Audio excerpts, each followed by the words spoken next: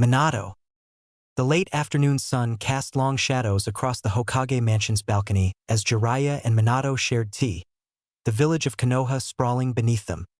So, Jiraiya said, setting down his cup with a knowing smile, "Have you two finally decided on a name? The kid's going to be here before you know it." Minato's blue eyes sparkled as he gazed into his tea. "Actually, we're going to call him Naruto." Jiraiya nearly choked on his drink. "Naruto, as in the main character from your first book," came Kushina's voice as she stepped onto the balcony, one hand resting on her swollen belly. Her red hair caught the dying sunlight, making it look like living flame. "You can't be serious," Jiraiya laughed, looking between his former student and Kushina. "That book barely sold any copies. I was half asleep when I wrote that name. I got it while eating ramen, for crying out loud." "It's a good name," Minato said firmly, standing to help Kushina to a seat. "The character in your book, he never gave up no matter what challenged him. That's the kind of spirit I want our son to have." Kushina nodded, her face glowing with that special radiance unique to expecting mothers. "Besides, it just feels right, you know? Every time I say it, the little guy kicks like crazy. Databane." "Well, it'll be," Jiraiya shook his head, still grinning. "Using the name from my worst-selling book for the fourth Hokage's son. You two are something else." Minato placed his hand over Kushina's on her belly. "I know it in my heart, sensei. Naruto, he's gonna be special. He'll be the kind of shinobi who changes the world." "The way you say that," Jiraiya studied his former student's face. "You really believe it, don't you?" "Of course he does," Kushina interjected, wincing slightly as the baby kicked again. "And so do I. Our son will have Minato's determination and my gutsy ninja way. He'll be unstoppable. Databane." "Then I suppose I should be honored," Jiraiya said, raising his tea cup in a toast. "To Naruto. May he live up to his namesake and surpass him in every way." "To Naruto," Minato and Kushina echoed, their voices filled with hope and love for their unborn child. The night of the attack. Minato's breath came in ragged gasps, his composure shaken to its core. The night sky above Konoha glowed an unnatural red, punctuated by distant explosions and the roars of the Ninetales. "You're faster than I expected." The masked man's deep voice cut through the air. "Living up to your moniker, Yellow Flash," he added as he appeared before Minato from the strange whirlpool hole in the space itself. Minato's eyes narrowed. "Who are you? What you did? That technique. It's unlike anything I've ever seen." "Does it matter who I am?" The masked man tilted his head, his single visible eye gleaming through the mask. "Your village burns, your wife lies dying, and the Ninetales dances to my tune. Yet here you stand asking questions. You separated Kushina from the Ninetales mere moments after childbirth." Minato's voice was razor-sharp, his hands clenched into fists. "You knew exactly when she would be at her weakest. You knew our ANBU patrol patterns. You knew how to break through the barrier. This wasn't random." The masked man chuckled, a sound devoid of warmth. "Very observant, Lord Fourth. Perhaps you're beginning to understand this night was years in the planning. When I tried to strike you," Minato continued, his analytical mind working despite the chaos, "my attack passed right through you, like you weren't even there. Yet here I stand, solid as the earth itself." The masked man spread his arms. "A ghost who can touch, a shadow who can strike. What will you do, fourth Hokage?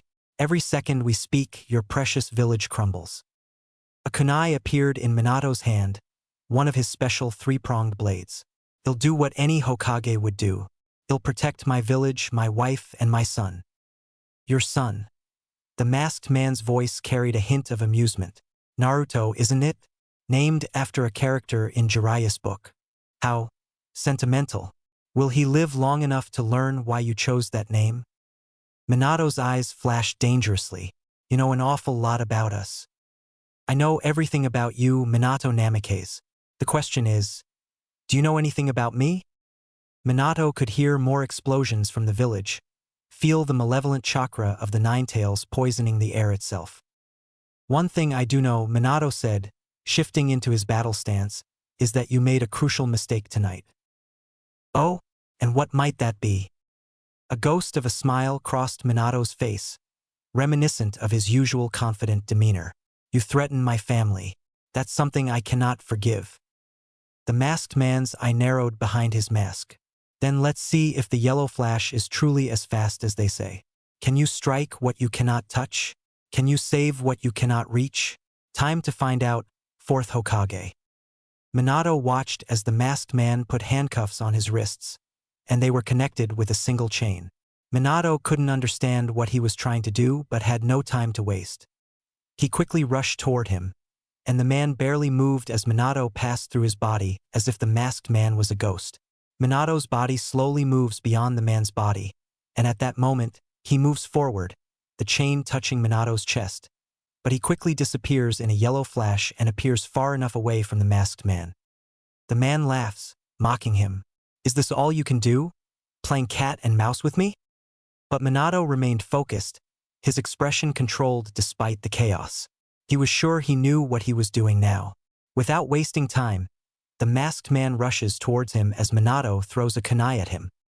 The kunai sailed through the masked man's head, and in that precise moment, the man reached for Minato's throat.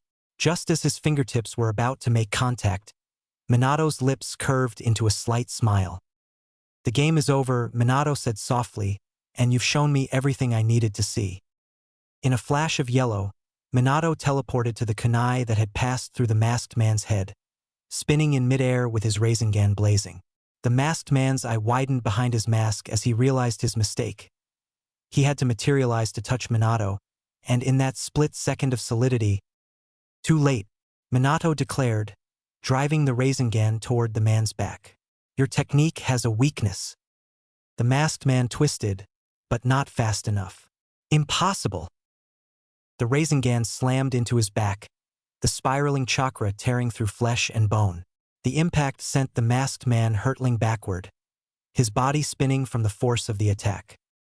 You can only make yourself intangible for 5 seconds at most, Minato stated, landing with his feet. And you have to become solid to attack.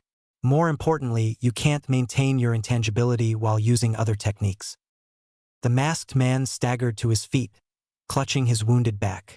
His laughter, however, was unsettling. Very impressive, Lord Fourth. You lived up to your reputation, figuring out the secret of my technique in mere minutes. Who are you? Minato demanded again. Your space-time ninjutsu rivals my own. There are only a handful of shinobi in history capable of such techniques.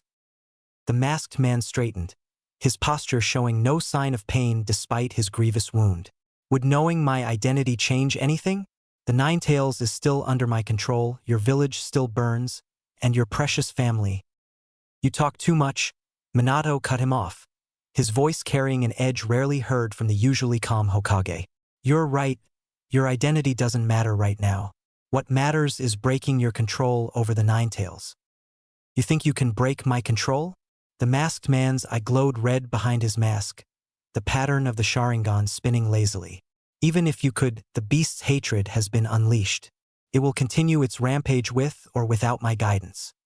Minato's hands flashed through a series of seals. Then he'll deal with both problems.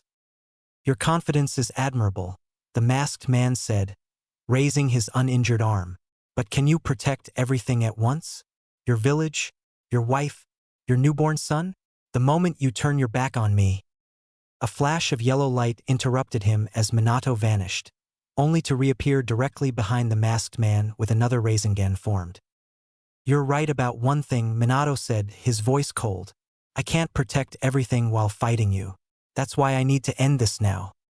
The masked man began to phase, but Minato had anticipated this.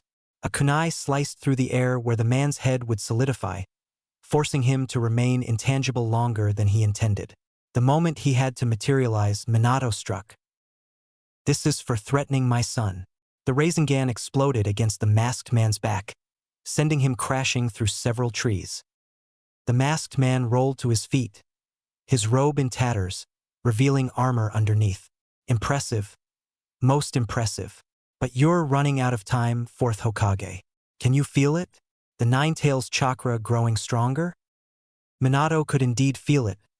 The malevolent chakra was increasing, and distant screams from the village told him the situation was deteriorating rapidly. But he couldn't let this man escape. "You know what fascinates me?" Minato said, forming another Rasengan. "You claim to know everything about me, yet you made a fundamental mistake in your calculations." "Oh?" The masked man's head tilted slightly. "And what would that be?" "You assumed that because I'm known for my speed, that's my greatest strength." Minato's eyes hardened. "But you're wrong. My greatest strength isn't my jutsu or my speed. It's knowing exactly how long I need to keep an enemy occupied." The masked man's eye widened as he sensed multiple chakra signatures approaching. Did you really think I wouldn't have contingency plans?" Minato smiled grimly. "I activated emergency protocols. The third Hokage is already coordinating the village's defense, and my special kunai have been distributed throughout Konoha. I can be anywhere in seconds." "You're bluffing," the masked man snarled. "No one could have prepared for a surprise attack? An enemy who can phase through solid matter? A tailed beast rampaging through the village?" Minato shook his head. "I'm the Hokage. It's my job to prepare for the impossible." The masked man took a step back, his confidence visibly shaken for the first time. "Even so, you can't save everyone. The Ninetales will be dealt with." Minato cut him off. "But first, I'm going to make sure you can never threaten my family or my village again." The masked man gasped loudly as Minato slammed his hand on his stomach. A seal spread on his clothes. Contract seal. Back on the battlefield, Kyubi was finishing his tailed beast bomb when the Sharingan in his eyes slowly disappeared. Before the bomb was launched at the village, he raised his head upwards in the last second, throwing the bomb in the air. After a few seconds, the bomb exploded, causing a bright light that illuminated the entire arena around the Hidden Leaf Village and beyond. Suddenly, a massive wind wave came through the village so strong that some small trees were ripped apart. To his surprise, the third Hokage opened his eyes again after the light was gone. But Kyubi wasn't there anymore. The only thing was an enormous crater where Kyubi had stood. "Minato!" Outside Konoha, Naruto's cries pierced the darkness. His blonde hair caught what little moonlight filtered through the clouds. His newborn face marked with 6 distinctive whisker marks, 3 on each cheek. "Naruto," Minato whispered, gazing down at his son with a mixture of love and regret. Everything had spiraled out of control so quickly, the masked man with the Sharingan appearing like a nightmare. Kushina stood beside him, her vibrant red hair dulled by exhaustion, her body trembling from the trauma of having the Ninetales forcibly extracted. Behind them, the Ninetales himself loomed in the darkness. "I'm sorry, Kushina." Kyubi's deep voice rumbled with genuine remorse. "I couldn't break free from his control." Kushina turned to the fox with a weak but genuine smile, shaking her head. She knew it wasn't his fault. The masked man's Sharingan had been too powerful, forcing Kyubi to rampage through the village until Minato had managed to break the control. "Minakuin," Kushina's voice quavered. "Are you certain about this? We both know. We know how villages treat their Jinchuriki." Her eyes filled with tears as she stroked Naruto's cheek. "He'll be alone. No parents. No one to hold him when he cries, to celebrate his first steps, his first words." Minato's heart felt like it was being torn apart. "I have to believe in Hiruzen and Jiraiya-sensei," he said. "How can I ask another parent to make the sacrifice if I'm not willing to make it myself?" Kyubi's eyes were fixed on Naruto, an unexpected expression of wonder crossing his massive features. "Take care of him, Kyubi," Minato said firmly. "I'm entrusting my son to you." The Ninetales' eyes met Minato's. "Even if the entire world turns its back on him," Kyubi declared, "I will always be there for him." Kushina knelt beside Naruto, her trembling fingers tracing his whisker marks. "Thank you for being my friend, Kara," she whispered, tears falling freely now. As Minato performed the hand signs to summon the Shinigami, the air grew colder as the death god appeared. "What do you want, mortal?" The Shinigami's voice echoed like steel on bone. Minato stood straight, meeting the death god's gaze without flinching. "Seal the Ninetales into Naruto." The Shinigami's eyes narrowed before he nodded. They watched as Kyubi's massive form was drawn into Naruto's tiny body, condensing into pure chakra that swirled like a crimson spiral before settling into the seal on the infant's stomach. "You have a few minutes," the Shinigami announced dispassionately. Minato managed to smile slightly before slowly walking up to Naruto, who was in Kushi's arms. She was rocking him in his arms. Tears rolled down her cheek. His eyes turned to look at Naruto's palms and noticed a sun in his right palm, and he turned his eyes to his left palm to see a moon. Minato wondered what that symbol was, but he didn't have time for that now, not anymore. Lying close to his wife, he looked at what their love had brought to this world. A beautiful boy, he is perfect in every way possible. His hands slowly reached Kushi's red hair, his thumb touching her soft and beautiful red hair. Kushina kept looking at Naruto. She didn't want to believe that their time was limited. How much she wished that she and Minakuin could stay like this forever. "Kushikuin, we need to say our goodbye," she suddenly heard Minato's voice. She slowly nodded her head. She looked down at Naruto again. His eyes slowly opened to reveal ocean blue eyes like Minato. She smiled at her treasure, and Naruto smiled a little. "He recognizes us," Kushina thought. "Naruto, my baby boy, I know you will have a hard time without us. But you should know, Minakuin, and I love you more than life itself. You will eventually grow up, and with the time will come naturally to like girls. Choose a girl who loves you, who's always there for your happiest times and your lowest points. And you will soon meet Jiraiya. Don't become like him, but he's still a good man who will take care of you. I love you, my Sochi," Kushina said, tears streaming down her cheek. Minato smiled at Naruto, and his son smiled back. "Naruto, I want you to become what you want. Do something that brings you happiness. Kakashi will be there for you as well, I know it. Please, if you become a shinobi, be strong and take care of your loved ones, and as your mother told you, chose a girl that loves you and is a bit hothead." Minato felt everything slowly darkening. The last thing he saw was his son crying in Kushi's arms before everything went dark and his head fell in the cold ground. Kushina's chest was barely rising. She could hear Neru crying in her arms, but her whole body started feeling numb, her legs first, and now her arms didn't feel anything anymore. Her eyes still at her treasure with her last strength. She smiled at him, and her chest stopped raising. Naruto started crying even more and not stopping. His blue eyes slowly changed, his pupil shrank, and his eyes began to change color from blue to metallic purple. The white area of his eyes completely disappeared and left the eyes completely purple.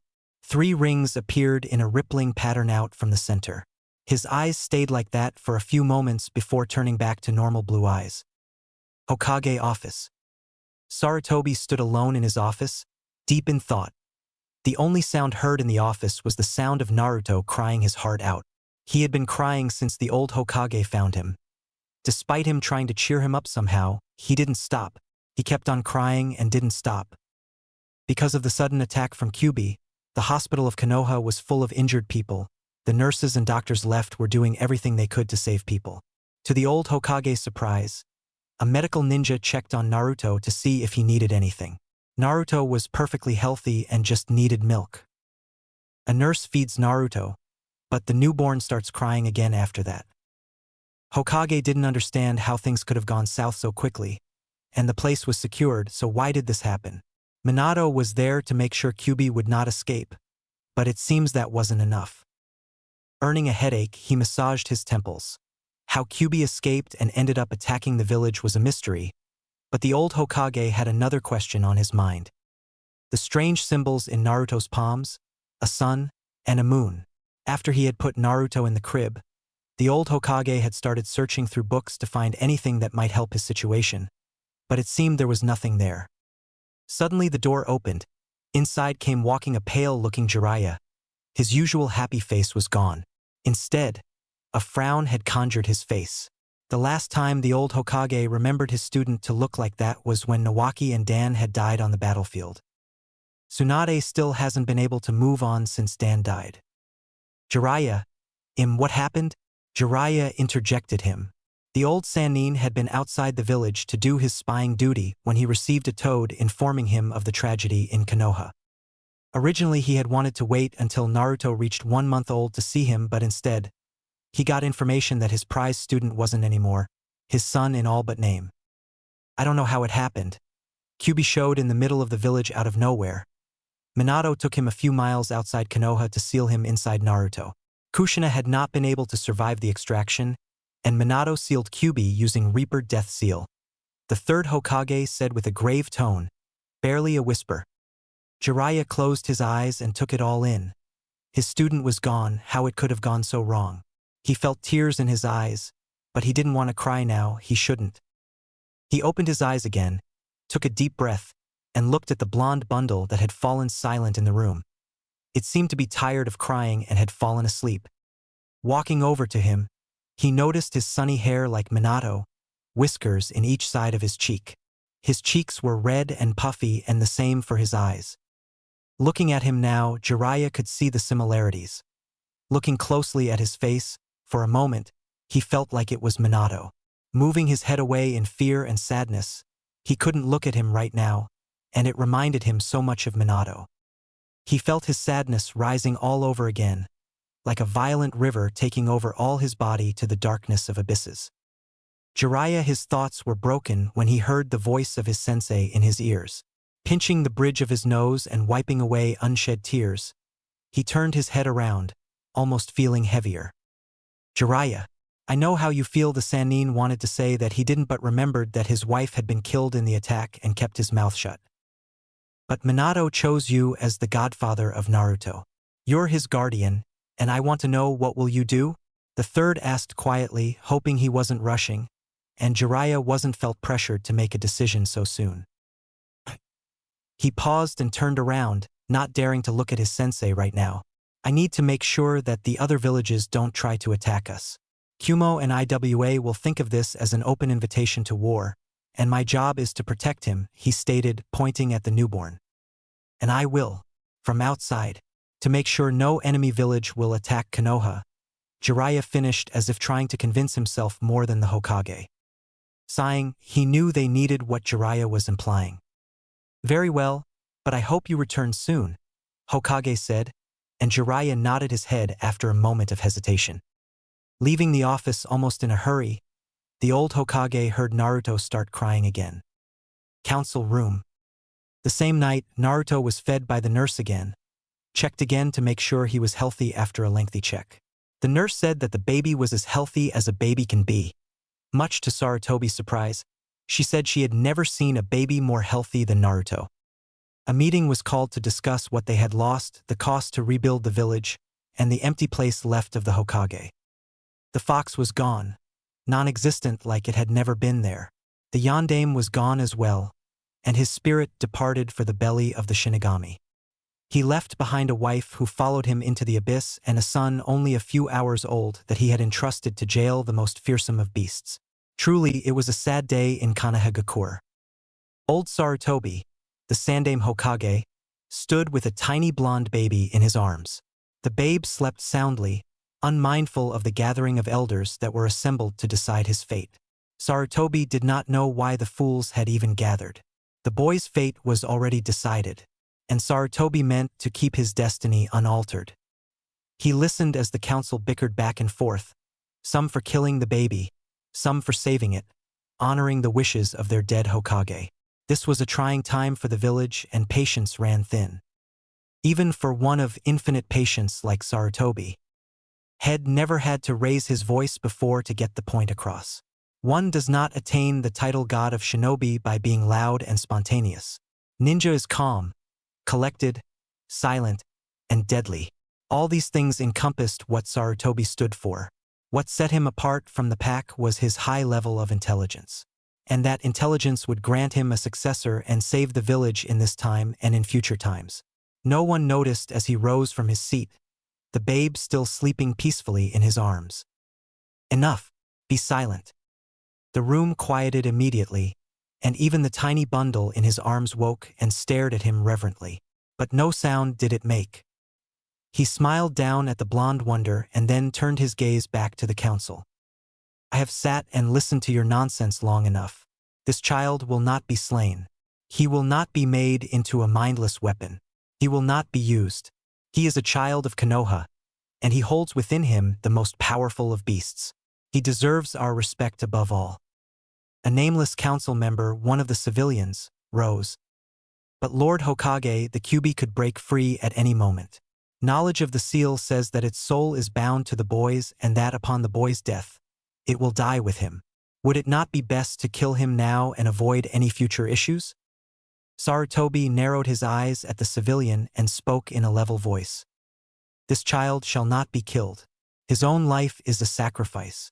Even if the Kyuubi dies, he will be reborn again after 9 years in the same place he died.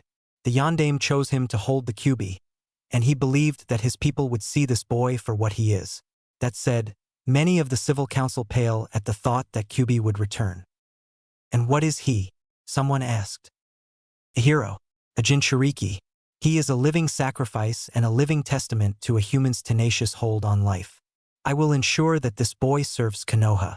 I might love the people of this village, but if the leaders themselves can't tell the difference between a harmless child and the most murderous of all demons, then how can I trust the villagers to let him live a peaceful life? He lifted the child and held it out for all to see.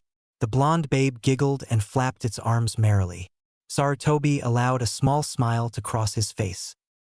Now then, look upon this child and tell me where the malice is. Where is the unbridled hatred and rage that the Kyuubi exuded? Where is the fear that should be present in all of you if he were the Kyuubi? But it could be a trick of the Kyuubi to lure us into false hope. Could be pretending to be harmless. Sarutobi frowned and wrapped the baby back up in its swaddling clothes. And how exactly is that child different from any other newborn?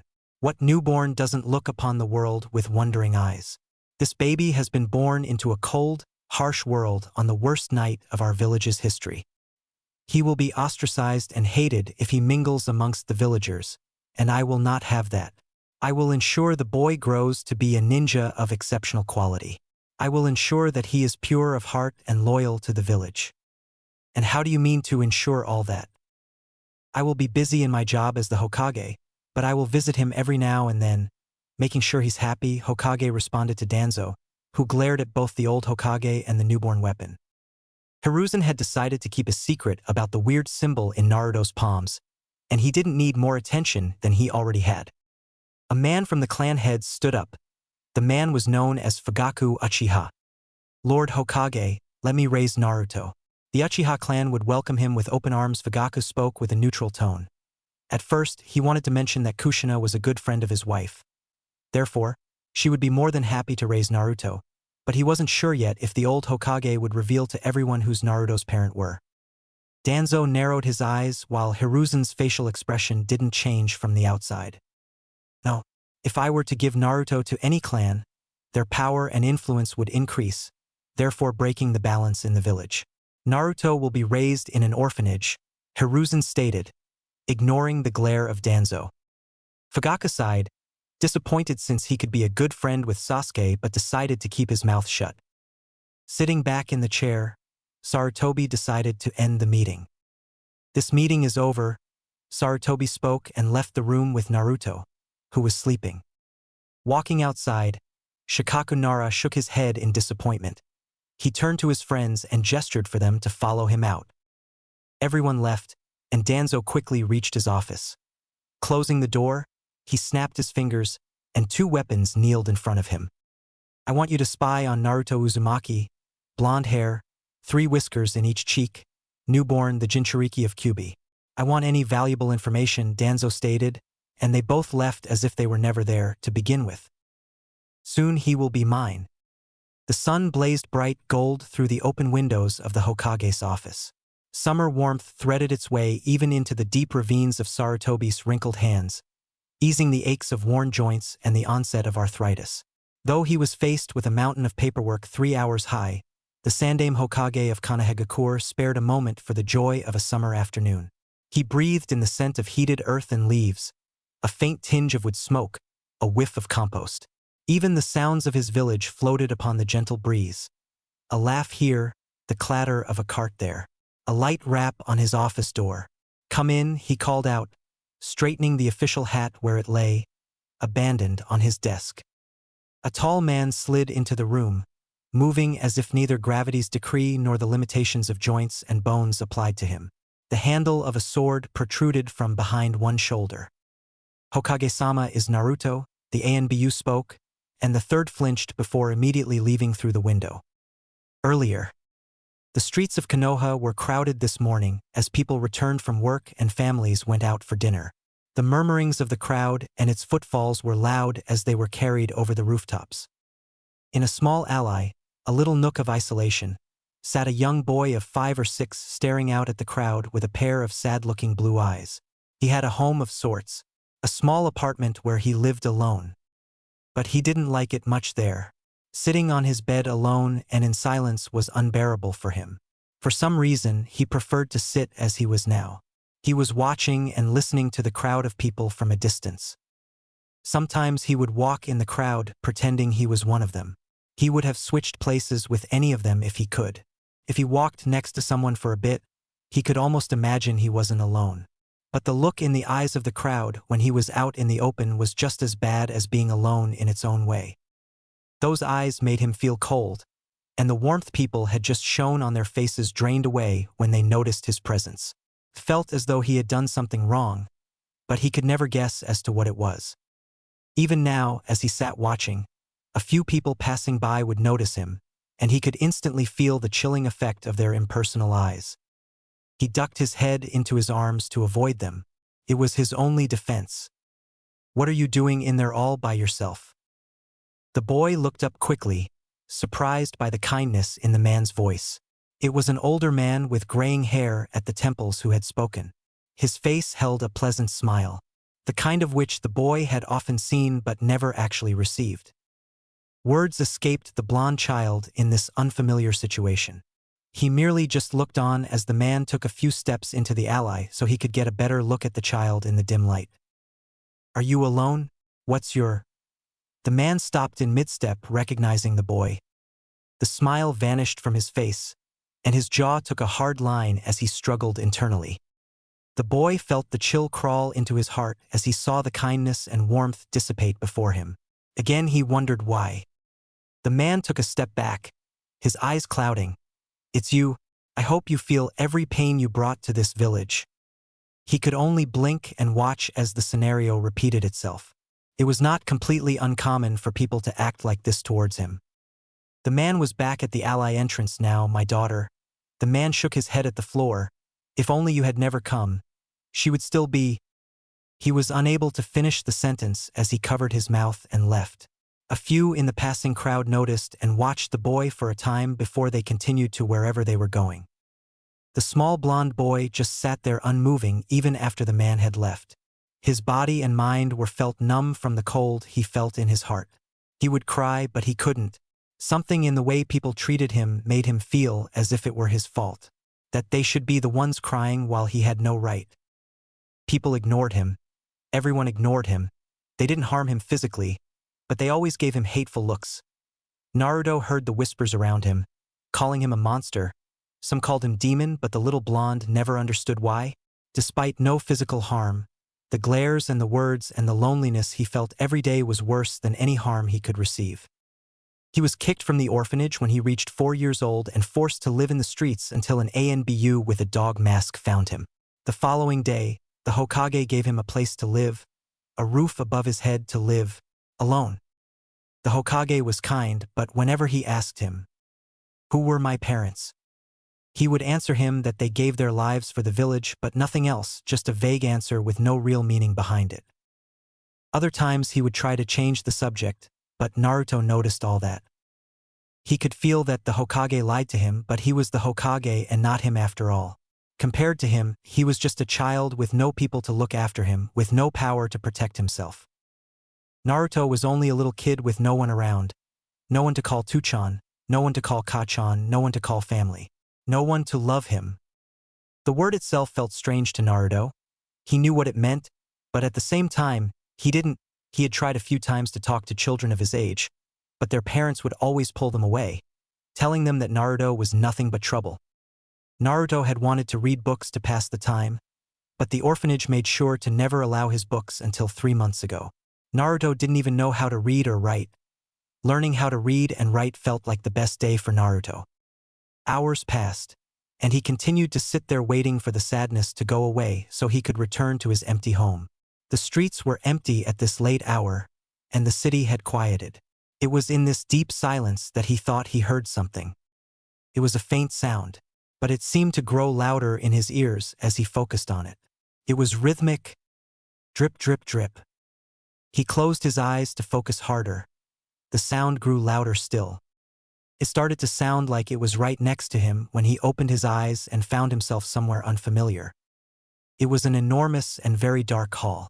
The floor was only slightly flooded, but the water came up above his knees since he was so small. He pressed his lips together, feeling afraid. Only slightly, though. He began to walk, his curiosity growing as he did so. In truth, he did not want to leave this place. He did not want to go back to the Ally or back home. While he was afraid, he also had an odd feeling about this place. Or maybe it was the lack of emotion. In any case, he recognized that he was not alone here. He walked till he came to an enormous gate that was locked tight, the type of which he thought was supposed to keep him out, until he heard a raspy breathe from within the darkness. Then it seemed more likely it was to keep something from getting out. The blonde peered into the darkness behind bars looking for the source of the breathing. Before Naruto could get closer to see who or what was behind the gate, he suddenly felt a gaze behind him. But he didn't feel malice coming from this one. No, this one felt calm, even calmer than the gaze of the Hokage. Felt like the feeling he got around in nature, a sense of peace and belonging. Slowly turning around, almost afraid that whoever looked at him with kindness would disappear, and Naruto would understand that it was just his imagination. Fully turned, he saw strange purple eyes looking at him directly in the eyes. Naruto didn't know why, but he felt he had seen the older man before. The man looked old, but the most surprising thing, he was floating above the floor, his legs in a cross position, and below him were 6 strange dark balls. From the naked eye, the balls looked usual, just dark color, but Naruto could feel something strange, a feeling. Naruto's focus turned to the older man again, and he had a long pointy beard and 2 fangs on his forehead. Slightly pale skin, his hair spiky and brown, and a strange small red circle on his forehead had smaller dark circles.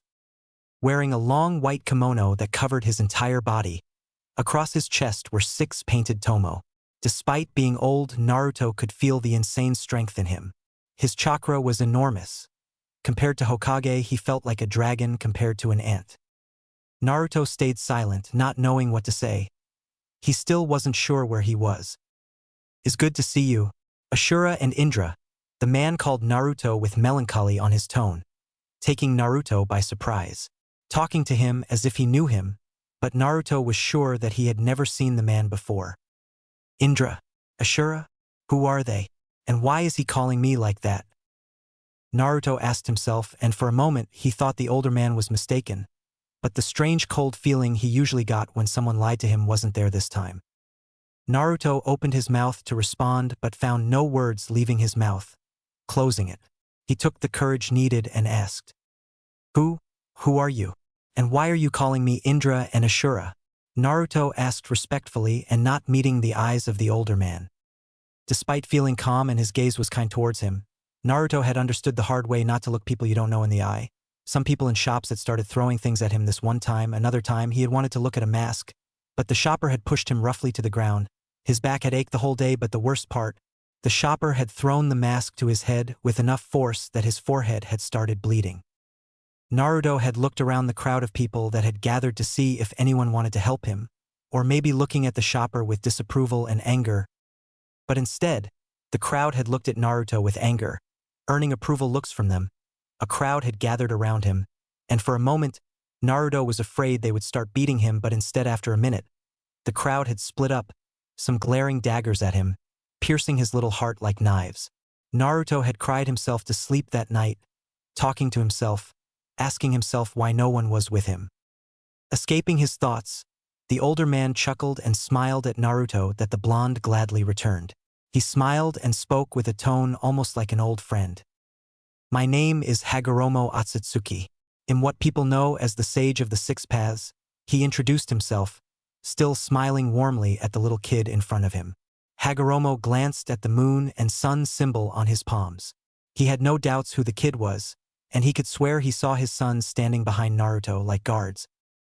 Ashura with his usual happy face but almost looking wary. While Indra had a cold hard look on his eyes, his Mangekyo Sharingan shining like a dark and red star, his Mangekyo looking like the symbol of Uzumaki clan. Behind his back was tied the war fan, Gunbai. His face was as emotionless as the day he fought against Ashura. Naruto realized where the older man was looking, moving his palms behind his back, almost afraid. He knew about the strange symbols on his palms, even asked the Hokage what they meant, and to Naruto's surprise, the Hokage actually didn't know the answer. Naruto, of course, had tried to wash it away. He remembered one time he wanted to wash it away for almost an hour straight without stopping, thinking they were the reason that people hated him after this one woman had called him a freak and that the symbol was there to show everyone that he's a monster in human form. Hiding his hands away, he turned to look at the older man again with a confused look.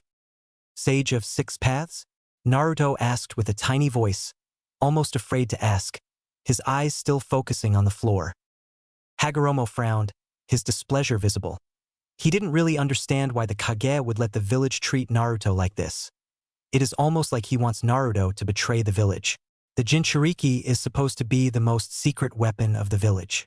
Literally, everyone in the village knows his identity when it is supposed to be top secret, so that the information wouldn't come out and no enemy shinobi would try to assassinate him, and therefore getting rid of the most powerful asset of the village. Not only that, but the Bijou would be revived in the place he died, and without the fourth Hokage this time, and without an Uzumaki to hold the insane strength of Kurama, the village would be destroyed.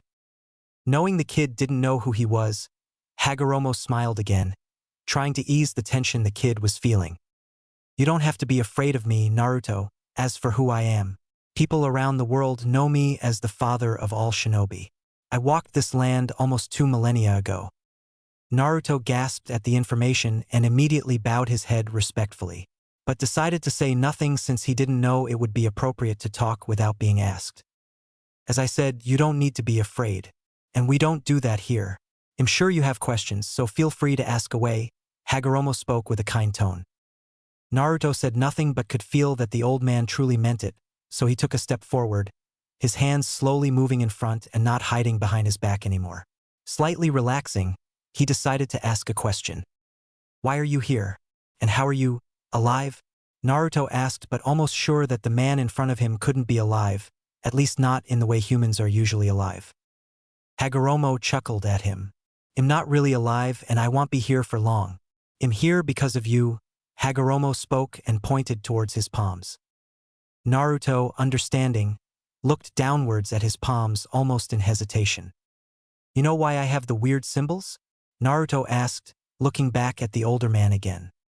The moon and the sun shows that you're the reincarnation of my sons. Ashura Otsutsuki and Indra Otsutsuki, Hagoromo answered and saw the gears working on Naruto's head. After a second, Naruto raised his eyebrows. Reincarnated. Why? Naruto asked, but at the same time he couldn't really believe it. He knew a shinobi could do many things, but reincarnation is something he had never heard of. Again, he didn't know that much since his sources of books and materials to read and earn knowledge were very limited. The old Hokage gave him enough to eat and drink and buy a few things, but sadly every store sold him at 3 times the price. Therefore leaves him almost no money to spend on books, much to his annoyance.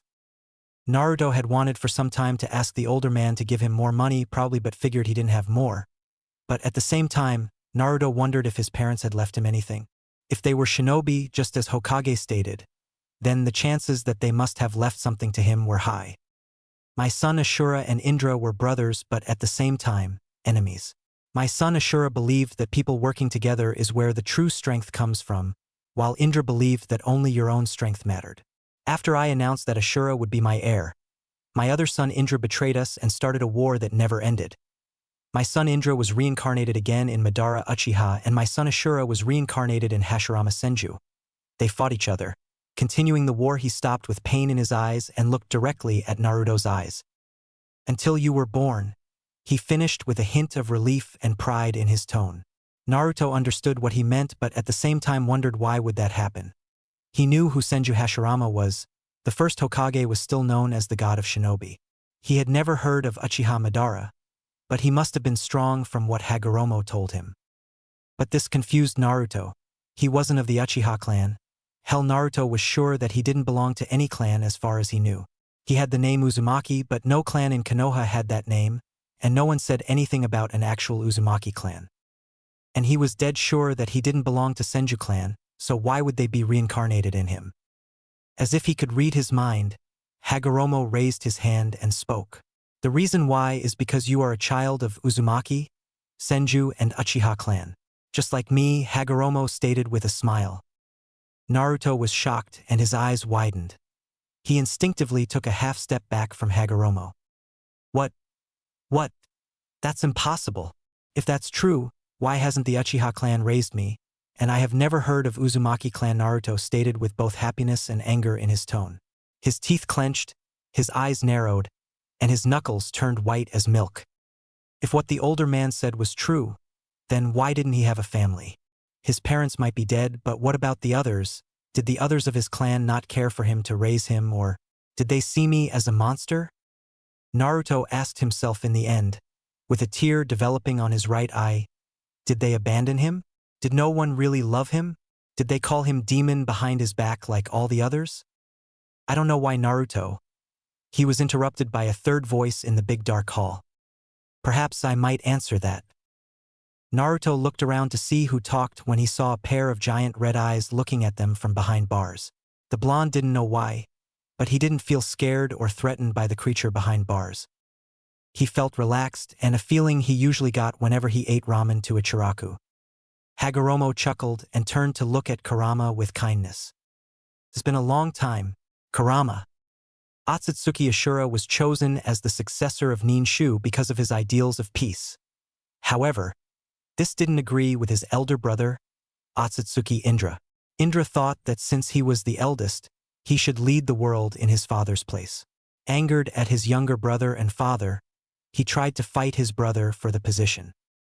After the battle between them, Indra, feeling humiliated from the defeat by his brother, left promising to destroy Ashura and his brethren.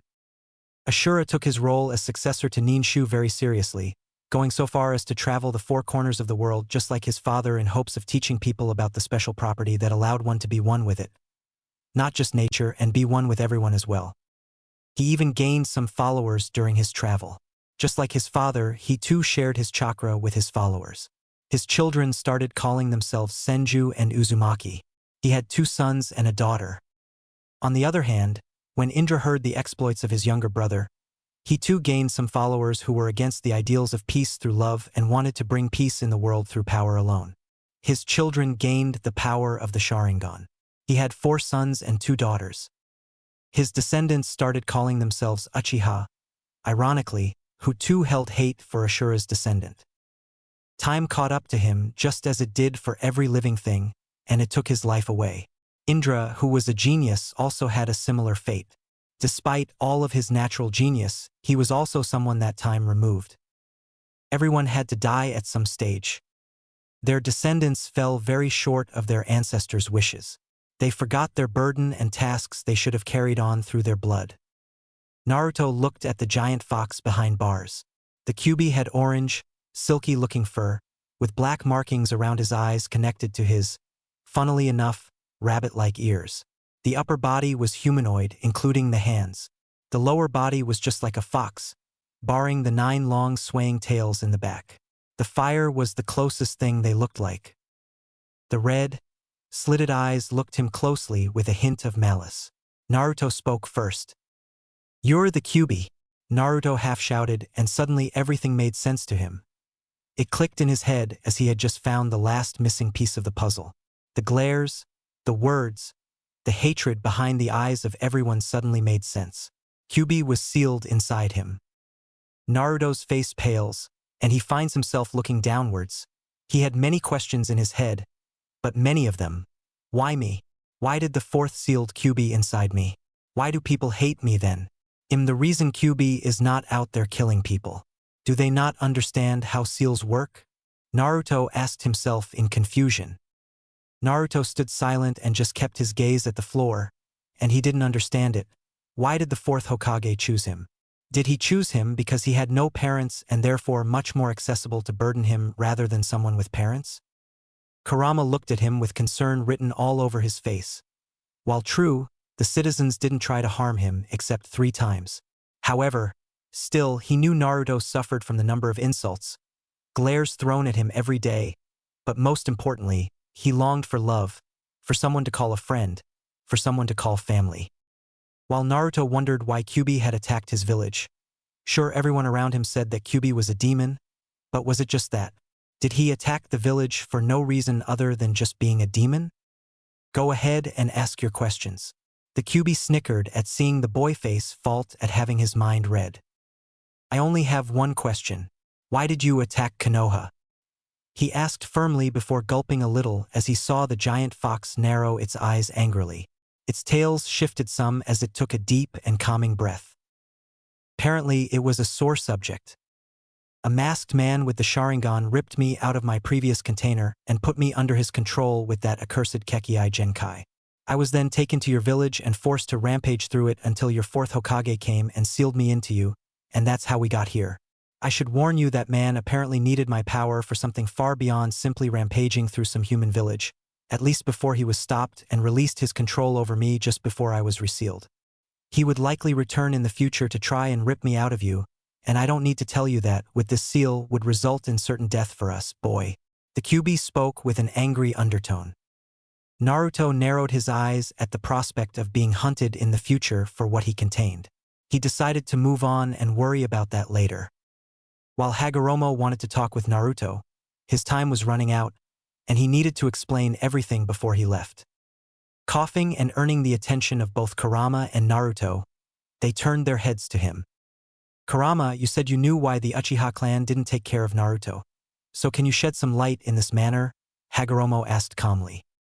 Kurama glanced at Naruto for a second, and he wasn't sure how the little blonde would react, knowing that the whole reason why he was alone was that Hokage had refused for anyone to adopt him. The ponytail guy, like a cactus, had requested to raise Naruto. Still, the Hokage had refused, saying that Naruto would strengthen the influence of the said clan and bring unbalance. Kurama didn't fully remember, but Naruto had been in the same room when that happened. Kurama had listened to the conversation since Minato and Kushina had made sure that Kurama could help Naruto from the very beginning for anything and even talk to him even without Naruto being in his mindscape. Kurama, of course, understood why the Uchiha's clan request to raise Naruto was declined. They had suspicions about why Kyuubi had suddenly stopped and not thrown the Bijou bomb in the middle of the village right before being teleported away by Minato. The Hokage declined any request of any clan to raise Naruto since it would bring unbalance amongst the village. And you can guess why families with no shinobi background didn't try to adopt Naruto? Kurama spoke with a hint of anger but sadness as well. Naruto's eyes almost fell from his eye sockets. Why? Why did you do this? Does he not know that everyone else hates me? Does he not care about me? Naruto asked himself, and feeling his chest hurting like never before, tears rolling down his cheek. It wasn't enough that he lied to him about his parents but denied him the right to be raised by a family that could have loved him. His chakra started rising, and a loud cry escaped his mouth. H. Naruto started slamming his fists on the floor. The floor cracked like glass, crying and sobbing, his eyes hurting as someone had just burned his eyes, his chest feeling like he wasn't breathing, and pain spreading around his body like a sickness. Kurama and Hagoromo were about to confront him when trees suddenly grew around Naruto, each with a pointy end and growing around without an actual course. Trees and branches started even growing around the walls and the roof. Naruto, calm down. You're not alone, you might feel alone, but I'm your friend, Kurama said with a kind tone. That surprised even Hagoromo. The trees stopped growing, and slowly the trees that had grown around Naruto moved away, showing Naruto on his knees crying his eyes out. Slowly raising his head, both Hagoromo and Kurama gasped at the Rinnegan in both of his eyes. Rinnegan? Hagoromo thought, confused. He knew Naruto would eventually possess the Rinnegan because of Senju and Achiha blood, but this was way sooner. Before he could actually say anything, the Rinnegan slowly disappeared, and his eyes turned blue again. The moment his eyes turned blue, Naruto felt dizzy, and everything started blacking out. Slowly his body fell in the water. Naruto gasped and opened his eyes to see that he was still in the corner where he was hiding, but he saw several trees had grown all around him. He saw that no one was walking around the street.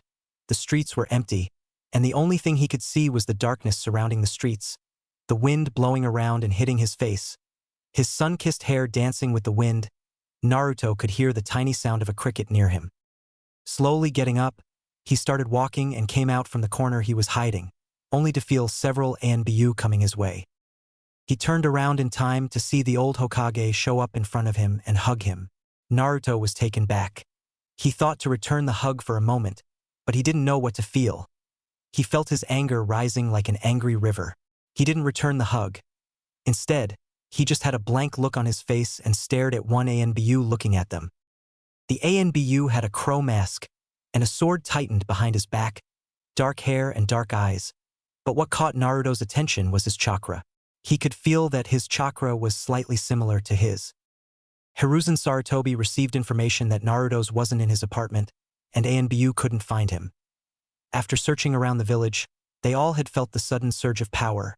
Arriving there, he was both relieved and worried about seeing Naruto all alone in the street. The old Hokage noticed the trees that had grown and wondered why. But one thing that bothered him the most was that Naruto didn't return the hug and didn't feel relaxed in his presence like he usually did, like every other time. This time, Sarutobi almost felt like Naruto wanted to pull away from him as fast as possible. Pulling away, he saw little Naruto trying to avoid his eyes. Instead, he looked downwards and had a blank look on his face. Sarutobi noticed Kakashi looked worried by it. He kneeled at his level and decided to talk to him in his apartment.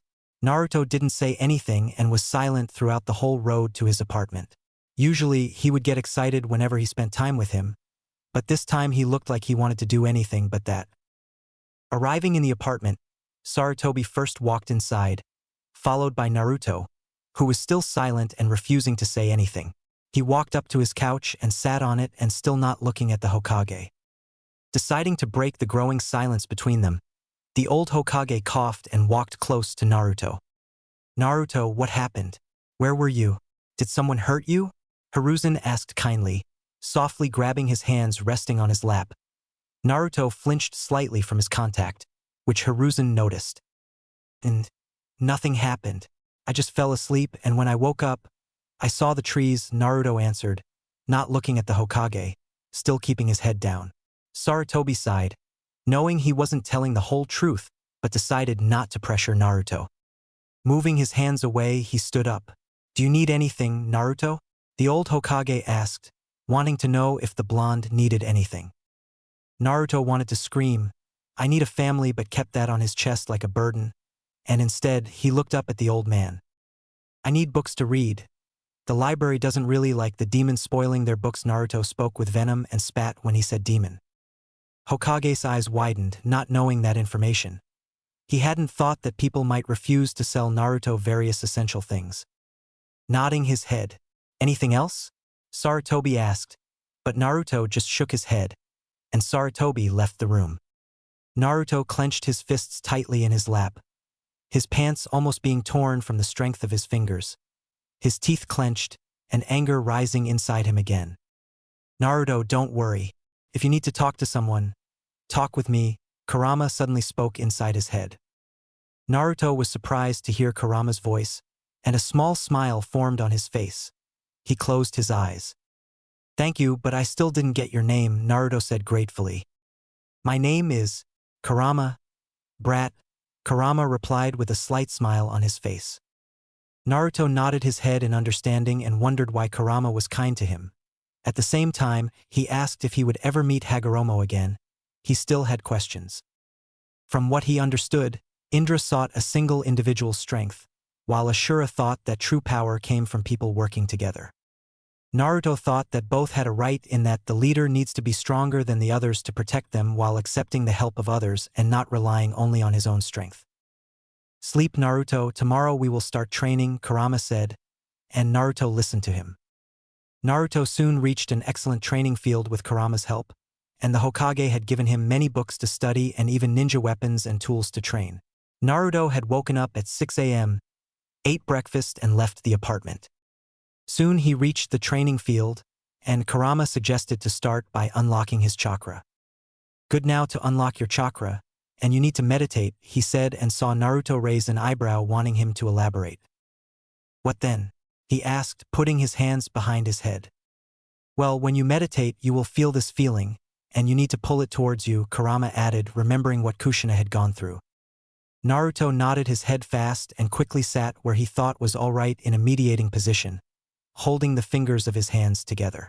Naruto could feel the grass softly touching his legs whenever the wind came around.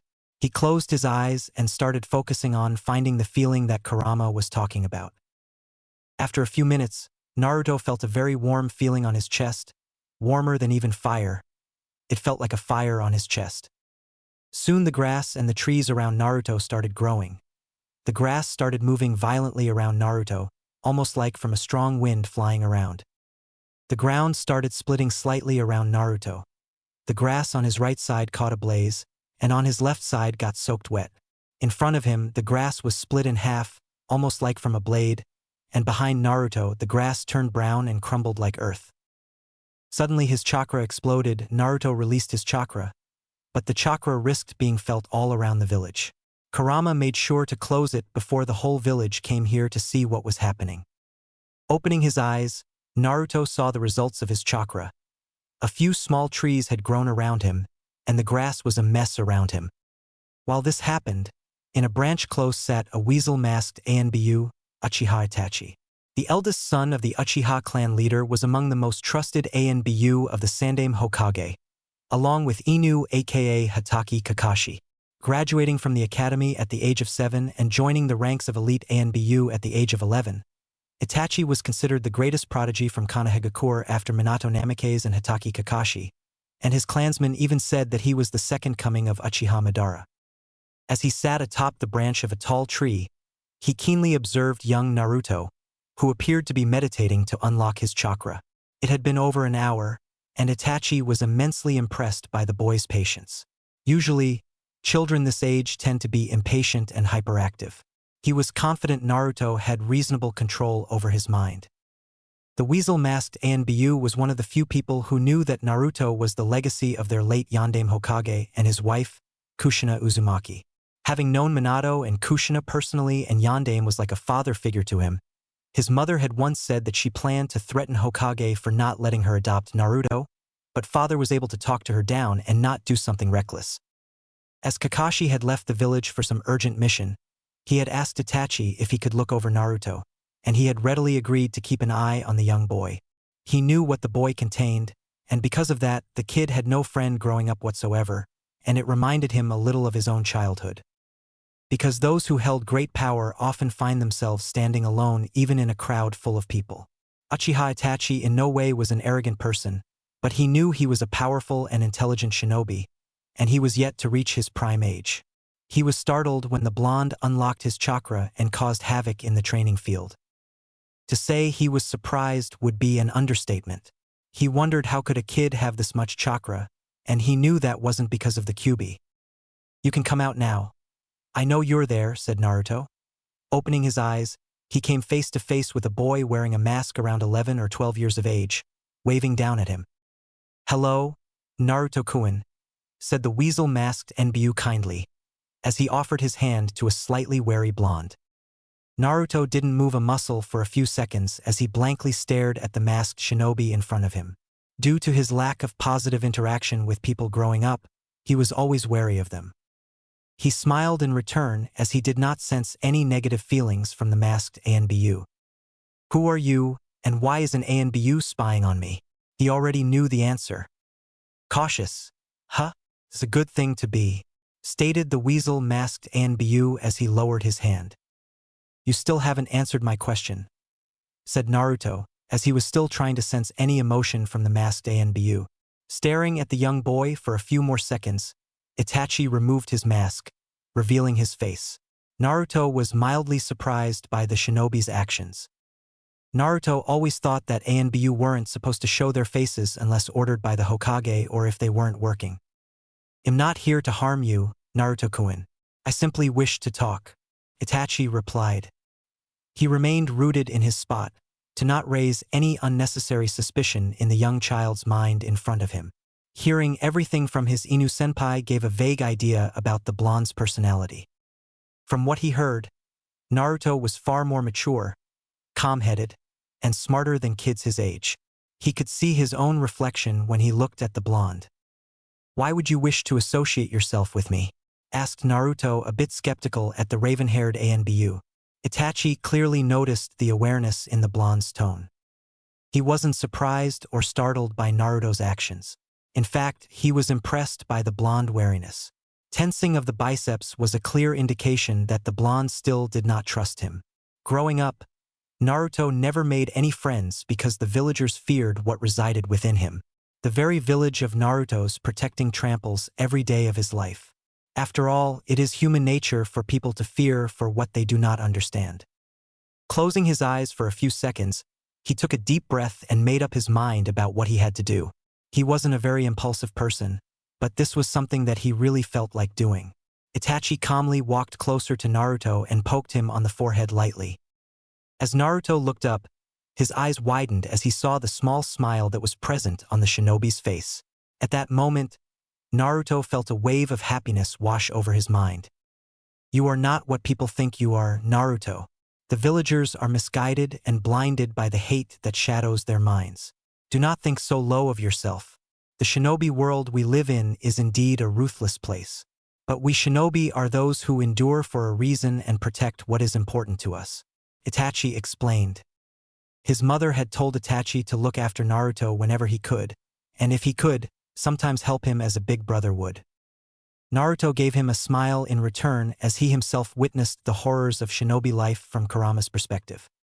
"So are you going to give me your name?" asked Naruto.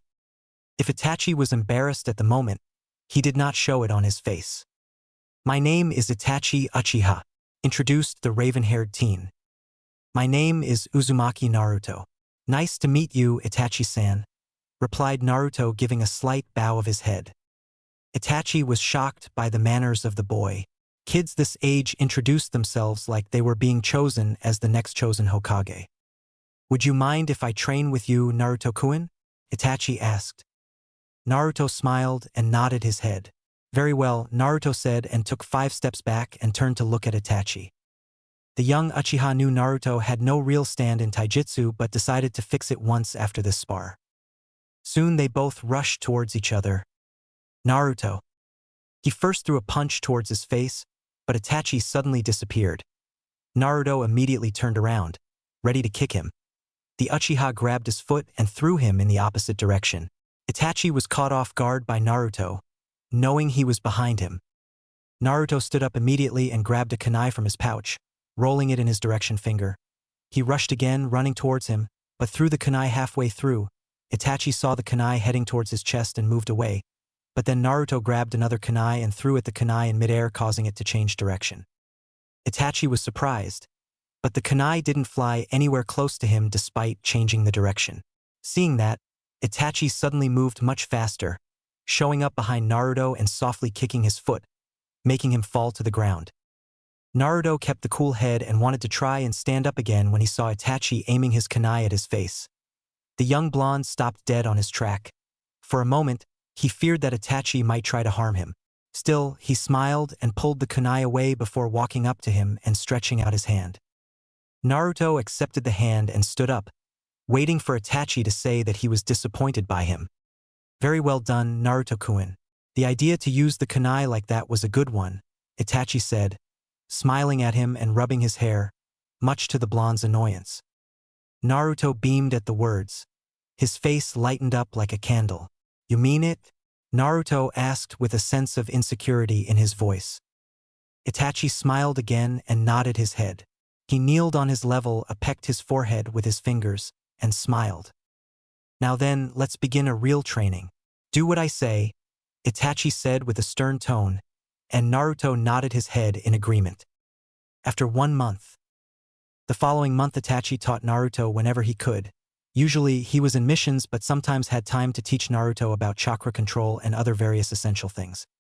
From sticking a leaf on his forehead to reading books about chakra, clans, and other important things. Naruto had taken a liking to seals. After understanding that a seal could hold someone like Kurama on his stomach, the young blonde understood that there was a lot of potential hidden behind Fuinjutsu. Right now, Naruto was sticking leaves on his forehead and balancing kunai on his fingertips. Itachi told him that was an important lesson for chakra control. Kurama had taught him a few things as well, but mostly helped him whenever he was tired, like giving him his chakra so he could train longer. Naruto spends at least 9 hours every day training Kenjutsu, Fuinjutsu, and Taijutsu. Kurama and Itachi told him that he could start learning ninjutsu once he had reasonable chakra control, and according to Kurama, it wouldn't take long. Naruto had asked Furball if he should tell Itachi anything about what he learned from Hagoromo, but Kurama was against it. He said that despite everything, Itachi was loyal to the village. And Naruto didn't say anything to the old Hokage about Hagoromo or him being a reincarnation of Indra and Ashura Otsutsuki, because he still felt bitter that he had declined any clan the request to raise him. Why? Naruto didn't know why a family like everyone else couldn't raise him? Am I really a monster? Naruto quickly shook his head in denial. The leaves on his forehead and the kunai fell to the grass. The young blonde kept a stoic face, but inside, he felt like someone had stabbed his heart. Standing up, he looked at the palms of his hands. The moon and sun symbol still made him confused. Walking through the training field, his hands behind his head, he thought of his parents. Before he could think of anything, he suddenly felt 2 chakras rushing towards him. Jumping up, a sword cut through the air. Naruto's eyes widened, seeing the masked shinobi with a katana in his hand. "Who are you?" Naruto exclaimed, jumping away, jumping up to a tree. He turned his head just in time to see another Anbu ready to slice him. Naruto saw the sword moving slower and slower towards his face. Naruto didn't have time to think about what was happening to him before he jumped away from the Chunin-level speed attack. Usually, anyone else would be surprised by the kid, but they felt and looked as emotionless as a stone. Landing on his feet, Naruto grabbed a kunai from his pouch and was ready to defend himself. These were Anbu and much stronger than him, and not to mention there were 2 of them. The blonde knew he couldn't outrun them. He was a kid, and being able to outrun an Anbu would be impossible. "Naruto, you need my help," Kurama said in anger. Suddenly Naruto was engulfed in red chakra, and his eyes changed. Now he had a fully matured Sharingan in each eye and red slit. His nails grew on his hands, 2 times longer, his whiskers looking more and darker. His hair grew spiky. A red cloak of chakra surrounded him. It almost looked like made of bubbles. A tail slowly grew behind his back. He was standing on his 4, glaring at the Anbu in front of him. Before the Anbu could do anything, Naruto roared at the closest Anbu, sending a shock wave, throwing him against a tree. Naruto immediately rushed at the second one. He moved his right hand forward, and the chakra cloak surrounding his hand expanded and moved towards the Anbu. The hand made of chakra looked 5 times larger than expected. The Anbu avoided the attack, but Naruto was already behind him and sliced his back open. His blood flew like a waterfall, around Naruto as well, but he didn't have time to think as the second Anbu was behind him ready to stab him. Then suddenly, a third hand made of chakra came out from his back and grabbed the sword before it could penetrate his back. Naruto moved his right hand immediately and cut open his stomach. His guts fell in the ground. The blood turned the grass red.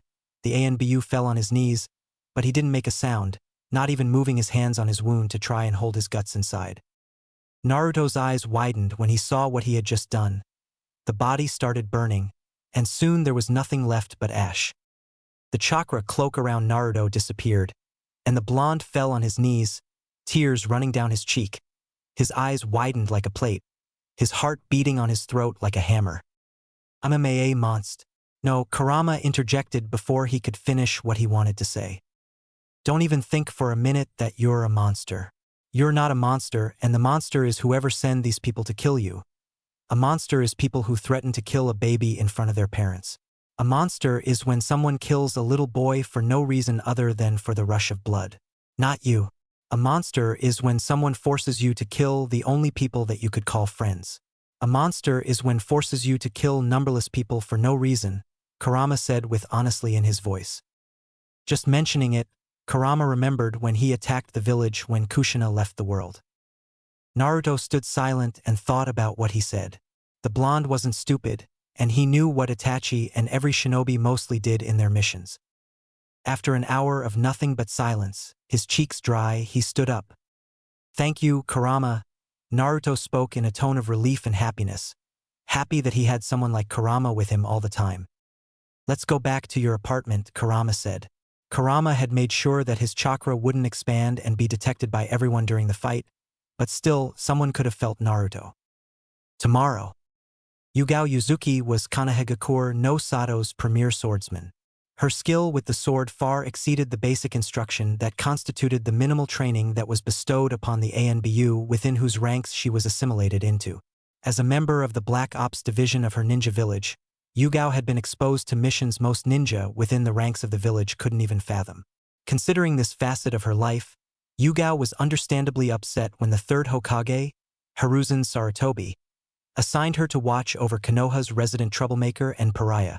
At the same time, squad rotation policies were being implemented. The vast majority of Konoha's adult population was well aware of the fact that Naruto Uzumaki played host and jailer to the most powerful entity known to civilization as a result of some clever handiwork by the late fourth Hokage, Minato Namikaze. In a desperate attempt to save the village he was sworn to protect, Minato sacrificed his life to contain the Kyuubi no Yoko within Naruto.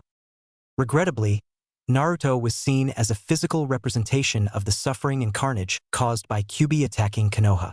As such, many of the villagers indulged in the therapeutic act of destroying the 9-year-old body and spirit to derive some sort of compensation for their losses. During one of these therapeutic sessions, Yugao was able to track Naruto being chased by a rotund and inebriated member of Konoha's civilian population. A few short moments earlier, the aforementioned civilian had spotted a Naruto walking by. Naruto turned around at the sound of a wooden crate being kicked aside. The man drunk had a large piece of metal in his hand, ready to harm Naruto, but much to the ANBU's surprise. Naruto dodged the attack and just walked away, not wanting to deal with drunken idiots. Yugao reported the night's events to the Hokage as soon as she was able to verify that Naruto had reached his apartment. A small smile graced her features as she watched the boy crash into his couch, falling asleep with a smile of his own plastered firmly onto his face. Upon reaching her commander's office, she relayed the events of the night with unerring detail. It was clear to the aged Hokage that the ANBU agent was particularly proud of how the young boy had stood up for himself. The unmistakable hint of pride is what led to the current topic of conversation between the pair.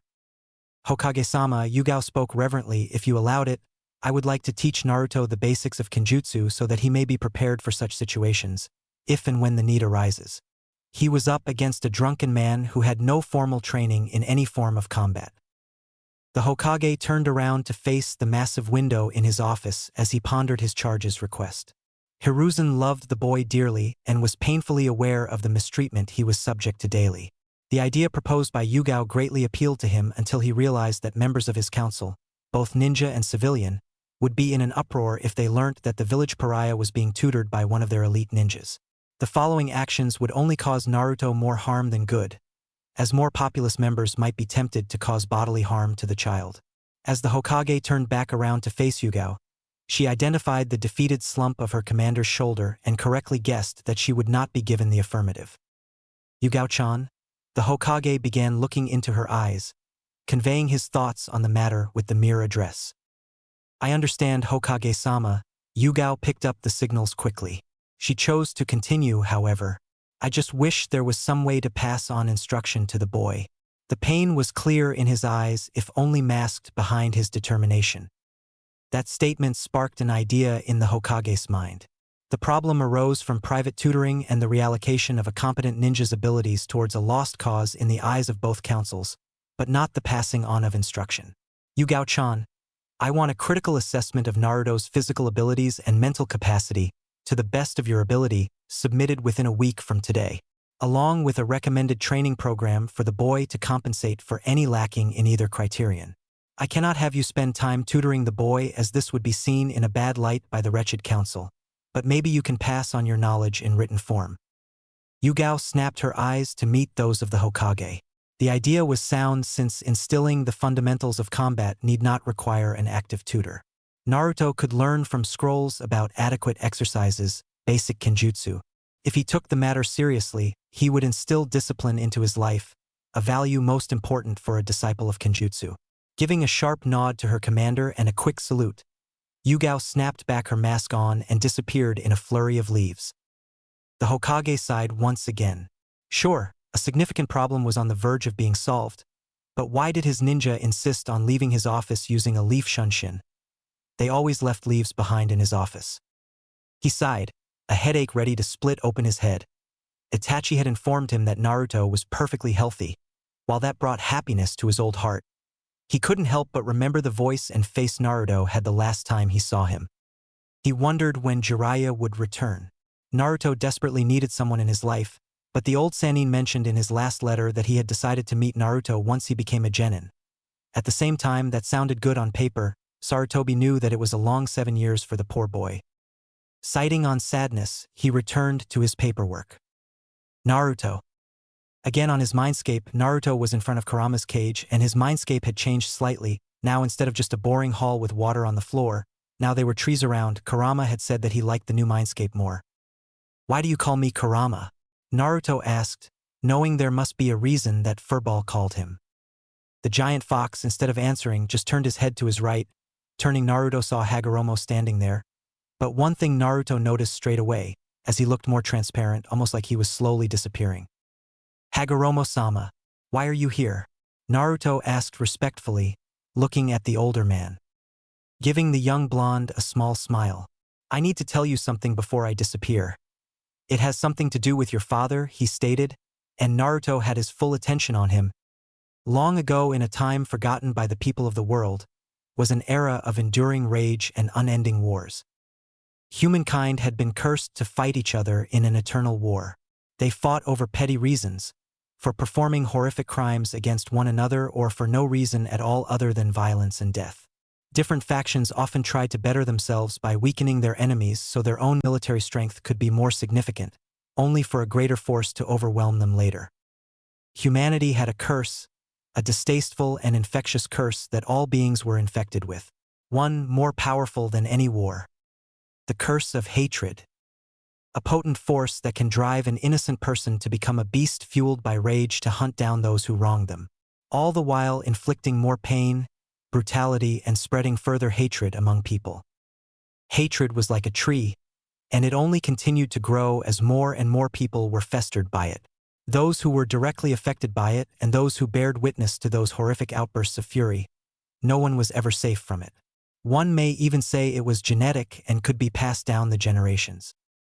But what came after hatred? Most would say healing. They were healing from the pain of their lives and the pain they brought on others. Only an imbecile would believe that it would bring about a stop to hatred. What comes after hatred would be either of the following things: emptiness, where a person would lose everything that was ever close to them, their own self. The emptiness it brought forth was like an ever-spreading fire with nothing to quench it with, or even more hatred, where the anger would blind people to the truth and make them accept that the world itself was responsible for what happened to them. Among the humans and their inherited hatred was a tree of massive height and equally enormous power, a tree that was worshipped as a god. This tree had a consciousness of its own, but very few knew the full extent of its intellect. This tree watched as the humans around it fought and murdered each other and cheated on one another for their own gain while turning a blind eye to others. The tree knew that while humanity had the capacity for good and evil, they overwhelmingly chose the latter option. The tree would often look down upon the humans and be disgusted by what it would see. At times it took pity upon them for their short lives and weakness. The colossal tree didn't know whether it liked being praised as a god or feared like the Shinigami. But it did tolerate the level of respect the humans showed it. Even the tree, with all its foresight, knew that one day wisdom would be lost, hope would diminish, fate would be turned in different directions, and justice would fall. It was merely waiting for that to happen and for humanity to be entirely consumed by hatred. Every 1,000 years, the god tree bore the fruit of immeasurable power and destruction, a fruit that held its power within. The reasons why one could not lay their hands upon this fruit had been lost to ages. Thousands of years ago, a man named Tenji was the leader of the land of ancestors. He desired for peace and tried to avoid direct confrontation with his opponents to avoid wars being waged. He wished for a peaceful alliance and negotiations with them. One day he came across a lady who could be considered a goddess at first glance in terms of her beauty.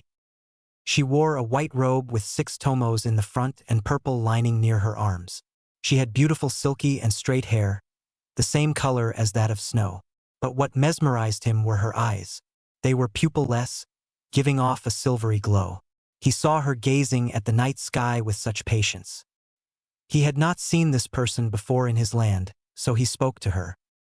"May I know who you are?" asked Tenji curiously, looking at her. The lady, for her part, didn't reply for a while. A few seconds later, she turned to look at him. "I'm Kagaya Otsutsuki." He found her voice to be very melodic. "Where do you come from? What do you desire here?" And again, Kagaya didn't reply for a few seconds.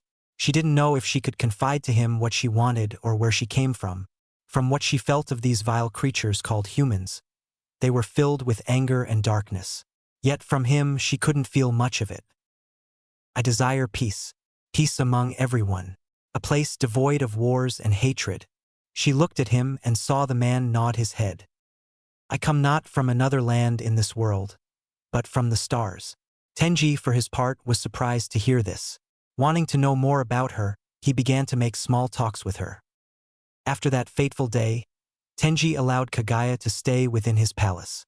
He was glad there was another who shared the same ideals as him. They began to meet each other more often and spend more time together each passing day. Soon enough, the two became lovers. His devotion to Kagaya's cause for peace made him threaten his own followers with death if they dared threaten peace with the land of that. After Sukazu, the minister of land of that, tried to kidnap Kagaya, Tenji was horrified of Kagaya's godlike powers when he witnessed her kill many of his soldiers in self-defense. Eventually, Tenji decided to betray his love to prevent a war from breaking out. However, as the two sides attempted to capture Kagaya, she ate the god tree fruit and gained unimaginable powers. With her new abilities, she cast the infinite Tsukuyomi. As Tenji fell victim to the genjutsu, he asked her what she was, unaware that she was carrying his children. Kagaya Otsutsuki, for her benevolence for ending the wars and stopping the spread of hatred, was named Rabbit Goddess because of her two horn-like protrusions, which resembled rabbit ears. Like the Shinju, Kagaya was also worshipped as a living god on earth. People bowed before her in respect and reverence for her power and divine will that many considered had no equal. However, Kagaya had not broken the chain of hatred. Instead, it merely fractured it. She forced more people to submit to her iron will to stop the hate from spreading.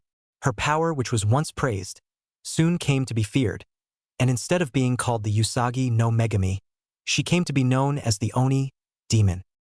At some point, Kagaya gave birth to two sons, Hagoromo and Hamura. Both children were born with the same power as their mother, the ability to use chakra. These two boys gained legendary prowess of their own using their own innate ability. When Hagoromo and Hamura found out about their mother's inhuman act of putting people under her control and using them as puppets, they wanted to confront her. But Hagoromo knew that he didn't have enough power to go against his mother yet. He soon came across a toad by the name of Gamamaru who could utilize natural energy.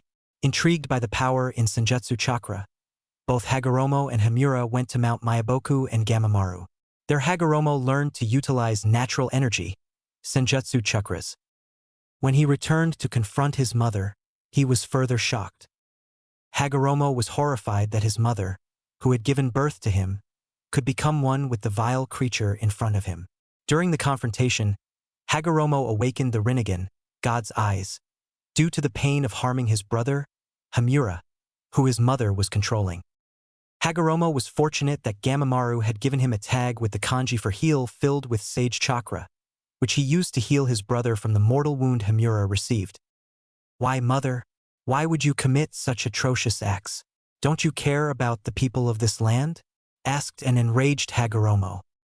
"Chakra is everything. This life and it is soul. It needs to be whole again, you insolent child. You dare betray me?" spoke Kagaya with an emotionless face. The two brothers fought in a cataclysmic battle that scarred the very earth. With all their power, the two sons had fought to the near end of their will to defeat the beast, which was their mother. However, the Jubi was connected to the world, just as the world was connected to the Jubi. It was immortal. So, if they couldn't kill the beast, the creature had to be sealed inside a person's body not to bring about even more catastrophe. Thus, Hagoromo sealed the chakra and soul of the beast within himself, and the body of his mother sealed off inside the moon, which he created with one of his decisive moves, 6 Paths Chibaku Tensei. The husk of the 10 tails was sealed inside the moon as well. So, Hagoromo became the world's first Jinchuriki. And like his mother before him, his own power soared to new heights. He, like his mother, became a god, one even more revered than his mother, wielding the greatest weapon in the world chakra. Hagoromo, who later became a monk, came to be regarded as the Rakudu Sennin, sage of 6 paths, while his brother Hamura went to live off his life on the moon where he could be close to their mother. Hagoromo created a religion, one which people would aspire to and believe in and give them hope. This religion was named Ninshu, later known as ninjutsu. He aspired to bring peace across the lands by teaching people about chakra and its uses in a peaceful manner. So, Hagoromo shared his chakra with different people who were willing to follow him in his quest to bring about a change in this world. He hoped people would connect the chakra with their spiritual energy, in chakra, allowing others to understand each other. Hagoromo later in his life had 2 sons. The elder one was named Indra Otsutsuki, and the younger one was called Ashura Otsutsuki. Hagoromo knew that he could not live very long, even with his physical solid chakra, yang chakra. The reason is the extremely potent and vile chakra flowing through his chakra coils. Thus, he intended to teach his sons and his current followers, who he viewed as companions, to teach all he knew about chakra and ninshu before he could pass on the mantle to one of his sons. Indra and Ashura had a relatively peaceful childhood growing up. Ashura was extremely close to his big brother Indra, whom he idealized and hoped to become like him someday. Indra, well, you could say he was more secluded from the 2 young children, but he still cared for Ashura a lot. When the time came, both Indra and Ashura began to learn ninshu. It was pretty clear that Indra was more intellectual and more into his studies and practicing the practical aspects of ninshu compared to Ashura, who would mostly say, "It's boring. Why must I study this?" One could say Indra was a prodigy in the field of ninshu, while Ashura was the complete opposite.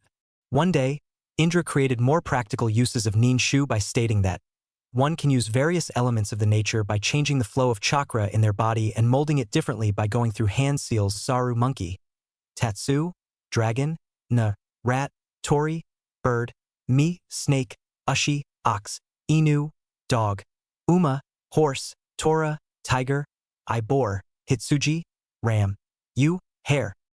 People were highly impressed by this discovery, and some even started whispering about Indra being the one who would carry on the way of ninshu. Although Hagoromo was pleased that his son was progressing in ninshu and extending its uses, somewhere, he had a nagging feeling that Indra would seclude himself more as his prowess increased.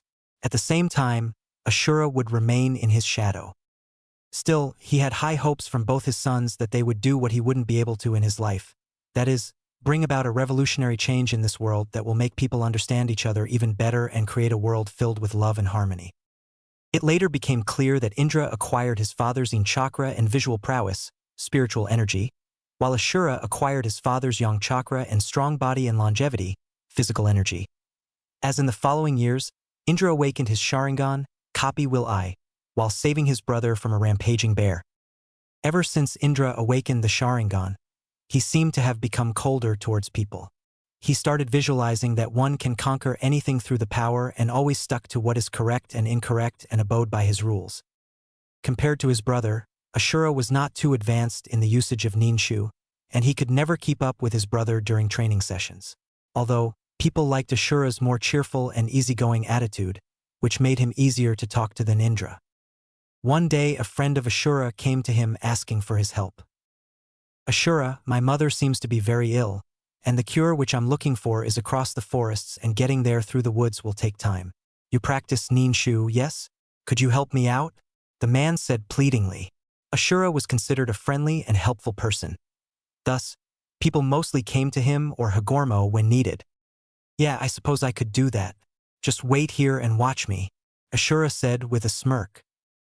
He did specific hand seals, and a strong gust of wind was blowing from the palm of his hands which tore down a pathway to the end of the forest, making a quick way to the end.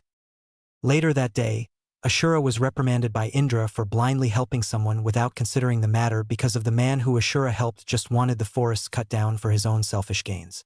Indra later locked the man in a dungeon and warned Ashura not to go near him. Ashura, being a forgiving person, went to get him out. However, when Ashura got the man out of the cave, the dungeon was inside the cave, they came across Indra waiting there. "What are you doing, Ashura? Did I not tell you not to go near the imbecile?" Indra asked in a monotone voice. His face showed no emotion whatsoever. "Nisan, we should give him another chance.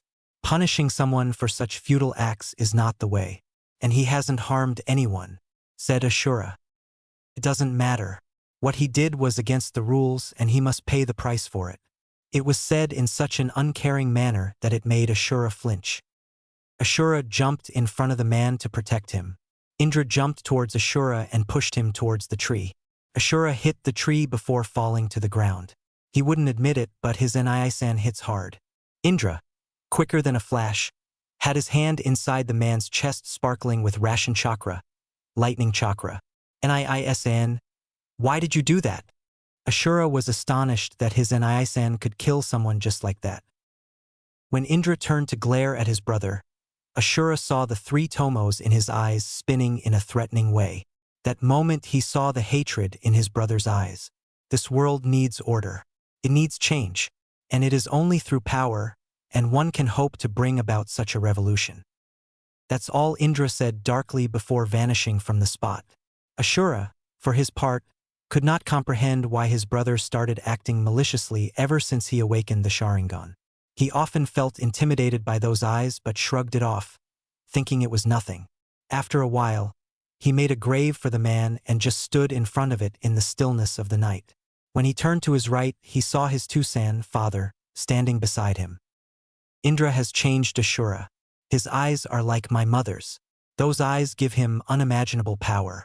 He desires order in this world and wants to do it in his way. The way he goes about Ninshu is not how I intended it to be spread, Hagoromo said with a tired sigh. After a few seconds of silence, Ashura walked away from the spot. As years passed by, it became more noticeable why Indra was hailed as a genius. He could accomplish anything with little to no effort and started living a solitary life.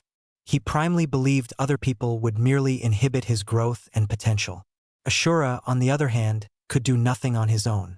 But through his determination and will, along with the ideals of relying on others, his friends, did Ashura's talents bloom like a flower in spring.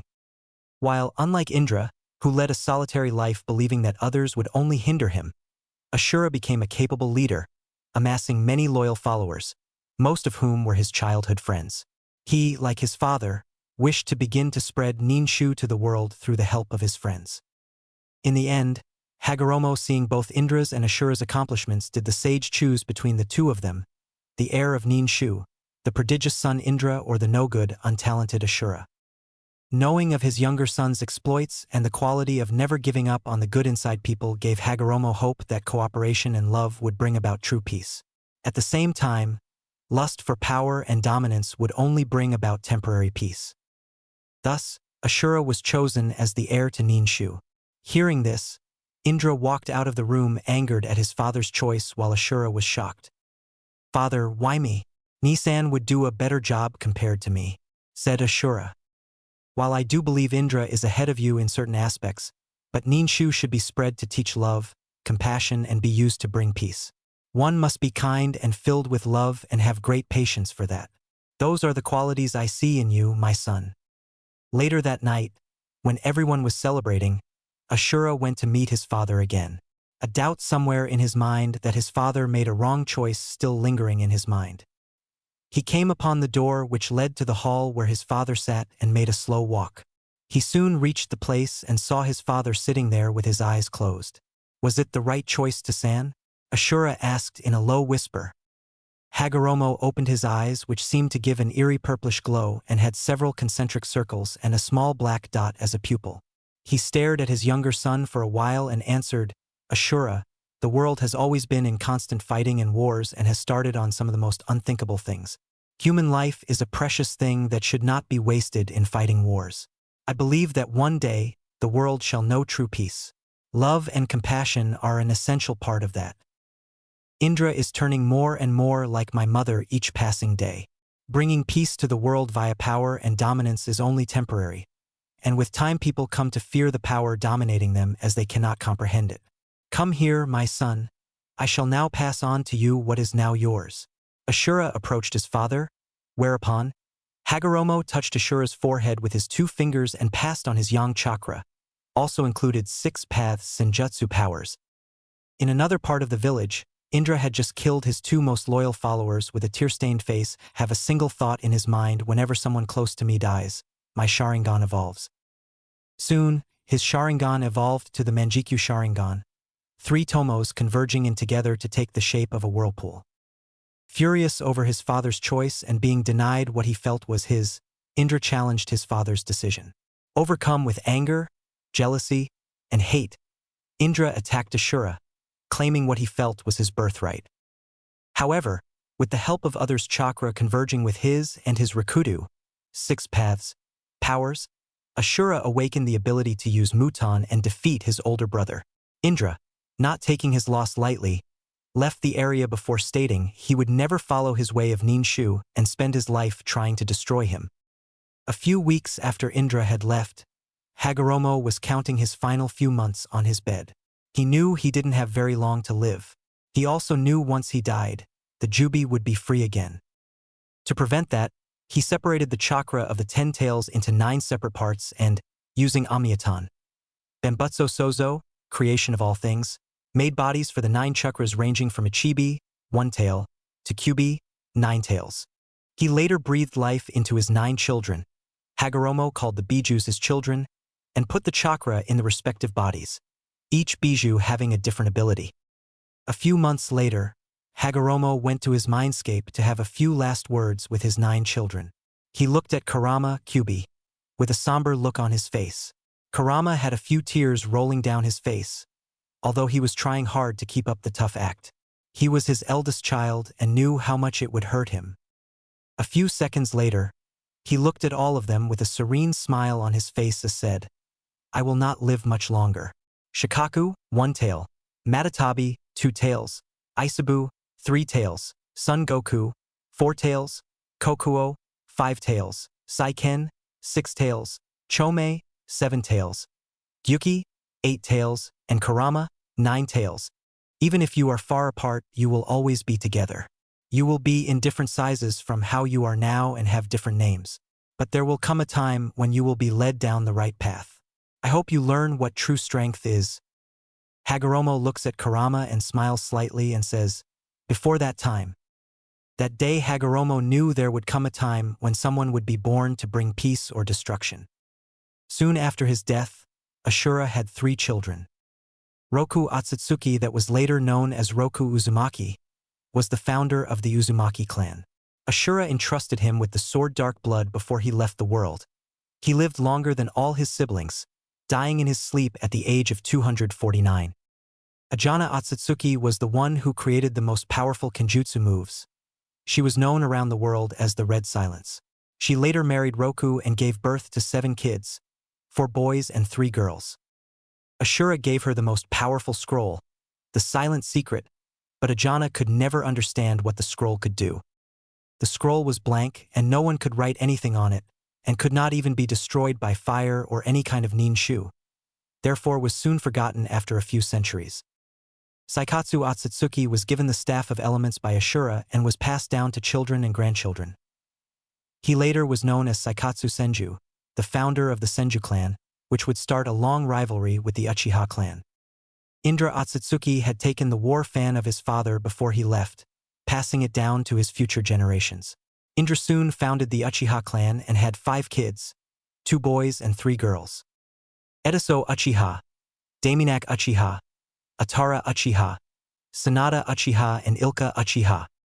Each one was born with the ability to use Sharingan, later Mangekyo Sharingan. Naruto listened to Hagoromo throughout the whole story, and he knew that wars had been going on for a long time, but to see that it has been almost 2 millennia since Hagoromo left this world and the humans were still on the cycle of hatred. Would it ever end? Naruto asked himself, not knowing the answer yet. You said you wanted to tell me about my father, Naruto stated. Hagoromo nodded his head. He didn't have that much longer in this world, but wanted to know what Naruto wanted to do with his life. He believed Naruto to be the one to either bring peace or destruction, but with how Naruto was being raised, and he was worried about what he could do. Usually, he would want to wait until Naruto reached at least 10 years old to approach him, but he had no time left. I will, but before I talk about that, he suddenly clapped his hands, and two figures came out behind Hagoromo. Naruto eyed both of them. He couldn't help but have a feeling that he had met them before. The first had a weird friendly face and was smiling, but the second one was eyeing Naruto almost like he expected to fight the kid. The second one had long dark hair that reached his middle back, a strange war fan tied behind his back and wearing red armor. Naruto looked at the two men who walked closer. They stood just behind Hagoromo. Naruto recognized the first one as Hashirama Senju, the first Hokage, and the god of shinobi. But he couldn't recognize the second one despite feeling that he had seen him before, but his power was enormous. While Hashirama wasn't trying to scare little Naruto, the second one was purposely releasing his killer intent at the young boy. Naruto suddenly felt pressure all over his body, and everything felt cold.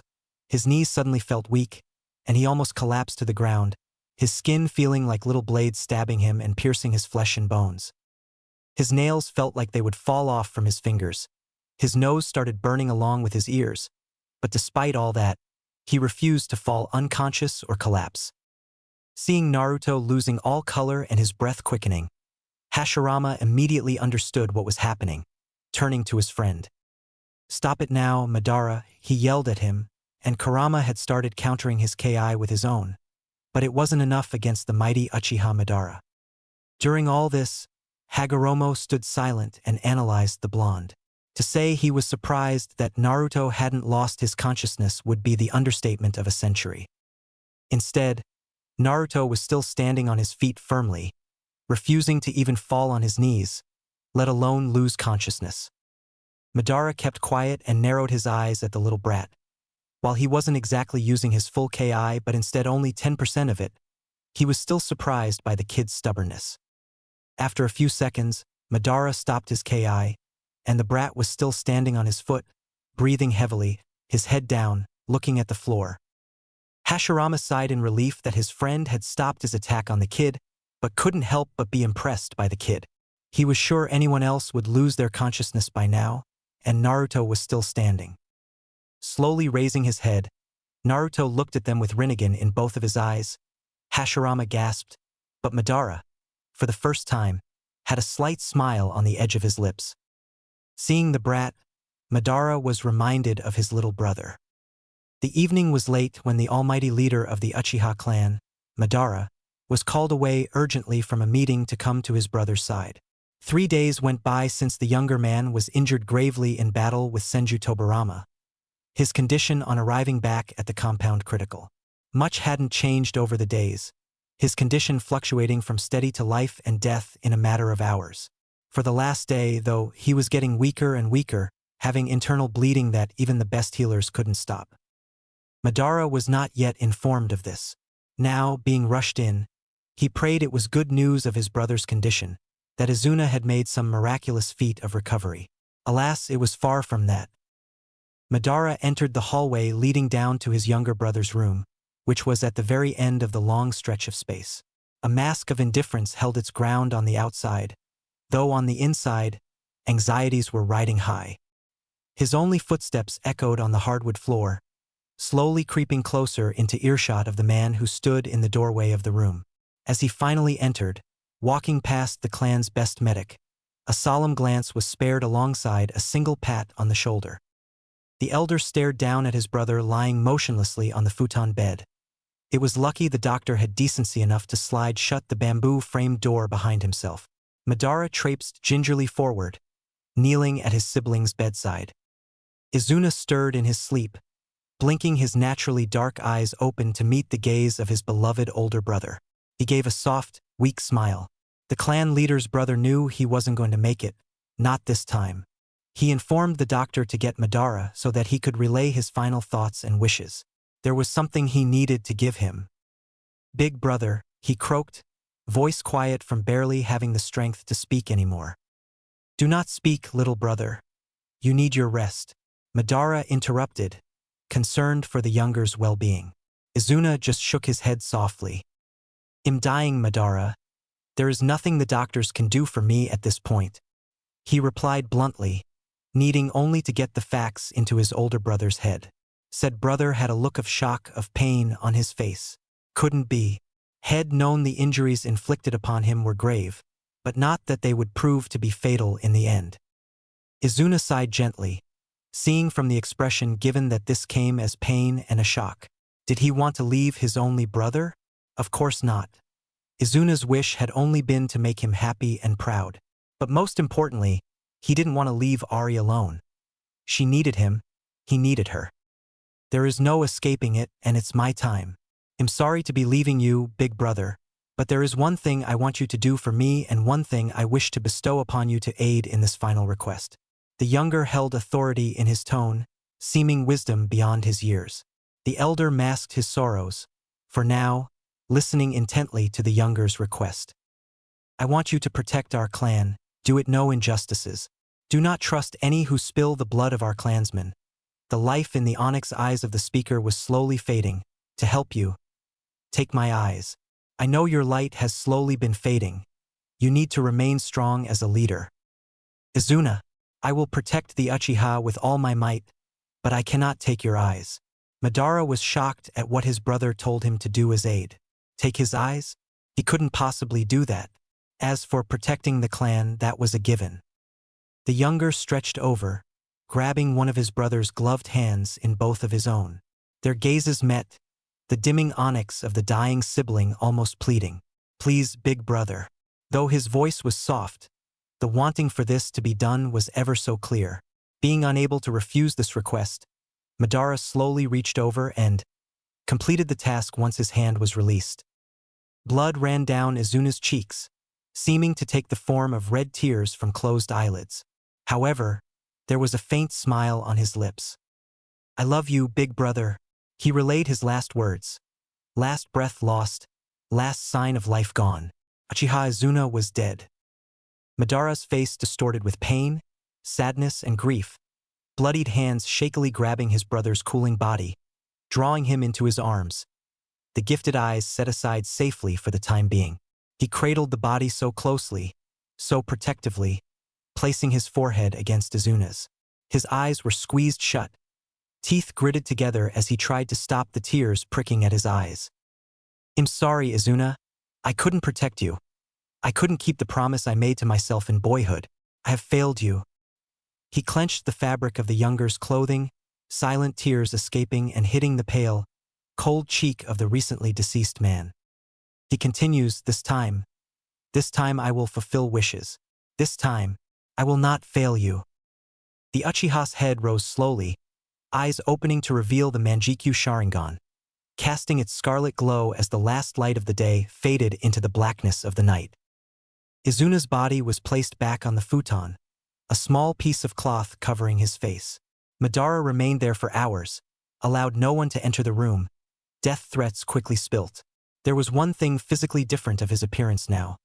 The eternal Manjikyu Sharingan, blazing from eyes underlaid by fresh tear stains, the glowing windows burning with the flames of pure hatred.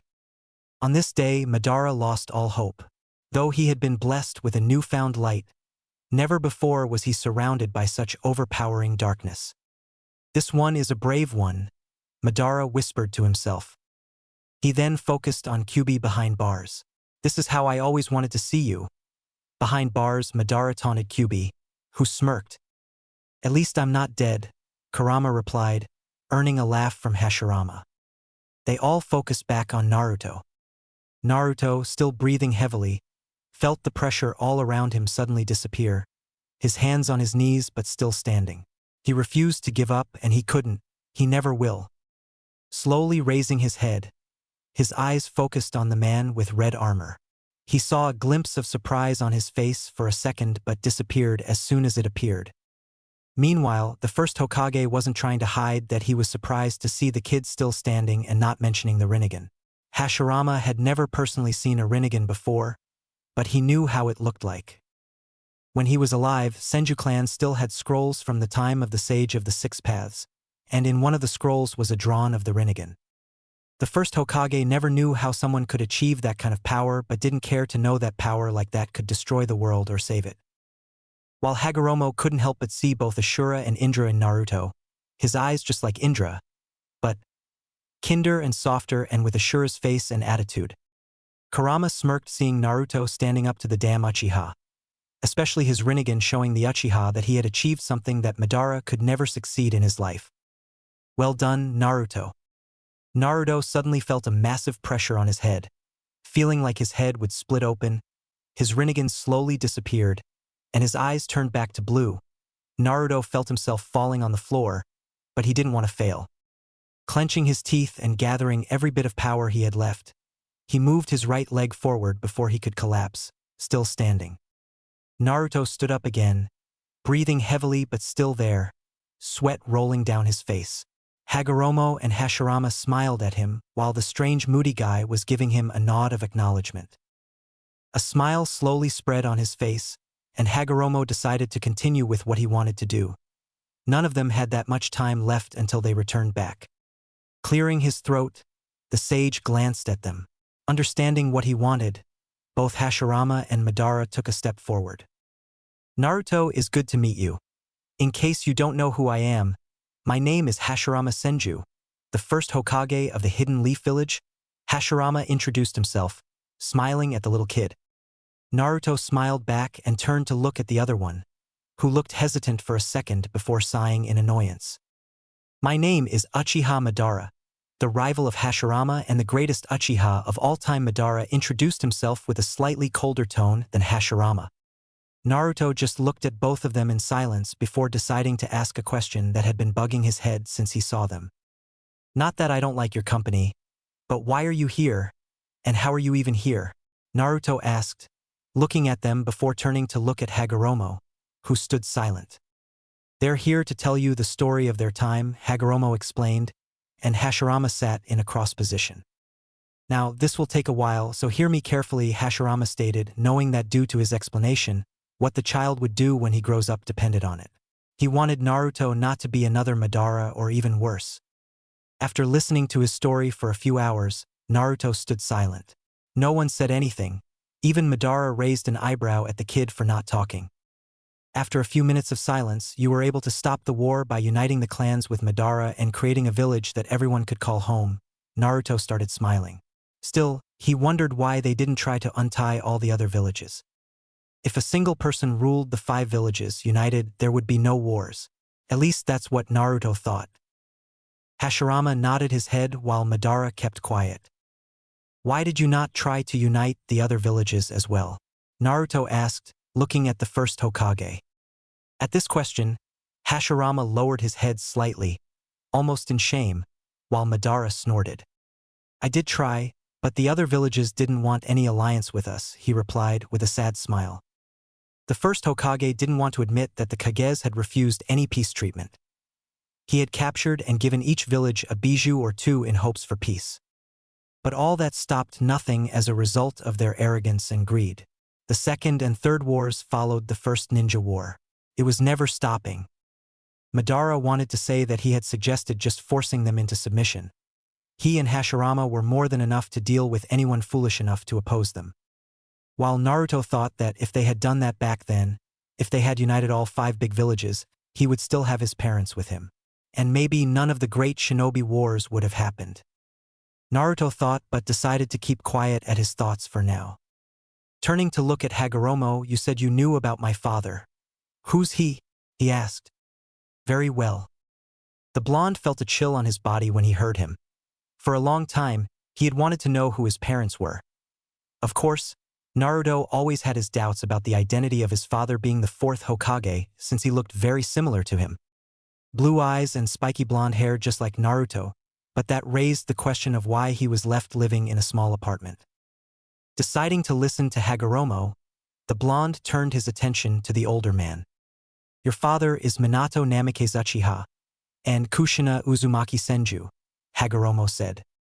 Naruto's eyes widened, he flinched slightly, and silence took over the room.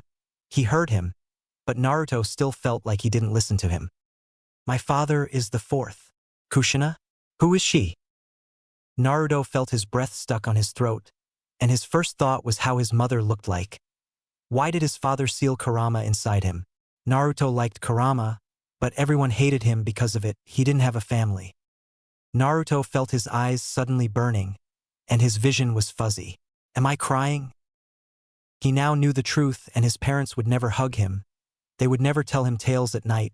They would never kiss his cheek. They would never scold him. They would never celebrate his birthday. They would never be happy and proud of him. Naruto fell on his knees sobbing, his hands on the floor. Hashirama rushed at Naruto, but Hagoromo raised his hand before he could reach him. Naruto felt more tears burning his cheeks, his eyes crying and not stopping. His eyes turned red and puffy, shaking his head. Why was life so unfair? He suddenly felt a hand on his shoulder, and he didn't bother to look at whoever was near him. He didn't care, and he wanted to be alone. Leave me alone, and I want to stay alone. I'm really sorry, Naruto. I'm sorry for not being able to be with you. Naruto heard those words. He still kept his head down. He must have imagined that tone? He had never listened to that kind of tone before, full of love, and the tone was so kind, the kindest he had ever heard before. Slowly looking up, he saw blonde hair and a face looking at him. He had kneeled in front of Naruto and was looking at his blue eyes with his own. Naruto looked at the man but couldn't believe his own eyes, and he felt his heart beating on his chest, more tears on his face. He threw his hands around his neck. Was he really there? Tuchan.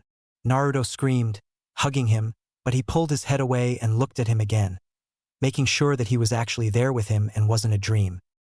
Yes, Naruto is me, his father said, and they both hugged again. Naruto hugged him tightly, afraid that he would disappear and leave him alone. I missed you, Naruto said, crying. Minato felt his heart hurting from his words, and he didn't need to ask to know that his life wasn't a happy one. Her words suddenly returned back to his head. You know how Jinchurikis are treated. Minato, of course, knew that, but he had hoped that someone would take care of his son. Hoping that Leaf Village was different from the others, they owned him that much. He and Kushina lost their lives for the village. They owned to him, they all owned to Kushina. They owned to them to treat Naruto as he deserved, to have a loving family. Pulling away, he stared. He could see Kushina in him. His face was just like hers. His nose, his smile, and especially his jawline. Naruto, you live with someone, right? Minato asked, dreading the answer. Hashirama and Madara were interested as well. They both knew it mattered a lot how a child was raised, which would indicate how he will be when they are fully grown. Especially Hashirama, who dreaded that Naruto might decide to become an enemy of the village. No one is with me. The Hokage visits me once a month to give me money, but that's all, he stated with a slightly colder tone, and Minato felt like he was directing the blame to him, not that he could blame him. What about Jiraiya-sen's? Minato asked, almost pleading, hoping that at least his sensei was looking after Naruto.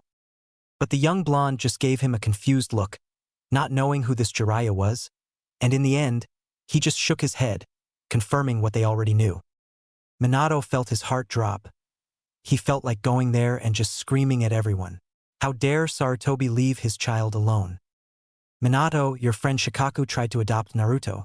But the old Hokage refused anyone to adopt Naruto, Kurama suddenly said. Why? Hashirama asked.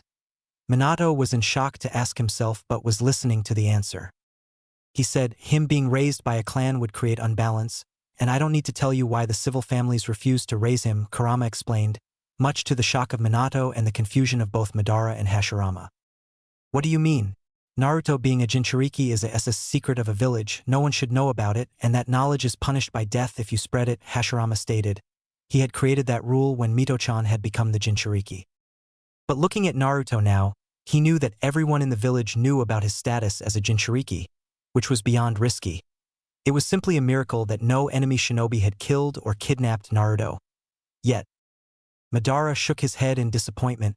He knew peace made people weak and stupid, but this was beyond ridiculous. Minato bit his lower lip and, trying to calm down what they had done, they have spit in his grave. He became a Kage to protect the village, and they rewarded him by simply treating his son like garbage. Naruto, as much as I hate to say it, we don't have long, Hagoromo suddenly spoke. Naruto turned his attention to him, still standing close to his father. Hagoromo turned to Minato. Can you please show us your little secret? Minato Achiha Hagoromo stated, earning a surprised look from Minato, Hashirama, and Madara. Minato glanced at his son before his eyes changed to Mangekyo Sharingan. His Mangekyo looked like a whirlpool, and in the center was a black hole with 3 tomo in the middle. No one looked surprised by it except Madara, who narrowed his eyes and took a step closer. Who were your parents? Madara asked with a cold tone that Hashirama knew very well. My father was Idari Uchiha, my mother wasn't an Uchiha, and she told me that he died of illness before I was born, Minato answered. Madara studied the face of this 4th Hokage and couldn't help but notice a slight similarity between him and... He shook his head and decided to ignore it for now, but his gut feeling didn't go away. Naruto, you are the reincarnation of both of my sons. Just by looking at you now, I know you will be powerful, but I want to ask what it is that you want to do, Hagoromo asked, wanting to know what Naruto had decided to do with the power he had. Naruto understood why Hagoromo had told him the story about his mother. Looking straight at Hagoromo, his eyes turned a fully matured Sharingan. Hashirama looked impressed with him unlocking his Sharingan at such a young age. In some ways, Naruto reminded him of Madara. This world has suffered for a long time, but when Hashirama and Madara-sama united the clans of the Land of Fire, they stopped the wars between clans. I will unite the 5 great villages. Only together we can create peace, Naruto stated. Hagoromo smiled at him, and so did Minato, who patted his back, while Hashirama thought if such a thing was even possible in the long run, while Madara thought that might work, but a lot of blood will be spilt. Suddenly all 4 of them started shining and slowly disappearing. Tuchan. Naruto screamed in panic and went to hug his father. Hugging back, Minato looked at his eyes, crying. Naruto, I want you to remember that whenever happens. Your mother and I will always love you. No matter what you do, I will love you always, he said, looking directly at his eyes before disappearing. Hashirama gave him a reassuring smile. Madara kept quiet with his eyes at Minato. At the same time, Hagoromo hoped that what Naruto learned today would make him make the right decision in the future. Disappearing, soon they were gone, and the only thing left was Naruto standing alone again. Naruto fell silent when they disappeared, and he was alone again. Naruto, Kurama asked, concerned for him. Naruto kept quiet, and his mind had enough, everything blackened, and Naruto welcomed the darkness like an old friend. His only thought was, why there's so much pain? Hey, what's a kid doing here? A smooth voice questioned. Naruto whipped around. He had been so lost in thought that he hadn't noticed the faint chakra signature of the new speaker. The new arrival appeared to be a freshly minted chunin with short black curly hair, long girly eyelashes, and coal dark eyes. They were also wearing the standard navy Uchiha shirt and tan shorts with the customary fan crest stitched on the back of the shirt. Nothing, Naruto squeaked, still slightly out of it. The stranger tilted his head to the side and smirked. Sure. Kid, what are you doing here? Don't you know training grounds are off-limits for civilians? I was just exploring. I'm going to be a shinobi too. Oh, a little sunshine like you wants to be a shinobi too. Huh? Don't you know that shinobi follow the rules? But even the best shinobi know that some rules are made to be broken at times. Ha ha ha. I like you, kid. I'm Uchiha Shursui. What's your name? I'm Uzumaki Naruto. It's nice to meet you, Shursui-san. Oh ho. Respectful little brat. Aren't you? Since you're here, might as well make the most of it and spar with me, HM? Spar? With you? Are you sure? Sure. Sunshine, let's see what you've got. Alright, but you better take me seriously. Ha ha ha, we'll see. With those words, Shursui settled into the basic Uchiha interceptor stance. Naruto himself decided to settle on the basic academy stance even though he knew many other taijutsu styles. Taijutsu only? Naruto asked. Of course, Sunshine.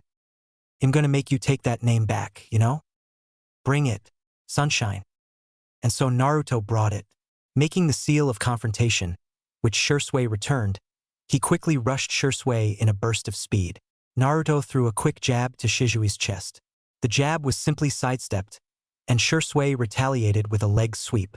Naruto jumped over the sweep while Shursui capitalized that he couldn't dodge with a spinning backhand. Naruto narrowly blocked the blow but was sent flying towards a tree. Flipping around midair and pushing off the tree, Naruto rushed at Shursui with a flying kick. Shursui dodged again, letting Naruto pass by and taking the opportunity to aim a jab towards Naruto's ribs. Naruto took the hit intentionally, remaining cautious in showing what he could do. Both fighters had similar thoughts racing through their minds. He's fast. Really fast. Naruto sprung up again and snapped his right leg out in a high kick aimed at Shizui's face. Shursui caught Naruto's leg and threw him to the side using his superior strength. Strong. It seems I can take this a little seriously, Naruto thought. Picking himself off the ground, Naruto was determined to at least get rid of the annoying nickname. He sent a flurry of blows towards Shursui, increasing his speed subtly as he went. Shursui narrowly dodged around each punch, sweat dropping as he went. Did this kid just get even faster? It looks like I have to up my game. He might just give me a workout. Shursui let himself be pressed backwards until his back hit a tree.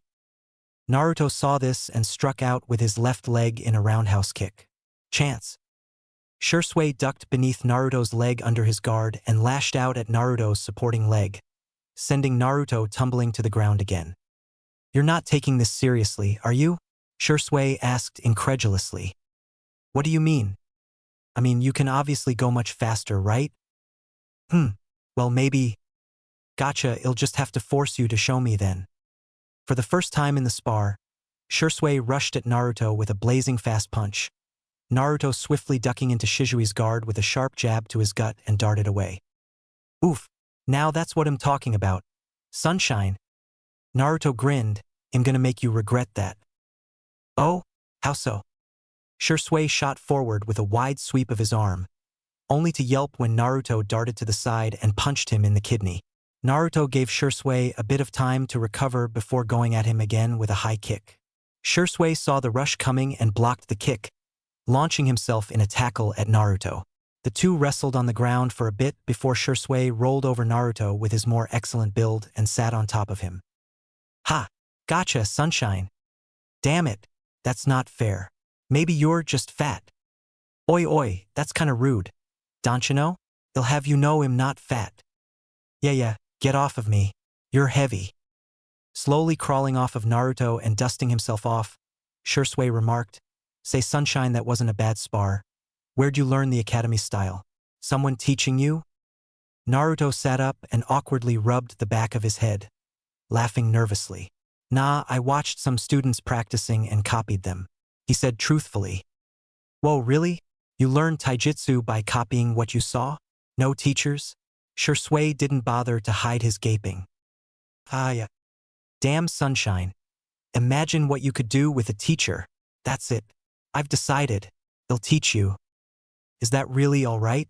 Won't you be busy with missions? Don't worry about it. Shorty, I've got this, Shursui confidently replied. Well, if you say so, Naruto said unsurely, and I'm not that short databeo. Compared to me, you are. Ha ha ha. That's not a fair comparison, pouted Naruto, puffing his cheeks. It is to me, came the cheeky response as Shursui jokingly poked Naruto's puffy cheeks. Batting Shizui's hands away, Naruto huffed and turned away in thought. Training with Shursui would be a good cover for any shinobi skills he might show off as Naruto, and it would give him an excuse to use the henge without suspicion at the very least. Making up his mind, Naruto turned back to Shursui with a broad smile on his face. You know what? Sure, I'll train with you, but you better be able to keep up. Hey, I should be saying that to you, Shursui said indignantly. A childish impulse took over Naruto, making him stick out his tongue in retaliation. You brat, what happened to the respect from earlier? Get over here. Shursui laughed as he promptly leapt up chasing after Naruto, who had yelped and scrambled away, laughing as he went. Naruto couldn't remember the last time he felt so lighthearted as the chase quickly devolved into a game of ninja tag. He cackled as he tripped Shursui, who had lunged for him into a tumbling heap. "Oh, that's it.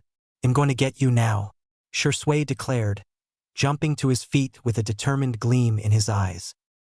Naruto's eyes narrowed. "Catch me if you can," he yelled, sticking out his tongue for the second time. And so the chase was on. The game encompassed the entire training grounds, Naruto leading Shursui on a wild goose chase all over the place. Several times Naruto had led Shursui into a few old and abandoned traps just for giggles. Simultaneously, Shursui dodged, and around projectiles and pitfalls, he cursed Naruto under his breath, leading to even more laughs from the child. When Shursui had finally had enough of entertaining the little blonde devil, he quickly used the most flawless Shunsin jutsu that Naruto had ever seen, placing himself in front of Naruto, who then promptly crashed into Shursui, sending both boys tumbling to the ground for the 9th time that day. "Hey, no fair, you cheated," Naruto shouted in jest. "Ninjas don't cheat. They win," Shursui smugly replied. "You're one slippery kid. You know that?" "Ha ha ha, I do my best." Naruto dusted himself off before he considered what he had seen. "Say, that was the Shunsin jutsu, right?" "Huh? Oh yeah, it's my speciality. They'll be calling me Shunshin no Shursui in no time," Shursui crowed. "Ha ha ha, I'd like to see that. Can you teach me that?" "Of course, little sunshine. You're my student. And it's my signature technique after all." "Wow, really?" "Yeah. They'll be as fast as the yellow flash one day. You'll see." "Cool." After making further plans with Shursui and waving their goodbyes, Naruto returned to his apartment under a sneaky henge to hide his whisker marks. He detachedly observed the stark difference in treatment he received from the civilians. It was like the whiskers painted a sign that said, "Please glare here," and now that they were gone, he was just another regular dirty kid returning home after playing too much. Except the problem was that Naruto didn't want to live life under a henge. Hiruzen. Sarutobi Hiruzen was a tired man. He had served Konoha faithfully for many years, surviving the Second and Third Shinobi Wars. Just when he thought he could retire in peace, his successor had to pull the ultimate heroic act and sacrifice himself for Konoha. Hiruzen reminisced sadly. Minato was a brilliant young man whose time hadn't even really begun yet. It was a genuine pity that the Kyuubi incident had happened. Hiruzen regretted not taking care of Naruto more in place of Minato, but the boy seemed to be doing okay. He had survived on his own for a month. For heaven's sake, talk about being resourceful. Hiruzen really should have kept a closer eye on that orphanage rather than just checking in on Naruto with his crystal ball every once in a while. Speaking of which, the whole orphanage debacle was giving him a headache, and he couldn't tell what Danzo's intentions were towards Naruto. Perhaps the old fool had thought to make Naruto desperate for help and then lend a helping hand, making Naruto indebted to him? Hiruzen was simply thankful that he had decided to ask the ANBU about the young boy that day. He needed to establish that his ANBU reported to him and only him now. So much work to do on top of all his ever-blasted paperwork. Hiruzen sighed. At the very least, Minato's son seemed to be happy. Hiruzen had visited the young boy at his apartment with an offer of dinner the other day.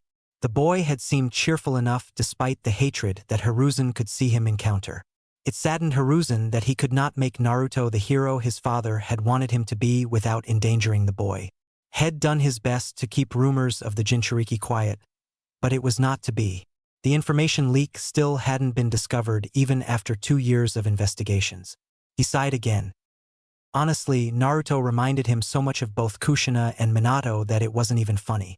The first time that Hiruzen heard the word Databeo come out of Naruto's mouth, he felt a lump well up in his throat at the ghost of a red-headed woman that he saw superimpose itself over her son.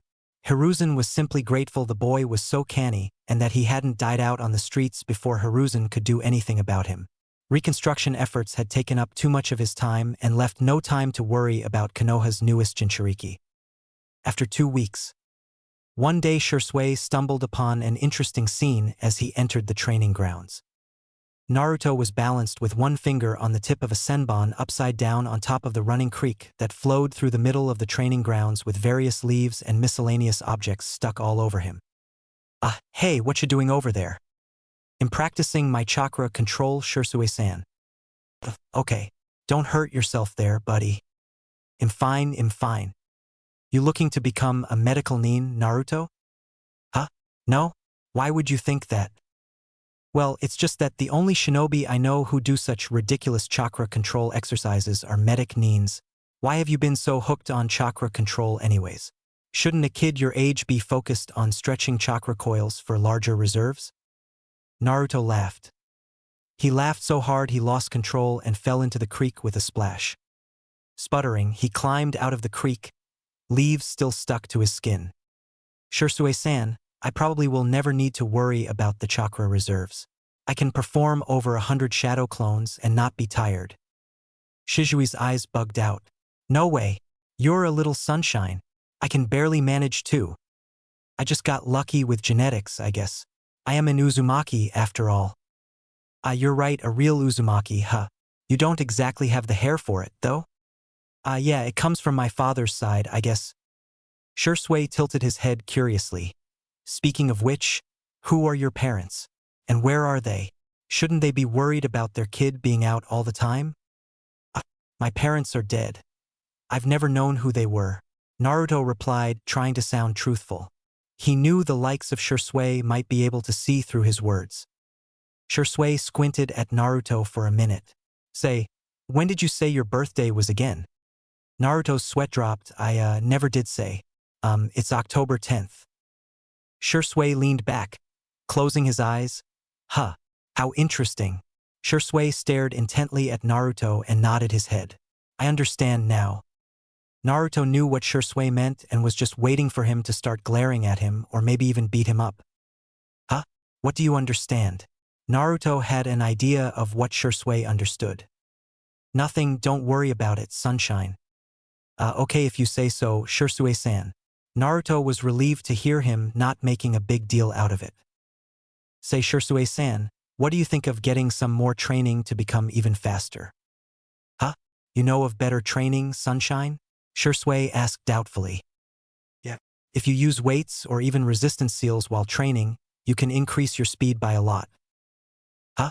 You might be onto something there. I've never thought of that. It looks like I need to get some weights or something. Shursue-san, I'm an Uzumaki. I can draw you resistance seals. You would do that for me? Damn. Thank you, sunshine. You have to stop calling me sunshine, though. Naruto deadpanned. Shursue smiled sunnily. Is that it? That's easy. Thanks. Bean sunlight. Naruto let out a frustrated whine and face-bombed while Shursue laughed, slapping Naruto on the back.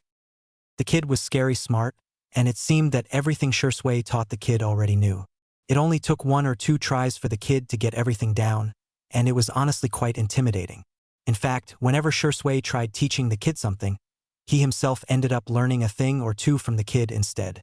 Honestly, if Shursue didn't know Itachi, he would have been thoroughly unnerved by the child genius he had in front of him. It relieved Shursue that Naruto could still act like a kid sometimes. Sometimes he regretted asking Naruto to train with him simply because he was worried over the kid's lost childhood. But he didn't regret getting to know the blonde ball of sunshine. The kid always had a quip for him and had a smile that would put the sun to shame. So Shursue worried. He didn't know what pushed the kid so hard, and had heard of what the young boy contained from well-meaning clansmen who warned him away from the Jinchuriki. It seemed that no one cared about Naruto, and the few times they went into the village together, the glares and harsh treatment the child received made his stomach churn. Honestly, he would have been worried that Naruto would abandon Konoha with his treatment, but he knew the boy personally, and Naruto seemed to take it all in stride. Shursue watched Naruto train for a while. Head had a question that had been on his mind for the past few days, and he finally found time to voice his thoughts. Hey, Naruto. Yeah? What's up, Shursue-san? Enough with the san already, just Shursue is fine. How many times have I told you that? Ha ha ha. Sorry, it's just a habit. What did you need, Shursue? Why do you train so hard, Naruto? Huh? What are you training for? Shouldn't you be enjoying being a kid? You aren't a clan child, so you have time to be a kid for a while longer. Actually, even clan children don't train as hard as you know? Itachi doesn't count. Shouldn't you be playing with friends? Naruto laughed awkwardly and rubbed the back of his neck. Shursue, I don't really have any friends aside from you. What? Shursui exclaimed. That was ridiculous. The kid was remarkably talented and sunny as all hell. People should be tumbling over themselves to make friends with him. Oh, except, there was that. That's not good, kid. You need to make some friends, get connections, otherwise what do you even fight for? I need to introduce you to Itachi, and I think you would like him. Shursui mused. Naruto himself had a hard time answering the question. After all, he originally trained himself into the ground to gain some form of acknowledgement and praise, and perhaps love. But now, he wasn't precisely sure anymore, and sure he told Hagoromo that he would bring the villages together? But what did that even mean? He was a child. Still, Naruto wanted to have that feeling again more than anything else, the same feeling he had when his father had hugged him when he told him that he would always love him. Naruto carved for that feeling, and he wasn't sure where he would even find it. He felt tears in his eyes just by thinking about his father, his smile. Naruto quickly took a deep breath and didn't let the tears fall. That's it. He'll bring Itachi to our training sessions. You'll see, kid. He's a lot like you in a way. Scary smart, oddly mature, and skilled as all hell. You two will get along like peas in a pod. I promise. Naruto raised an eyebrow. Wait, what? Wait, you know Itachi? Naruto asked out loud, and he wondered why he hadn't told him about Shursui yet. This time Shursui raised his eyebrows and stopped talking, and leaned closer to Naruto, almost like he was seeing his face for the first time. Wait for a second. You must be Itachi's secret awesome student. Shursui half shouted with his fists in the air. Awesome student? Seriously? He must be talking about someone else, Naruto replied. Sure of that, but Shursui just shook his finger in front of his face. Nah, Itachi has talked about only one student. I have to be honest, and he told me you were young but never thought you would be a child. Shursui said with a finger on his forehead and acting as he was thinking about something big. Well, he didn't tell me anything about you, Naruto replied, and Shursui lowered his head in despair. Suddenly there were big clouds above his head and raining only on him. This caused Naruto to question where the clouds even came from. His hand behind his neck, he chuckled nervously. He must have his reasons, Naruto replied, not knowing what else to say. I knew Uchihas were a bunch of pussies, but this is ridiculous, Kurama suddenly said in his head with a massive grin on his face. Hey, don't forget a third of my blood is Uchiha blood. Therefore, you're insulting me as well, Naruto replied with a half-joking tone. You're the exceptions. All the others Uchiha except maybe Itachi are pussies, Kurama replied with a massive smirk on his face. Naruto escaped his thoughts when he saw that Shursui had escaped his weird despair mode. Now, today we're done with, perhaps we... He stopped talking when Itachi jumped in the training yard. Naruto-kun, what are you doing here? Itachi asked, smiling at Naruto. Naruto opened his mouth to respond when Shursui opened his mouth. Itachi, why you haven't told me that your awesome student is the same as mine, Shursui stated and pointed the finger at Naruto. Naruto rolled his eyes while Itachi looked slightly confused.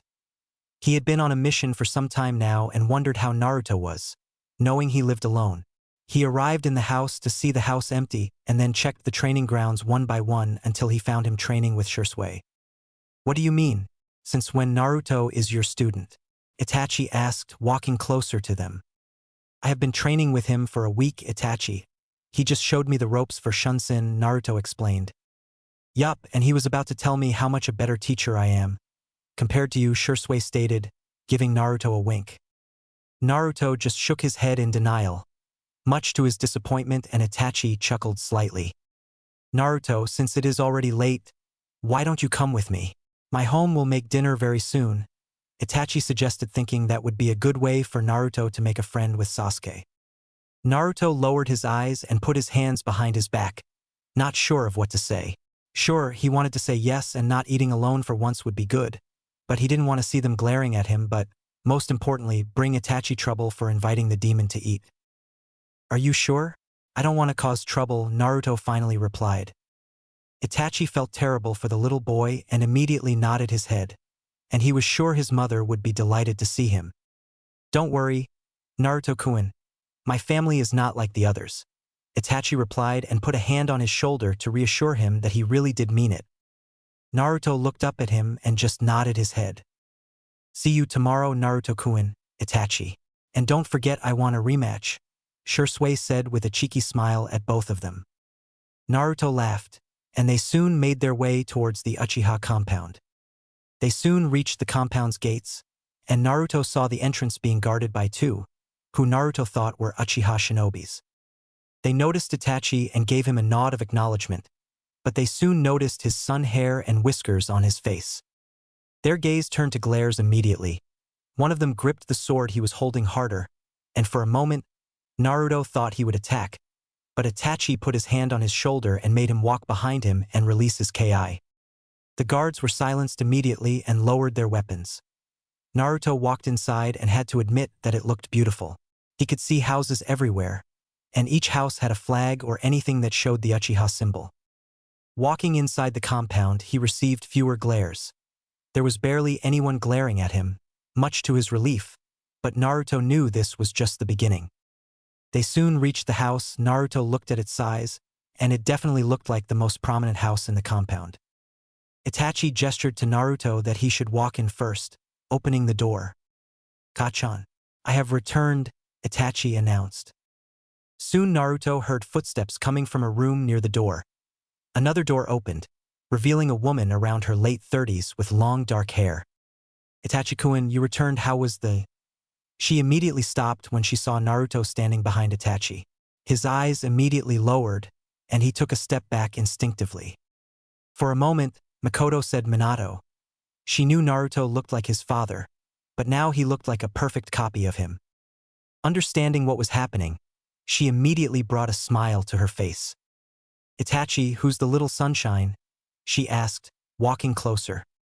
Naruto smiled back when he felt the happy feelings coming from the woman, but at the same time wondered what was up with them calling him sunshine.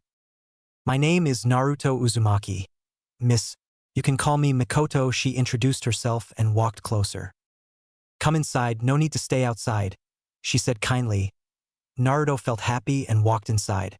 His eyes were exploring the house inside, a smile not leaving his face, feeling like a child again. Itachi smiled and told him to sit on the couch.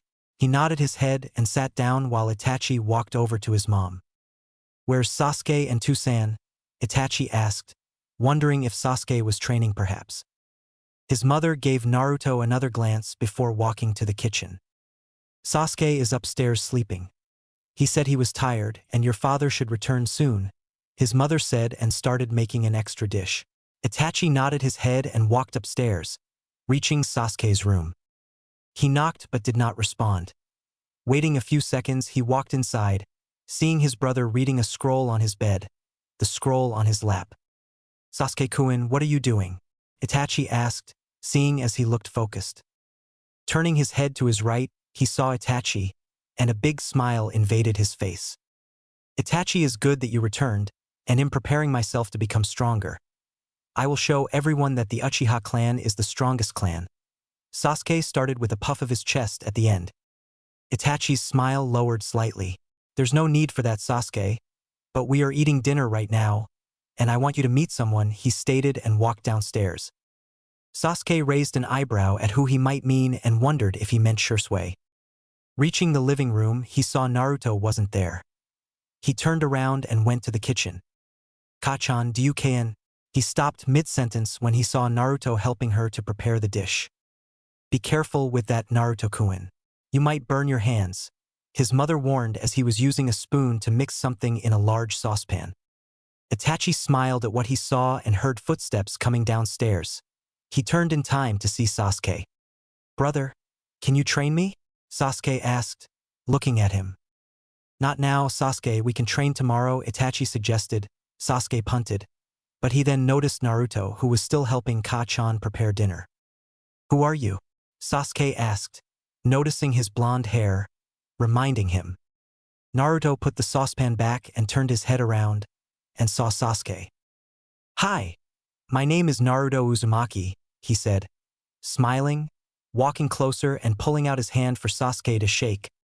You're the one they call demon, what are you doing here? Sasuke asked with a slightly demanding tone at the end. Naruto's smile disappeared immediately. He felt his throat dry, his heart beating on his throat like a hammer, his eyes suddenly burning, his hand and head lowered. A dry chuckle escaped his mouth. Of course, it was too good to be true.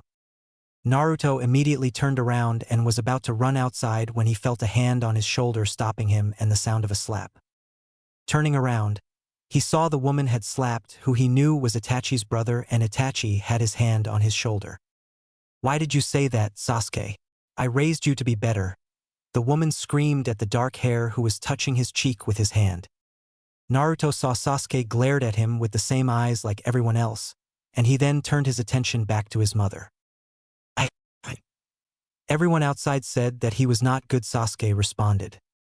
Naruto could feel the anger directed at him. He walked away towards the door. "Makoto-sama, you have a wonderful house. Thank you for letting me stay, and thank you, Itachi-san," Naruto said smiling, and before anyone could do or say anything, he shunsen away. Itachi sighed, looking at the leaves left behind by Naruto. From the corner of his eyes, his mother looked ready to cry while his brother was looking at the place where Naruto stood with jealousy. Naruto stood alone on his bed, hugging his legs and crying his heart out. "Why there's so much pain?" Naruto stood on his bed motionless, his forehead resting on his forearm, his eyes puffy and red, his eyes hurting from the tears, and yet Naruto felt nothing but his heartbeat. Nothing made any sound, and the silence had taken over the whole apartment. Naruto couldn't make himself utter a word. There wasn't a mother, father, or sibling to talk to him and tell him that he wasn't alone. The only thing he could hear was his own heartbeat, hurting like a stab, hurting more than anything else before. Kurama watched with sadness. He tried to talk with him, but Naruto did not once respond to him, almost like he couldn't hear him. He hoped for the best, and inside he cursed the damn Achiha child for calling Naruto a monster. The kid didn't know what a monster is. A monster are the likes of Jubi. Kurama felt a shiver of fear on his body, just the thought of that monster. Naruto kept his eyes on the floor. He kept asking himself the same question in his mind. What is life? Why do we exist? Is there any point in all this? Naruto didn't know the answer to any of these questions. "Tuchan, Kachan, why am I here? What can't I just be with you? I don't want to feel so alone," Naruto murmured impassively, no tears rolling down his cheek. "Naruto, you're not alone," Kurama spoke, trying to ease his pain. Naruto was grateful for his friend, but he wanted someone. He wanted to see that look again, the look only his father could give him. Naruto closed his eyes and felt everything change around him. Opening his eyes again, his eyes saw the trees that had grown in his mindscape. He had hoped that Kurama would like it more with trees rather than just a sewer. "Kurama," Naruto said, thinking his friend had brought him, but from behind a tree in front of him came out a man Naruto knew he had never seen before, but he recognized him. But he was sure he had never seen him before. The man had long dark hair, a long white kimono around his body, 2 fangs of hair in front of his ear, a blue paint just below his eyes, but his Mangekyo Sharingan was as clear as day. "Indra," Naruto whispered. He didn't know how he knew he was Indra. The man stood in front of Naruto with a friendly smile on his face, and a war fan tightened behind his back. "You're right, young Achiha. My name is Indra Otsutsuki," Indra introduced himself. Naruto felt no malice coming from him and wondered how he was here. "Why are you here? And how are you here?" Naruto asked calmly, his body still a bit tense from the new person, something that Indra noticed. "When you became my reincarnation, a bit of my chakra was sealed inside you, as did Ashura's chakra. This allows me and my brother to talk with you whenever you might need our advice," Indra explained. Naruto noticed there was no ill feeling coming from him whenever he mentioned Ashura. Naruto had assumed that Indra hated him for taking his place as heir. "Now, I felt the feelings coming from you. The Uchiha brat insulted you. You asked yourself what the point of life was," Indra said, kneeling in front of Naruto and pulling out his left hand, showing his moon symbol to Naruto. "Life has no point until you give it one. My advice to you, Naruto, is to find your point in life, what you truly want. Is it revenge, is it nothing, or is peace?" Indra said. Naruto didn't want any revenge. Despite the village hating him, he didn't want harm caused to any of them. I want peace, Naruto replied. At this, Indra nodded his head in acceptance. We will talk again, young Achiha, Indra said, and his figure disappeared. Suddenly Naruto was back in the apartment again, slowly standing up. He wondered if peace would bring him happiness. What even is happiness? Naruto took a deep breath and left the apartment. Soon Naruto reached the training yard and noticed both Itachi and Shursui talking to each other, and a small smile appeared on the blonde's face. He jumped and landed near them. Shursui noticed him and immediately smiled. Oh, Naruto, you're back, Shursui said, clearly surprised. From what Itachi told him, he had suspected that his student would spend the whole day sulking in his apartment. Itachi turned his head with an uncertain look on his face. Naruto-kun, is good to see you again, he said, walking closer. Can we train Itachi-san? I want to continue what we left yesterday, Naruto said almost in a hurry. The last thing he wanted was to remember what happened yesterday. Both Shursui and Itachi gave each other a glance in understanding and decided to talk with him later. Shursui groaned and dragged a hand down his face. He stared at the two others from between his fingers. Then he remembered his original goal. Hey, you two, he yelled, popping back to his cheery attitude. Yes? Yes, Shursui-san? Itachi, enough already. Naruto just stopped with the san, not you two. Shursui moaned. Then he bounced up into a fighting stance. We should have a three-way spar. Naruto's eyes narrowed, honing in on Itachi and Shursui, sending shivers down their backs. It was like his eyes had suddenly turned into chips of ice. They could tell that Naruto was ready for anything. Any rules, Shursui? Naruto asked innocently. Yeah. No maiming and first to surrender loses, I guess. The three boys took up fighting stances, 2 textbook Achiha interceptor stances, and 1 academy stance. All three eyed a leaf that was gently floating downward. As soon as the leaf touched the ground, they all disappeared in a burst of speed.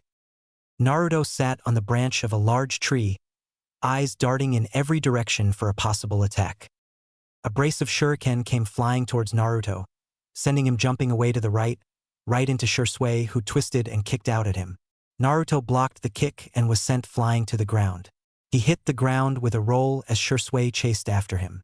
Naruto threw 3 kunai directly at Shursui as he lunged towards Naruto. Shursui pulled out his own kunai and deflected the 3 kunai into Itachi, who had been silently sneaking up to Shursui. Itachi dodged the kunai, throwing his shuriken towards Naruto, and leaping up to engage Shursui in a furious taijutsu bout. Naruto was a bit peeved, having been written off so quickly. He flashed through hand signs, futon. Great breakthrough. Naruto sent a great burst of wind towards the fighting duo. The two boys turned toward the wind bullet simultaneously and leapt apart, narrowly dodging the bullet which drilled into the ground, sending great chunks of dirt everywhere. Itachi retaliated, his hand seal speed so fast that Naruto could barely make them out. Katan, great fireball. A giant fireball flew at Naruto, who Kawarimi'd out of the way, leaving a scorched log behind him. Hey, don't leave me out of this, yelled Shursui, who flipped through signs until a Katan, Phoenix Flower Jutsu, flew at both Itachi and Naruto. Naruto used another great breakthrough to block the fire, but hidden inside the flames were shuriken that he had to Kawarimi for. Itachi had simply avoided the fire and shuriken combo and rushed at Naruto as he dodged Shizui's attacks. Naruto threw 4 kunai at Itachi, using his newly learned technique to bounce a kunai into Itachi's blind spot. Itachi ducked his head, letting the kunai sail by harmlessly, and threw a flurry of blows at Naruto. Dodging around the impacts, Naruto thought, this kid's good too, as expected of someone who trains with Shursui. He flipped backwards for space, throwing out more shuriken to discourage Itachi from approaching. Shursui used this opportunity to throw wire-wrapped shuriken at Itachi. Itachi leapt to the left, eyes widening as Shursui pulled the wires, curving the shuriken trajectory towards Itachi. Smirking, Itachi ran through the hand seals for Kawarimi at lightning-fast speed, swapping places with a wide-eyed Naruto. Oh, I'll get you for this, you know? Naruto screamed as he wildly ducked the shuriken and wires by bending over backwards. He flipped up and created two shadow clones. One ran off to fight Shursui, and the other ran towards Itachi. Shursui baited his clone into a wire trap and swiftly dispelled it, only encountering a new clone that surprised him by kicking him towards a tree. Shursui rebounded off the tree and Shunsin straight at the clone, throwing a brace of shuriken at the clone as he went. Shuriken and Shursui crashing into the clone simultaneously caused the clone to pop in a cloud of smoke, blocking Shizui's vision for a precious second. Itachi meanwhile engaged his Naruto clone in a bout of taijutsu, assessing his skills with Sharingan rapidly spinning in his eyes. Blocking a high kick from Naruto, he swept his left foot out to catch Naruto's pivoting foot, but Naruto leapt into the air to aim another kick at Itachi. This caused Itachi to block with his arm, taking the heavy impact with a grunt. Naruto watched as Itachi dispatched his clone from where he was sitting on top of a tied-up Shursui. He hopped off the struggling Chunin and dashed towards Itachi. Itachi then performed a brutal takedown on Naruto, flipping over him, grabbing his shoulder, and throwing Naruto to the ground. The results of the spar revealed a few exciting things. First of all, Shursui and Naruto were faster than Itachi, but Itachi had better taijutsu than them. Between Shursui and Naruto, Naruto was the faster one, but Shursui was much more adept at Shunshin. They were all equally matched in ninjutsu, but none of the fighters had revealed their full repertoires. Itachi stared at Naruto in contemplation for a while after the spar. Opening and closing his mouth a few times, he finally managed to ask the question that had been on his mind. Naruto-san, I don't mean to be rude, but why haven't you become a genin yet? You are obviously skilled enough to pass the exams, despite being only 5 years old.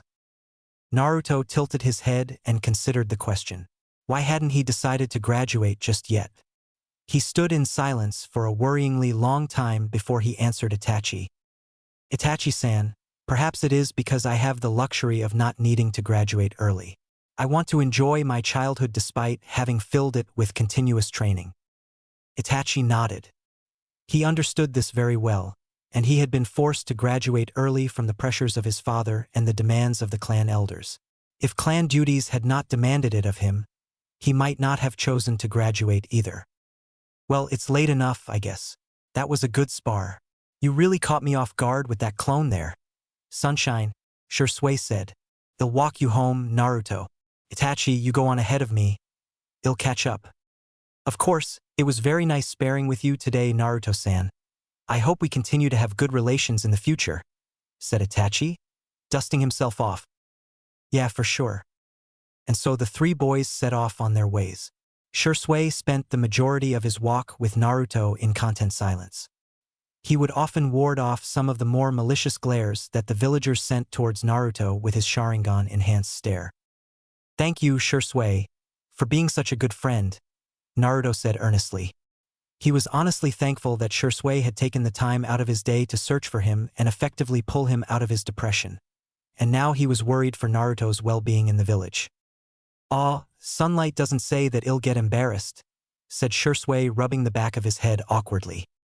I really mean it, you know? I'm really grateful to have met you. I just want you to know that. Naruto smiled sunnily at Shursui, who squinted his eyes at the brightness radiating off of Naruto. Shursui pulled Naruto into a gentle hug. Thanks, I guess. I'm glad that I know you as well, Sunlight. Naruto simply hugged Shursui back and nodded into his chest. Good night, Shursui. See you tomorrow. Yeah. Night, Sunlight. Naruto just palmed his face at the name and sighed as Shursui gave a cheeky smile and wave and then disappeared in his signature Shunshin. After 4 months, Naruto had decided to spend his day in the apartment today, and it had been 6 years since Kyuubi was defeated. Therefore, the whole village was celebrating. Naruto knew today was his birthday, but he didn't really expect gifts from anyone. He had decided to stay home because of the festival. People weren't really violent to him, but Naruto could tell their hatred towards him would double on his birthday. Therefore, he always stayed inside to avoid any problems. As he was preparing to sleep again to pass the time, the door ringed. He felt no malice but wondered who could be there. Getting up, he walked over to the door, opening it. His eyes widened to see the mother of Itachi in the front door. Makoto-sama, what are you doing here? Naruto asked, just now noticing the bag she was holding. A frown showed on her face because of how he called her. Can I come inside? She asked warmly and smiled at the young blonde. Naruto smiled back and left her to walk inside. He thanked the gods that he wasn't the kind to have a messed up house. Everything was clean, and nothing was in the middle of the carpet. His bed was clean, and sheets were in place instead of being everywhere. Makoto saw the state of the apartment. At least his house was decent. Turning around, he saw Naruto still standing as if waiting for her to sit. Sitting down, she patted the place near her for Naruto to sit. The young blonde couldn't help but wonder why she wanted the likes of him to sit anywhere near her. Deciding not to object, he sat near, and the Lady Makoto opened the bag and pulled out a small box decorated with sprinkles and other beautiful things. Open it, Naruto-kun, she said softly. Naruto liked her tone and slowly opened the box to see a cake. On top of the cake were the words, "Happy birthday Naruto," with 6 candles near. The cake was made of chocolate and strawberries. Naruto felt tears in his eyes again, but this time there was no sadness. Do you like it? Makoto asked, hoping he liked it. She saw his eyes filling with tears, and for a moment, she thought he didn't want her gift, but then he lunged at her, hugging her. Thank you, thank you, thank you, Naruto said over and over again and just couldn't stop. He felt her hands caressing his hair. She hugged him back and felt bad for him, and she still hated the old Hokage for not letting her adopt Naruto. He deserved a family like everyone else. After pulling away, Naruto with tears around his face. Thank you for the gift, Makoto-san, Naruto said, still smiling brightly. She giggled and whipped his tears with her hand. You can call me Makoto-chan whenever you want, she said, smiling warmly at him. Naruto happily nodded his head. Makoto then pulled out a few shirts and a jacket from her bag, and Naruto noticed that each one of them looked his size. I hope you like them. I didn't know your favorite color, so I chose many, she said. Naruto smiled again, and he wondered if this is what it's like to have a mother. Did they give you gifts like this for your birthday? Thank you. They're very beautiful, Makoto-chan, Naruto replied immediately. Makoto smiled, happy that Naruto liked them. Makoto stayed with Naruto for an hour. Naruto learned that Itachi and Shursui were away on a mission. Much to Naruto's surprise, since this day was usually free and not a day for missions, decided to not think much about it. Naruto-kun, I know we didn't start the best way, but if you ever want, you can come and spend the night with my family, Makoto suggested, hoping that could work, and he wouldn't need to sleep alone in an empty apartment. Naruto swallowed his tears and nodded his head, his face shining like a star from happiness. See you later, Naruto-kun, Makoto said, giving a kiss to his forehead. Naruto touched the place on his forehead and followed her outside. Makoto walked away, giving him another hug.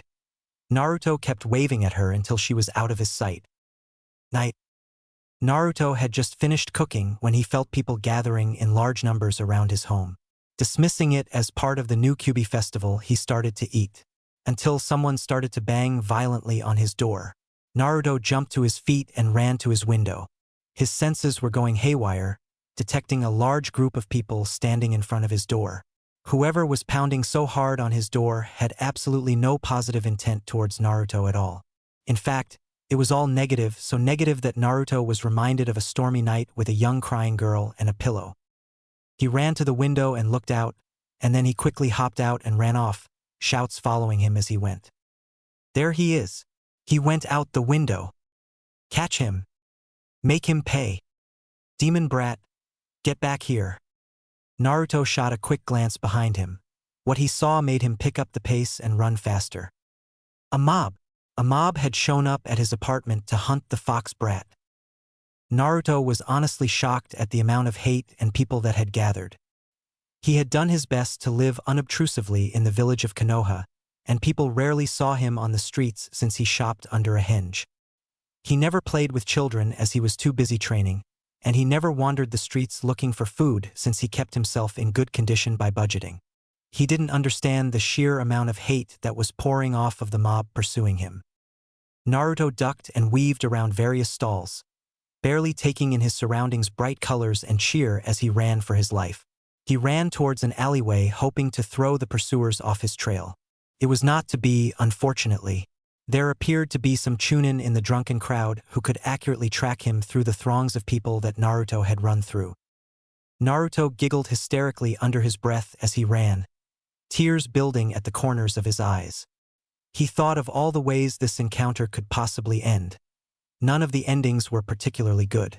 He hoped to lose the crowd, but it was difficult when bystanders would point in his direction as he lost the mob. Naruto turned his head towards the mob who were closing on him. His eyes turned to Sharingan. The symbols on his palms started shining. "You're done. We will kill you. We didn't even need to get paid. We should have done this before." Naruto's face around his eyes turned dark as he did hand sings that he himself didn't recognize. Finishing it. Fire style. Great fire annihilation at that moment. Naruto breathed out the largest fire he had ever seen. The fire was enough and engulfed the whole mob as they all started running away. Their screams filled the night as their corpses were the only thing left. Naruto saw everything covered in a thin dark thing that covered the ground, and their bodies were as black as coal. Nothing to recognize them was left in their scorched bodies. Everything in their bodies was burned, their skin, their eyes, and everything. Snow started falling from the clouds. Much to Naruto's surprise, he pulled out his hand and saw that it wasn't snowing. It was ash. Seeing what he had done, Naruto fell to his knees and let out the loudest scream. H. Later, Naruto popped up in front of the secretary, handling the desk in front of the Kage office. She started and gave him a nasty look. "Please, miss, I need to see the Hokage right now," he implored. The secretary sniffed and went back to her work. The Hokage is busy with essential matters, and he doesn't have time for children. But Naruto persisted. He was determined to talk to Sarutobi about the treatment he received at the hands of the villagers. "Please, miss, it important, and he needs to know." "Look, he doesn't have time for children, so you can wait over there and see if you're lucky," she snappily replied. Naruto huffed in impatience. He stubbornly sat himself down on one of the seats in the lobby. He would wait as long as he needed. This couldn't be let go anymore. He didn't have to wait long since the day was ending, and the Sandame soon left the office to go home. Mildly startled by the blonde boy sitting in his lobby, the Sandame asked, "Now what's wrong, young Naruto? You've never sought me out like this before?" "Old man, a mob formed and chased me around Konoha." "What?" The Sandame's face instantly became grave. He opened the door to the office and waved Naruto in. Naruto took a seat in front of the Sandame's desk as the older man took his spot at the desk. "Old man, this can't continue. The people hate me and I don't know why." The older man rubbed his temples tiredly. "I'm sorry, Naruto. They hate what they don't understand and fear." Naruto's eyes narrowed. Was the older man going to tell him about his role as Jinchuriki finally? "What do you mean by fear?" The Sandame shook his head. "I'm sorry, Naruto. I can't tell you just yet. There's too much you don't understand yet." Naruto was filled with a crushing disappointment in the Sandame. "That's not very encouraging, you know? And can't you just explain what it is that I don't know? I can keep a secret," he coolly responded. "I'm sorry, but you're too young." Naruto stood from his chair, calmly walking up to Sandame to stare him in the face. "I'm too young to know why the village hates me? I'm too young to know why they stare at me like that as I walk the streets? I'm too young to know why the prices are doubled when I try to buy anything? I'm too young to know why I don't have parents? I'm too young to know why mothers pull their children away as I walk by? I'm too young to understand why a mob formed with the intention of lynching me." The Sandame stared at Naruto with wide eyes. He honestly did not know of the extent of the village's animosity towards the child. "What about my parents? Did they not leave anything to me? You said they were shinobi. That means they must have left something for me to inherit?" Naruto asked with a stern look that even Sandame was surprised. Hiruzen knew Minato and Kushina had left Naruto many things. But if he told him now, Naruto would understand who they were, and that would put him in danger from forces outside Konoha. With a wounded heart, he was not even daring to look at his eyes. "I'm sorry, but you're too young," he said with a heavy heart. That was the final nail in the coffin for Naruto. I'm too young to know about my parents, and yet I'm old enough to be hated and be chased by mobs, Naruto said with a dry look. His eyes had instinctively turned red like blood. His whiskers slightly grew. This put the Hokage and Anbu on edge. Naruto glared at the older man with fury. Without saying anything, Naruto shunsin away. In the following months, Naruto had taken upon himself to train as much as possible. He used shadow clones every day to fight with him, train taijutsu, learn different ninjutsu, and master his chakra control. Naruto had taken his training much more seriously, something that was noticed immediately by Shisui and Itachi. Naruto still felt anger. The Hokage had to deny him his heritage, to let him live alone, without anyone, not to allow him to see and know what his parents had left for him. A group of shadow clones rushed towards him, and Naruto jumped high in the air doing hand signs. Fire style. Fireball jutsu. A massive ball of fire evaporated every clone in the ground, and the fire kept burning for a few more minutes. Instead of yellow flames, Naruto's flames were crimson red like blood. He didn't know why. Not even Kurama knew why. Itachi had shown him how to do shadow clones since it was hard for Naruto to do the other versions. And not to mention that Itachi stated that being a Jinchuriki could be beneficial to use the secret of shadow clones to its fullest. Naruto leapt away from a thrown kunai. Jumping from tree to tree as he dodged various projectiles sent his direction by an incensed Itachi. Naruto had finally paid Itachi back for his cheeky kawarimi during their first free-for-all battle by dyeing Itachi's bright pink hair with a cleverly thrown water balloon. "Come on, Itachi. Calm down. It's not waterproof," Naruto cackled as he leapt from branch to branch. "Just dunk your head in the creek and cool off. Ahaha." It had been nearly 1 year since the three boys had met each other, and they were as thick as thieves. They had agreed to form a partnership in the near future so that they could take the same missions together. During the 1 year that had passed, Shisui and Itachi joined the Anbu to further support their clan standing. Though this meant less time for Naruto with the duo, they still made an effort to train regularly with the whiskered blonde. Naruto had met Sasuke while Itachi taught him. Sasuke seemed to dislike Naruto on principle. He viewed Naruto as someone trying to steal his brother's time, even though Itachi obviously preferred to cater to his younger brother's whims most of the time. Mikoto appeared to be highly pleased that Itachi spent time with Naruto since he had no one, while his father just kept quiet and didn't care much, or at least it didn't show that he did. Unfortunately, tensions between the Achiha and the rest of Konoha had worsened. People now openly expressed discontent with the Achiha military police. There were whispers of a possible rebellion in the works. Even Naruto had somehow become involved in the whole mess. Certain people accused the Achiha of consorting with the Kyuubi due to Naruto's interactions with Shisui and Itachi. They eventually had to move their training to Training Grounds 44 just for privacy. A few times, unsavory individuals who had been encouraged by the mob incident had tried following Naruto to give him a beating. Naruto always detected them from far away and remembered his lessons from the chase. He would henge away or send a shadow clone in a random direction. He also took the time to explore Konoha during his prank spree for the best hiding places and noted all the dead ends he encountered. Finally giving up on catching Naruto, Itachi panted as he slumped on the ground, pink hair dangling in front of his face limply. Naruto saw that Itachi had given up and cheekily bounced over to pat Itachi on the head.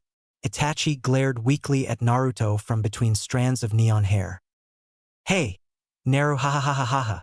Shisui had just arrived at the clearing that Itachi stopped in and caught sight of his bright hair. Shisui high-fived Naruto. "You really got him good this time. Nice one." "Yeah. You should have seen his face when I hit him." Itachi humphed and turned away from the two to wash his hair in the nearby creek. "So?" he asked as he rinsed his hair out. "What did you call us out here for, Shisui?" "Oh, nothing, in particular. I thought we needed a day off from missions, and we could just hang out with Naruto," Shisui chirped, plopping down on the ground and crossing his legs. Naruto copied Shisui, getting comfortable on the ground in front of Shisui. "So what should we do today then?" Shisui shrugged blithely. "I don't know. NBU has been rough lately, and Itachi could use a break." Itachi walked over to the two, wringing his hair out and shaking his head, sending drops of water flying at Naruto and Shisui. earning indignant shouts of reproach. He then sat down, completing their little triangle. I had been meaning to ask you too. What do you think the meaning of a shinobi is? Naruto and Shursui both blinked at Itachi, not expecting the philosophical question at this time of day. Typically, Itachi waited until later in the evening to start asking thought-provoking questions. Well, Naruto started, I think a shinobi is someone who endures the pains of the world for the sake of others. A shinobi is also someone who does the right thing when others might be less declined to do. Indeed, said Shursui, a shinobi is someone who acts in darkness to protect his village. Itachi nodded his head, deep in thought. Naruto examined Shursui and Itachi closely. Recently, it felt as if they were distancing themselves from him. He chalked it up to the pressures of ANBU, but Itachi was acting strange. Itachi, what's on your mind? Nothing you need to worry about, Naruto. Shursui looked at Itachi knowingly. He too was worried about his friend. Itachi was the clan heir, and thus knew more details about the coup than Shursui, who was an Achiha orphan, did. Itachi was lost in thought. Unaware of his companion's thoughts, Naruto simply scrutinized them closely.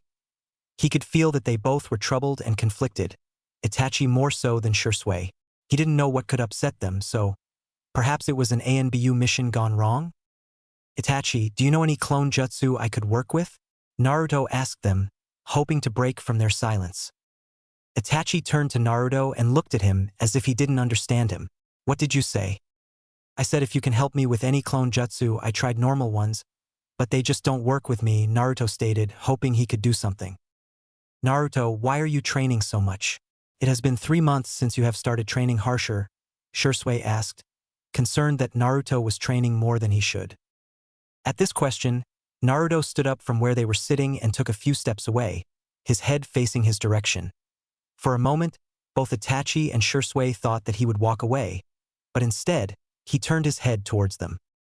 Naruto then went on and explained everything that happened on the night of his birthday. He left out that he used a much stronger fire jutsu instead of fireball, but everything else was how it happened. Both Shursui and Itachi were shocked to hear that. Itachi felt disappointed with his Kage. He had assumed someone like him would try to help Naruto, but instead, he was denying him something that he didn't have the right to refuse. Shursui immediately stood up and put his hand on his shoulder and making him look up at him. Do you want to talk about it? Shursui asked with a move of his eyes, indicating if he wanted to talk about the people he killed with the fire jutsu. Naruto shook his head. No, I didn't have any other choice, Naruto stopped talking and just kept staring at the ground below his feet. After that day, Naruto started learning using his shadow clones. Itachi showed him how to do shadow clones and told him about the secret of shadow clones. It had taken less than an hour for Naruto to learn the jutsu. Both Shursui and Itachi were stunned by what he accomplished, something that a normal jonin would take days or even months of training. Right now, Naruto was resting after training for 6 hours straight. His clones were in his apartment reading useful things he needed to know. Naruto knew the academy would start after 3 months. He didn't care much about the academy of the village. He didn't care much about the village overall. The only attachment he could think of he had with the village was his attachment with Shursui, Itachi, and his family, except Sasuke. Naruto had visited the house of Itachi once more since his birthday. Naruto walked inside the house behind Itachi, and he saw Sasuke standing in front of a lake doing hand signs. Kachan, I am home, Itachi announced. Makoto walked from the kitchen. Itachi-kun is good. Oh, Naruto-kun is good to have you here. Makoto spoke warmly and kissed Naruto's cheek, much to his annoyance, but he secretly smiled, liking the feeling of mother love. Itachi smiled and turned his attention towards his mother. Where's Tusan? He asked with a hint of hesitation in his tone, something that Naruto noticed immediately. He's working, she simply said with a slightly forced smile. Naruto could feel the air around him, and that made him uncomfortable. Makoto-san, I see you're preparing dinner. Can I help?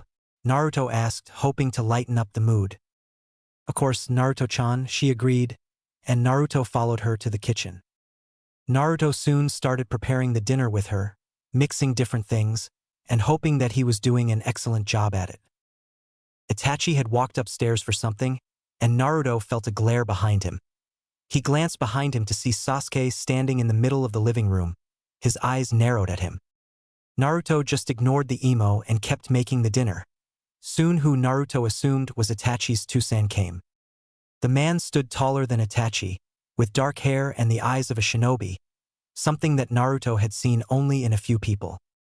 "I am home," his voice echoed throughout the house. Makoto stopped whatever she was doing and went to him in the living room. Naruto didn't hear what they said since she had closed the kitchen door but didn't feel any malice, so that was a good sign. Soon the dinner was prepared, and Naruto walked inside the living room to see a low-level table in the middle of the room. Makoto was bringing plates to the table, helped by Itachi, while they told Naruto to relax since he had already done enough. The young blonde saw Sasuke whispering something to his father, but Naruto didn't try to lean closer and hear whatever they were talking about. Sitting at the table caused Sasuke to glare at him, while the man looked surprised to see Naruto. "You must be Naruto that Itachi keeps talking about." "My name is Fugaku." Uchiha Fugaku introduced himself and pulled out his hand towards Naruto. The young blonde smiled and shook his hand. "My name is Naruto Uzumaki." Soon Itachi and Makoto sat at the table. Not much was talked about. Fugaku asked Naruto a few questions about his training, how he liked this part of the village. Naruto answered that he wanted it more than his house and that his movement was going well. "Nisan, can you train me tomorrow?" Sasuke asked, looking at Itachi. "Of course, tomorrow is free, and Naruto can come as well," Itachi replied. The mention of the blonde caused Sasuke to pout, but he decided not to say anything. "This dinner is very delicious, Makoto-chan." Fugaku praised his wife, smiling. This caused Makoto to giggle and point the finger at Naruto, making him blush. "Naruto prepared it," she replied, much to Fugaku's shock. "Well, Naruto, it seems you have a knack for preparing food," he said with a kind tone. After dinner, Sasuke had walked to the lake again. After helping Makoto-san with the plates, Naruto walked up to Sasuke, hoping they could be friends perhaps. He saw him making hand signs and recognized them as hand signs for fireball jutsu. The blonde walked close to him and stood just 3 feet away. After another failed attempt to do the fireball jutsu, Sasuke started getting irritated. "You're not focusing enough on your breath." He heard behind him and turned to see the blonde. This caused him to clench his teeth in anger. "What could you know?" Sasuke asked with a mocking tone. Naruto didn't care but just took 3 steps forward and started doing the hand signs. He breathed a huge amount of air as he finished the last hand sign, and with that, he breathed out an enormous fireball that Sasuke had seen before. "See, you need to breathe a huge amount of air before you finish the hand signs. Just doing them won't. Nobody asked you, parentless." Sasuke screamed at him and ran inside his house. Naruto felt the air stuck in his throat again. His throat felt dry, and his chest started hurting. His breath quickened as his chest tightened. "No," Naruto breathed out as he felt no place to run. He fell on his knees trying to breathe, but he just couldn't, his vision dizzy as the darkness surrounded him. The last thing he felt was a pair of hands around his legs and back carrying him and a voice. "Naruto-kun." Naruto had woken up in the hospital. The doctors were glaring at him as much as possible, some of them probably wishing he had never woken up. Makoto-chan had been on his bed when he woke up and had hugged him almost to death and yelled at him never to do something like that again. It seems that he had a panic attack. The same day he woke up, he left the hospital. Makoto had asked him if he remembered anything. Still, Naruto just said he didn't remember what happened. But surprisingly, Itachi didn't ask what had happened. Makoto-chan, of course, told him to visit again, but Naruto just said that he would but didn't. Right now, he was still resting from training when he felt Itachi walking close, and he turned his head just in time to see him jump from a branch. "Naruto-kun, what is it?" Itachi asked since Naruto had asked him if he could meet him. It was 7 p.m., and the sun had already set behind the horizon. "I need to tell you something, Itachi. Promise to not tell anyone except maybe Shursui," Naruto said with a serious tone. Itachi immediately nodded his head without hesitation. "Promise." Naruto said nothing but walked close to him and closed his eyes much to his confusion but opened them, revealing his fully matured Sharingan. This caused Itachi to stiffen, and his eyes widened, but his eyes immediately turned to Sharingan. "How do you have the Sharingan?" Itachi asked with a much more serious tone, and he hoped this wasn't someone acting like Naruto, despite him not detecting anything amiss. Naruto went on and told him about his Sharingan, how his father was Minato Namikaze and that he had been half Achiha. Naruto, of course, left out the part that he was the reincarnation of Ashura and Indra, but just told him that he had met his father in his mindscape thanks to the seal. He also told him that he and Kyuubi were friends and that his real name was Kurama. Itachi wasn't sure about trusting Kyuubi, but he believed Naruto, but he immediately noticed that he was hiding something but decided that Naruto would tell him when he felt comfortable. "You truly are one of a kind," Itachi stated, smiling and patting his back. This made Naruto smile. "Thank you, Itachi.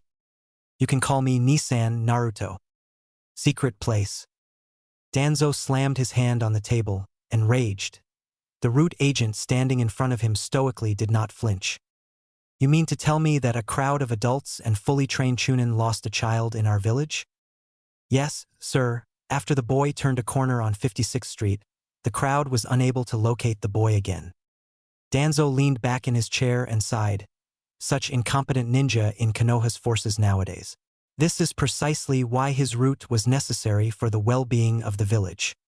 He was furious.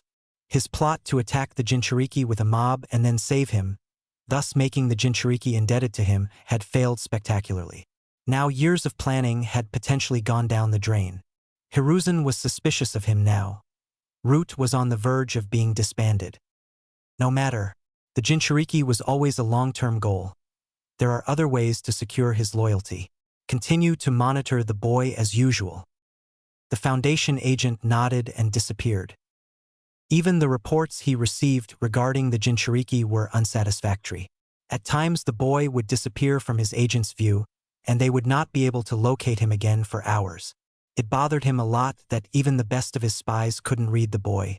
Somehow a 6-year-old boy would know he was being followed and would never train openly or would lose the spies before disappearing to do who knows what. Danzo resolved himself. For the good of Konoha, the Jinchuriki must be under his thumb. Hiruzen was simply too soft to make use of the Jinchuriki's full potential. Naruto. It had been a week since he told Itachi about his Sharingan. He then had told Shursui, but only when Naruto was present as well. To say Shursui was surprised would be like saying that Minato had been the slowest shinobi. Shursui immediately had asked for a spar with him, both of them using Sharingan. According to him, Itachi's Sharingan had gotten rusty and not a challenge to him. Naruto had laughed while Itachi had playfully rolled his eyes. Having them as friends felt the best thing. Naruto hoped this would never change. They were his only friends, and Itachi was his big brother. Shursui had started calling him his little Achiha brother as well, and to him, Naruto was family as much as a little brother.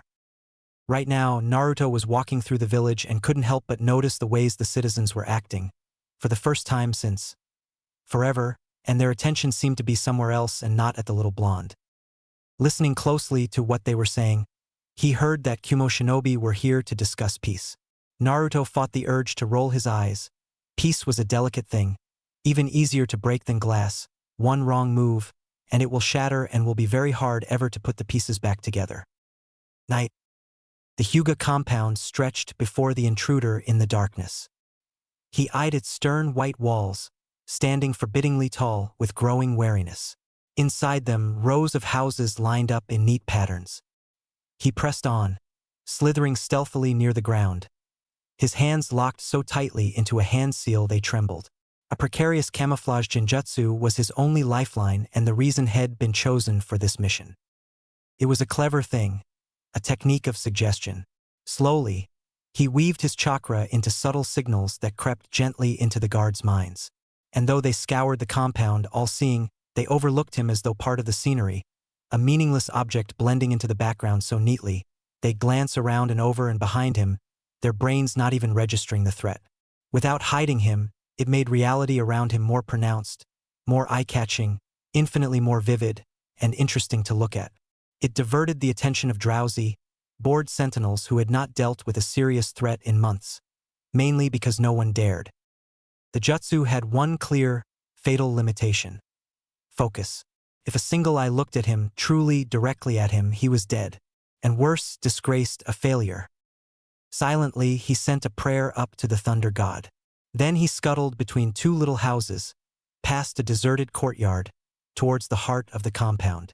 His destination, Walls within walls, he thought, steeling himself for the climb. The outer level had been all branch member houses, dozens of them modest and neat, singularly nondescript. It had been easy enough to navigate. All roads led to the center, where the mansions of the main house stood stately behind their proud white walls. From there on, security more than doubled. Within lay the living treasures of the Hyuga clan, the unsealed, the enslavers of their own kin, he thought, his lip curling in distaste.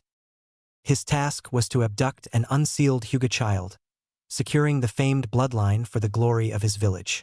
The main house consisted of less than 20 individuals, the head, his council, and their heirs.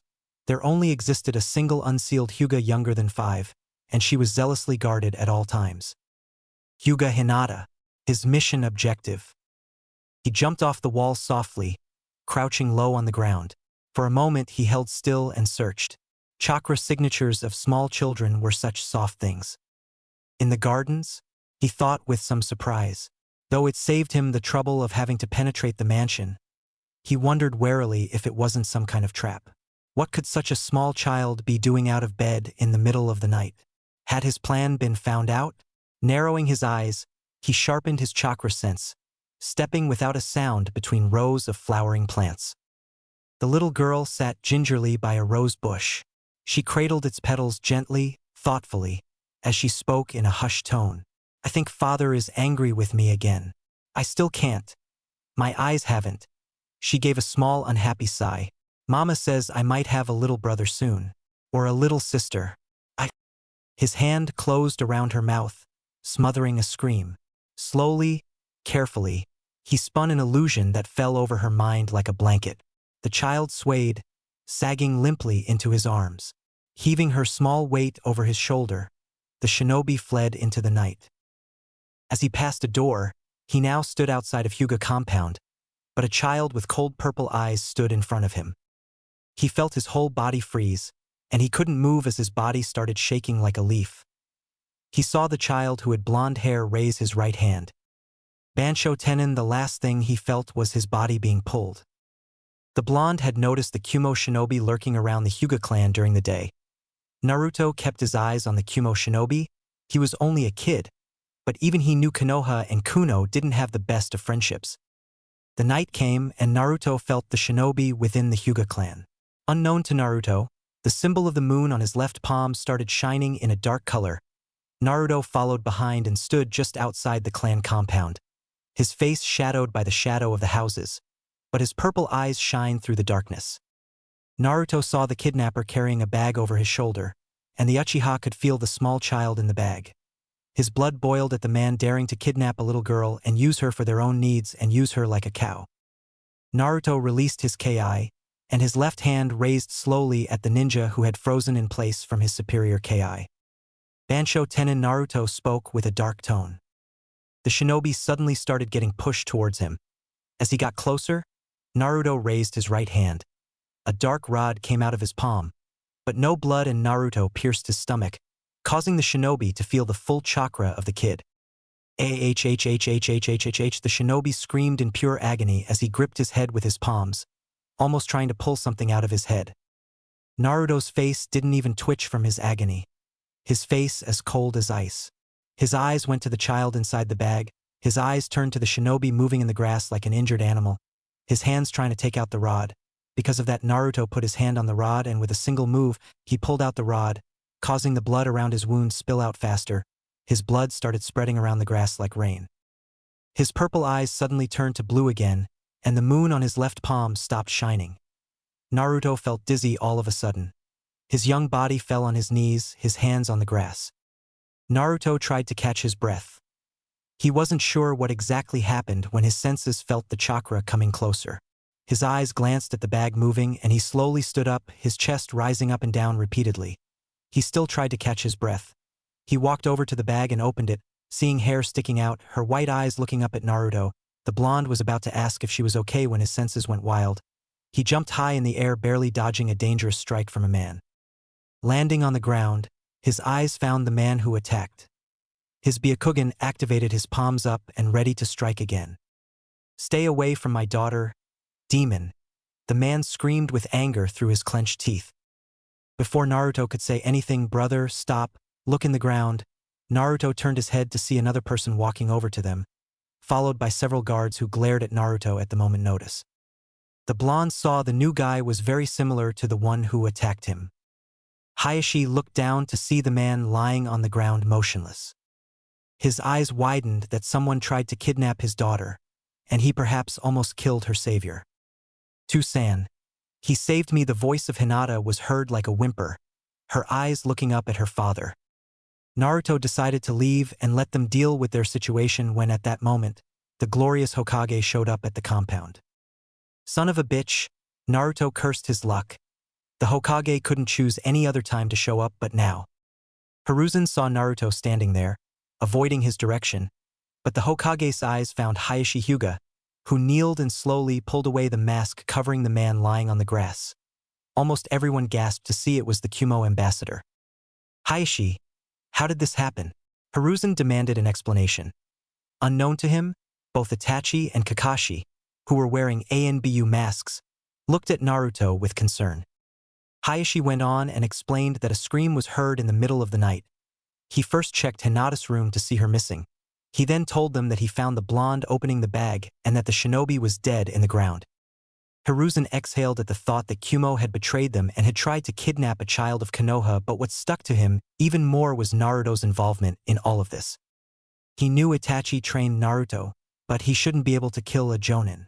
Itachi paid close attention to the Hokage's reaction towards Naruto. While Kakashi was surprised and saddened that Naruto was forced to kill someone at such a young age, but otherwise happy that Naruto could protect himself and a member of Konoha.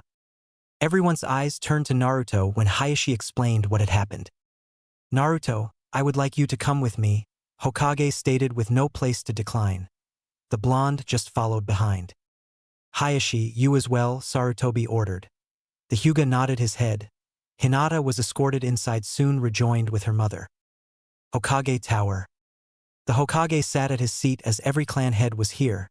In this meeting, he didn't invite the civil council since they weren't necessary. Almost every head clan was surprised by the sudden meeting of the council in the middle of the night. It was 3 a.m. But all of them were double surprised to see Naruto standing in the room, his hands behind his neck, not caring much. Itachi, Kakashi, Yamato and Yugao stood hidden in the shadow, their eyes looking at the blonde, 3 of them surprised to see a lack of reaction from Naruto after killing someone. Kakashi made a mental note to ask later Naruto about it. Maybe the blonde was even more shocked than they thought, and he was hiding it behind an emotionless mask. On the other hand, Itachi looked weary of the whole situation. He hoped they wouldn't try to punish Naruto. He was his little brother, and he would protect him. Danzo looked at the demon weapon with a suspicious eye. He wondered what was happening. He hated that right now he had no information on the situation. Perhaps Sarutobi had finally decided to hand him the weapon. Fukagu looked surprised to see the little blonde here, and he could say that they were lucky that Makoto didn't know about this yet. Sarutobi cleared his throat. "I know it is very late, but a betrayal has happened, causing everyone to hold breath. The ambassador of Kumo this night went inside and tried to kidnap Hinata Hyuga. Luckily Naruto was able to stop him and save the Hyuga heiress. This caused anger to fill everyone except Danzo, who looked interested to know how could a 6-year-old child stop a jonin. Everyone had different thoughts on this. Shikaku felt a headache slowly driving him mad. This is troublesome, he thought, and cleared his throat. "Lord Hokage, I think we should let know Kumo what their shinobi tried to do. We don't know yet if he acted out of selfish reasons or if someone ordered him," Shikaku stated, knowing full well the chances of the latter were much higher. Hiruzen nodded his head and called dog.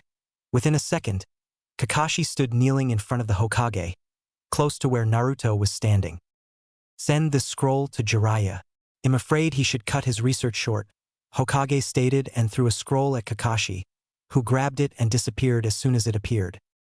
Naruto's ears perked up at the mention of the Sannin and wondered if he would decide to visit him, and maybe perhaps try to make up for his complete absence in Naruto's life. Now that Kakashi had left, Sarutobi knew Kakashi's dogs would find him in no time and know the situation's seriousness, and he would come to back up the village. With that thought done, now the only thing left was Naruto. Turning his eyes at the blonde, he cleared his throat, getting everyone's attention. "Naruto, I would like to know how you were able to defeat the jonin." Sarutobi asked warmly, and he knew right now that he wasn't on the best of terms with Naruto, but he hoped to make up for it somehow soon. During the day, I noticed the shinobi lurking around the Hyuga compound. When night came, I waited for a few blocks away to see if he would try anything. When he suddenly jumped over from the wall, right in front of me. At first, he told me to leave and forget I saw anything, but I stood my ground, and since I'm a child, he underestimated me. I used Shunsin to show up in front of him. He was caught off guard by my speed, and I stabbed him in the liver, Naruto explained. Hiruzen was impressed that he used the shinobi's ego against him, while Shikaku thought Naruto could be an impressive strategist if only he could spend some time with him. Fugaku smiled warmly at the kid for saving the girl, while the Uchiha clan and Hyuga clan didn't exactly see eye to eye. Even Fugaku would never wish that kind of fate to any of the Hyuga residents. Hayashi made a mental note to thank Naruto later and to apologize for attacking him. While Danzo thought that the demon right now had even more value than before, he needed to speed up his plan a bit. "Can I leave now?" Naruto asked indifferently. Hiruzen thankfully nodded his head, and Itachi escorted him outside. Leaving the Hokage tower, Itachi immediately turned to Naruto and put his hand on his shoulder. "You sure you all right?" Itachi asked, concerned, and his eyes were checking for any wound. Naruto smiled happily to have a big brother like Itachi, and he nodded his head. "I'm fine, Anai-san, but thanks for asking." Itachi accepted the answer and led him to his house. Naruto was lying on his bed, already asleep. Itachi checked around the house for anything, and his eyes turned at Naruto again, who was peacefully sleeping. "What would you do in my situation, Naruto?" Itachi whispered with evident sorrow in his tone. "Tomorrow, Kumo." The following day, a shout was heard inside the Reikage Tower. The table in the room was thrown across the room, getting destroyed when it hit the wall. While this was happening, a certain Jinchuriki stood silent, waiting to hear what was the problem now. "Big bro, what has gugut you?" So Angry Bee asked while rapping and moving his hands around and doing weird poses in front of his brother. The Reikage glared at his little brother for taking this as some kind of joke. "I had been against the plan but couldn't help but agree that Kumo needed a bloodline. Our shinobi was killed trying to kidnap the girl," I stated with evident anger, but not towards the act but towards his own shinobi for getting caught. He stopped rapping, and a visible frown erupted on his face. He told his brother not to try it, but he just couldn't help himself, stating that Kumo barely had any bloodline. He hated how the hidden villages still acted towards each other. Why couldn't they just let go of these petty things and live? He hated that with this done, he wondered what the difference between Kumo and the likes of Orochimaru was. Just the thought of his country being no different made him want to vomit. "So what now? Are they declaring war against us?" He asked, knowing there was a high chance of them declaring war for trying to kidnap a member of their village, not mentioning a child. War had been started in the past for far less. "No, they had sent me a letter to explain why a shinobi tried to kidnap a member of their village. Therefore I will go there. Perhaps we still haven't lost yet," I replied, looking outside the window and thinking of a plan. He frowned dependent. He chewed his lower lip and held his tongue. He wanted to remind his brother not to poke a sleeping tiger. He thought perhaps reminding him that they had Kyuubi might work. Still, they knew Kyuubi was sealed in a child, and therefore the chances of him being able to use Kyuubi were slim. "Should I tag along?" he asked, knowing his brother would like to bring his strongest shinobi to show strength. I nodded his head immediately, still looking through the window. "Darui is coming along as well," he replied, and thought bringing Yujito might or might not be a good idea.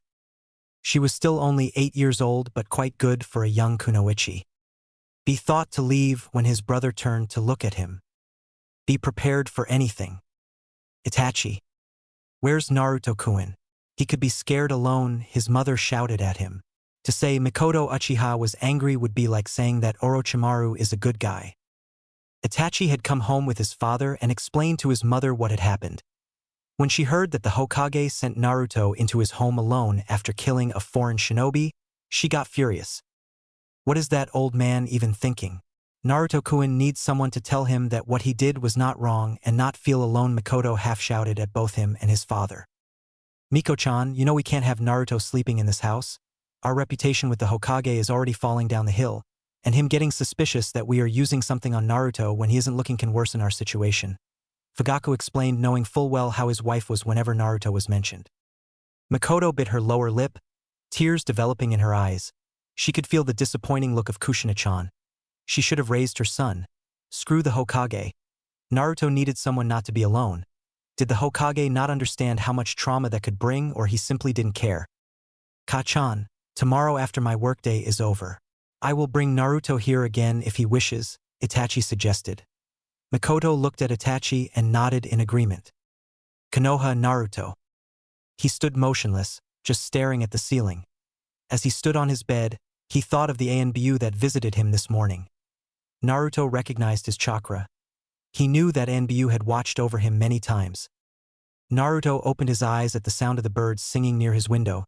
His head slowly raised and sat on a sitting position in the middle of the bed. His blue eyes watched the birds playing around with each other. He saw another flying to a branch in a tree. There was a small hole in the tree, and 3 tiny beaks coming out and demanding food. Naruto smiled at the mother giving her children food through the peak. His eyes then turned to his empty apartment, and his heart fell into the darkest abyss.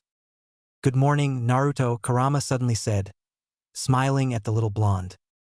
Naruto's face brightened up like the sun, his smile from ear to ear. "Good morning, Kurama," he said and jumped from the bed to the wooden floor.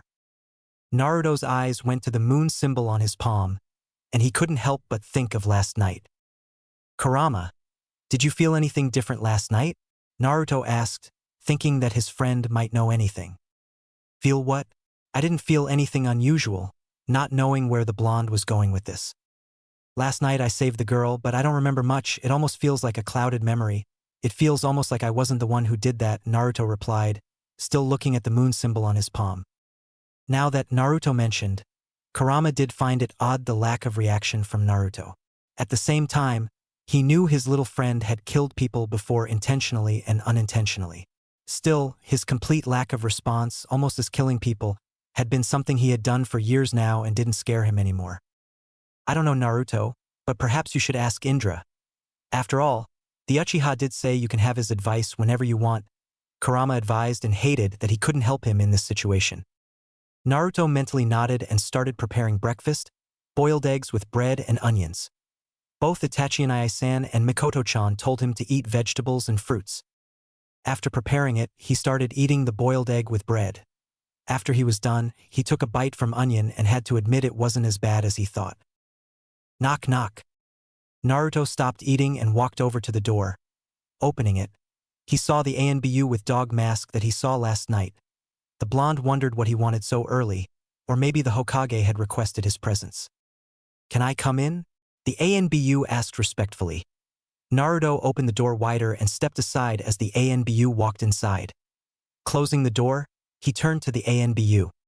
"What can I do for you, Anbu-san?" Naruto asked, still thinking he was here because the Hokage sent him. "I wanted to check if you were okay. You killed someone last night. Many people find it hard to deal with the first time," Kakashi replied, knowing his first time was when he was only 5 years old. Naruto was only 6, not that age made that much of a difference. No matter how old you are, the first time killing someone will always be hard. Naruto found his concern surprising. "Is not the first time I killed someone before. People of this village sometimes tend to get drunk and sometimes they leave you no choice," Naruto replied, knowing the Anbu root he killed and the mob that had gathered to give him a birthday surprise. Kakashi's eyes widened at what he heard. He never thought that anyone actually attacked Naruto. He wondered if Hokage knew of it, and if he did, why did he not tell him? "When did that happen?" Anbu asked with a much more serious tone. Naruto explained what happened on his birthday, except he told him that only a few people had gathered at his house that night. Kakashi remembered that he had been on a mission during the celebration for the defeat of the Kyuubi, which Kakashi couldn't help but find odd. Usually, that day was free of work. "I see. If you need to talk with anyone, you can talk to me," Kakashi stated. Naruto nodded his head, and the Anbu left. Naruto stood up and left the apartment, and he needed to train and get stronger to protect his Uchiha family.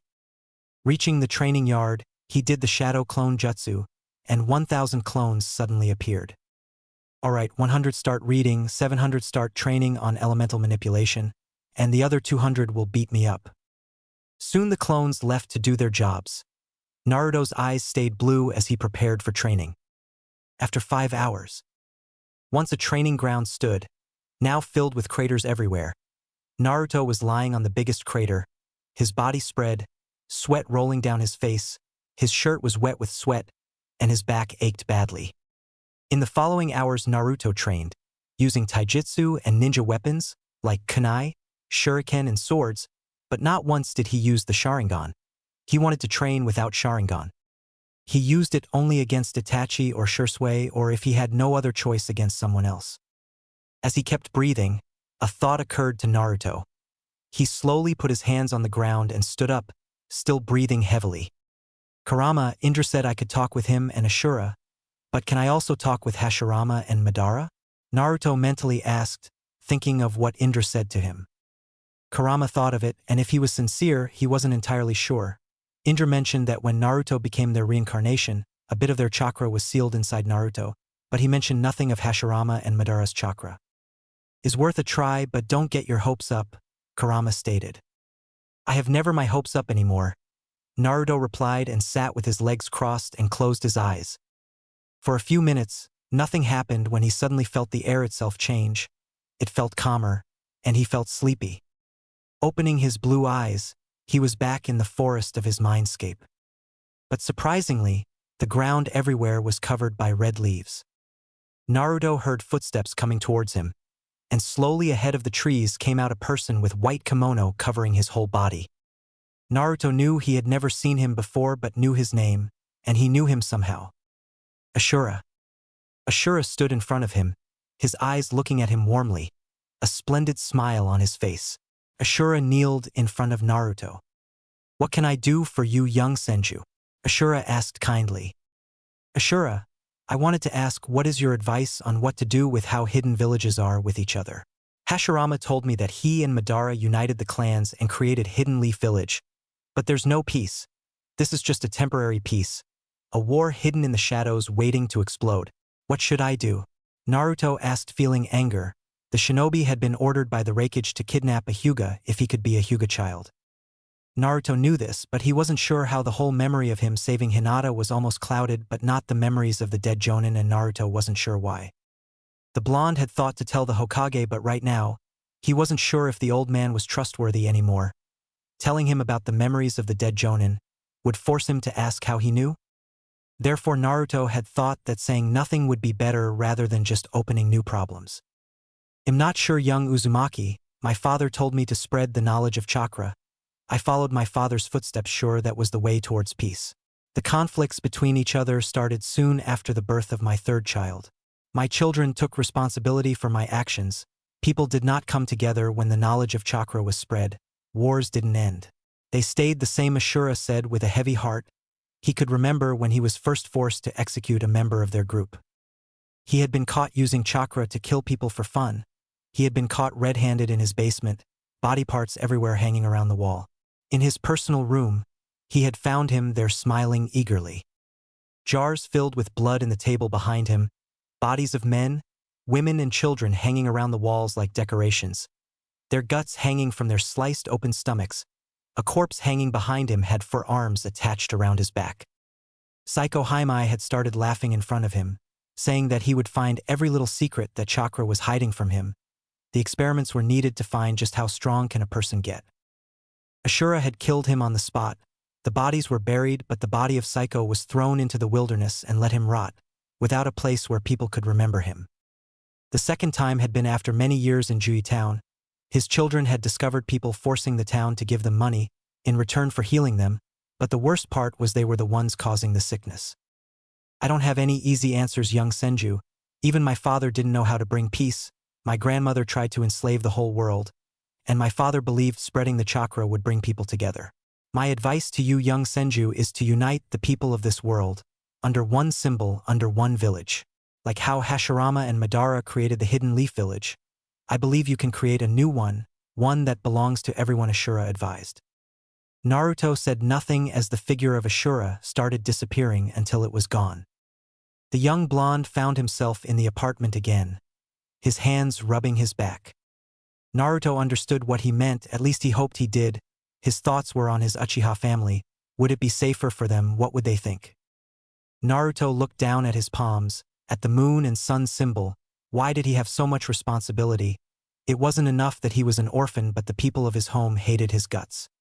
Kurama, what do you think is the difference between right and wrong? Is there any difference? Or is the line between right and wrong just as an illusion we create for ourselves? Naruto asked quietly, as his eyes kept looking at his palms. Kurama stayed quiet for some time. He wasn't sure of the answer. I'm not sure, Naruto. In my life, those people that tried to capture me and use my chakra for their own gain were wrong. But what if those people were desperate people that needed to protect their loved ones? At that point in life, the line between right and wrong slowly gets thinner when it comes to helping the ones we love, because without them, we are nothing, Kurama said. Naruto listened to his words and his mind went back to his Inai-san. His mind remembered Shursui, Mikoto-chan, and Kurama, his best friend. Naruto said nothing as his body lied on the floor, his hands together in front of his face, his head feeling the carpet below his head, a red carpet. What is the cost of peace? After 1 week. The following week, Naruto kept practicing. His clones had him surrendered. They had formed a circle around him. Itachi and Shursui were looking closely at Naruto, since he told them he wanted to show something to them. Each clone grabbed a kunai from their pouches and immediately threw them at Naruto. The blonde activated his Sharingan and saw the kunai moving slower and slower. He grabbed a single kunai and threw it one closest to him, causing it to change the direction that hit another kunai and another one. Itachi and Shursui gasped that every single kunai had fallen in the ground and hadn't reached Naruto. A proud smile erupted on both of their faces, seeing him, but next thing surprised them and put them on guard immediately. Each clone suddenly showed right in front of Naruto. Each one had Sharingans on their eyes.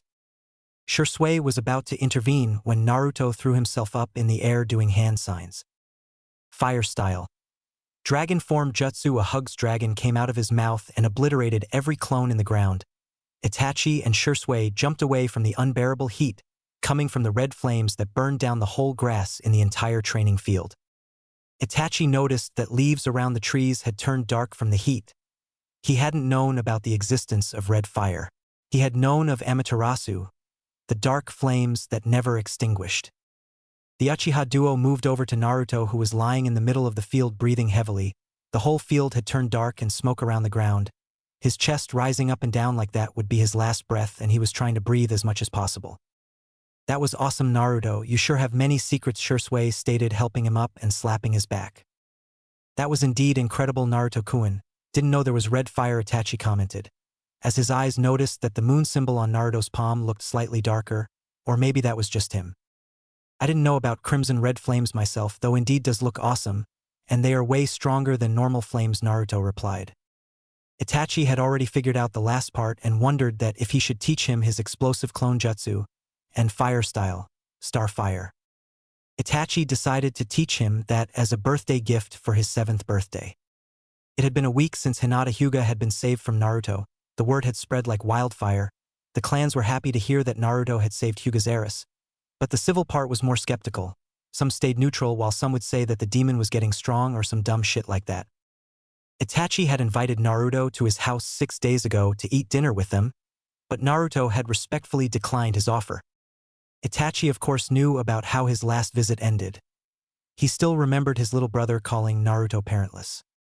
The Achiha prodigy hasn't told anyone, but he was half convinced to tell his Ka-chan. She would know what to say to Sasuke. Hello, Itachi, you there? Itachi escaped his thoughts when he saw Shursui knocking on his forehead, almost like he was knocking on a door and waiting to open it. What? Itachi asked, not knowing what the problem was. Reikage will come today. Hokage told me 2 days ago to be prepared if my help is needed. Only now has Itachi noticed that Naruto wasn't here anymore. His eyes roamed around the field but couldn't see him anywhere. Naruto went to his house. He said he wanted to deal with something. Shursui informed him, and they soon both left towards the Achiha compound. Apartment. Naruto was sitting in a cross position, a blank letter in front of him lying on a table, a brush and black paint. The clones had started reading Fuinjutsu, but Naruto soon realized that reading Fuinjutsu would almost be pointless without practicing it. Therefore Naruto took it upon himself to train his Fuinjutsu. If a seal could hold the likes of Kurama inside his tummy, his mind wondered what could he do by advancing it even more. As he was writing a level 1 seal, his senses detected a huge chakra level suddenly showing up in the village. Hayashi Hyuga. Oh, he heard his daughter squeak when he entered the room. Hinata. Hayashi smiled. Though it was technically not proper behavior, he could understand the child's tears. She did go through quite an ordeal. Are you all right, Hinata? The girl nodded and quickly tried to wipe away her tears, knowing her father disapproved of such lack of composure. Not that she had much success, as new tears appeared just as fast. Naruto-kun saved us. But. Naruto-kun is fine. A female voice spoke from behind Hayashi. Not that he was very surprised, as his wife at times seemed to be aware of everything. Hayashi knew very well that if he was to be regarded as the best Juken practitioner of the clan, Hyuga Hitomi would be the one with the best eyesight. Hitomi. Hayashi, the woman, smiled. Hinata is uninjured, despite the kidnapper's crude methods. Okay, can I? Hinata looked up to her mother. Can I see him? Where is he? He is in his home, she said gently. Hinata's face turned down, her disappointment obvious to her parents. But the clan owes Naruto-kun if he had not stopped the kidnapper. Hitomi added. Can we help him? Hinata begged. Hayashi looked at his wife, who was busy correcting a deviant strand of her daughter's dark blue hair. His wife took a strange pride in that their eldest daughter had the same color of hair as she had. We will, and should, Hitomi assured her daughter, looking up at her husband's frown. If it wasn't for Naruto, we wouldn't have our daughter here. Is only appropriate we reward him, perhaps giving him shelter. Naruto can stay with us? Hinata said hopefully. Hayashi nodded. That would be proper. For now, I will ask Hokage-sama for formal approval. He emphasized on the last word, making clear to his wife that the case of Uzumaki Naruto was a special one. Not that he needed to tell her. Hitomi often paid more attention to affairs outside of the clan than he did. She knew very well who and what Uzumaki Naruto was. Hokage Tower. Hokage-sama. Hayashi. The Hokage answered with a tired voice. Meeting the elders of the council had been a very bothersome half-hour. Any developments regarding the kidnapper? Did Kumogakure respond? The Hokage sighed. We can't tell, but Shikaku suspects he was sent here with a mission to kidnap a suitable female Hyuga, so that Kumo could gain access to the Byakugan. Hiruzen saw Hayashi's eyes narrow, as he considered the implication of what was said. No father would like to hear his daughter was targeted for the children she could bear. It wasn't like Hiruzen wasn't angered by this, but he lived too long to know that he couldn't make decisions based on emotions. But he was not in control of the Hyuga clan. And if the Hyuga would demand retribution, with the substantial influence they had within the village, this demand could lead to war. It all boils down to what Hayashi decided. Fortunately, things did not turn out that way, Hiruzen added with his weary voice. Now that the peace treaty is formalized, and we have quickly spread that piece of news across the borders, Kumo knows that their position is unfavorable. They cannot make any demands without revealing that they breached the treaty themselves first. Kumo will not be able to try something like this again, not without damaging the diplomatic position it has with other nations as well. If this got out, no one would trust them again. I believe Kumogakure would choose an uneasy peace over an international scandal which could potentially lead to a war between them and a coalition of hidden villages. Hayashi nodded. Through alliances and treaties were not respected as much as many would like. There was a consensus between the nations that those who broke a treaty within the same year should be considered honorless and could therefore be attacked by any nation without consequences to international relations. Even though the military prowess of Kumogakure was great, perhaps even being the strongest nation in the world, it would not withstand a combined attack from the other nations. Hokage-sama, the Hyuga will not officially blame Kumo, neither for the attempt to kidnap my daughter, nor the damage they have caused at our estate. We were fortunate that there were no grave injuries, and that Hinata is safe. Hayashi took a short breath before he made his request, knowing the sensitivity of the subject for Sarutobi Hiruzen, who was rumored to have an attachment to the boy. And even beyond that attachment, the village's Jinchuriki was deemed to be a creature outside of the control of a single clan. Else, the Sarutobi would have adopted him the day he was orphaned. But the potential power which a Jinchuriki represented was a thing that every clan coveted, and as such would not allow another clan to have. But if the voices of the most powerful clan, the Hyuga, and the most powerful person, the Hokage, aligned, even if it was done to repay a debt, Hayashi was shrewd enough to ensure that his clan would benefit. Hokage Dano, though I will not blame anyone, I would like to acknowledge the debt our clan owes. Your debt? Sarutobi answered wonderingly. Without Uzumaki Naruto, my daughter and heir would be on her way to Kumo. I would like to repay him, at least by sheltering him for a while. Hiruzen's eyes went wide with surprise at the request and dropped back into his chair. For a few moments he stayed silent, considering the possibilities. Hayashi, you know very well that this child cannot be attached to any clan. Hayashi was about to speak again when Hiruzen raised his hand. I have already received multiple requests from Shikaku, Mikoto Uchiha, Fugaku Uchiha, Inoichi Yamanaka, Inazuka clan. I would like to adopt Naruto, but can't.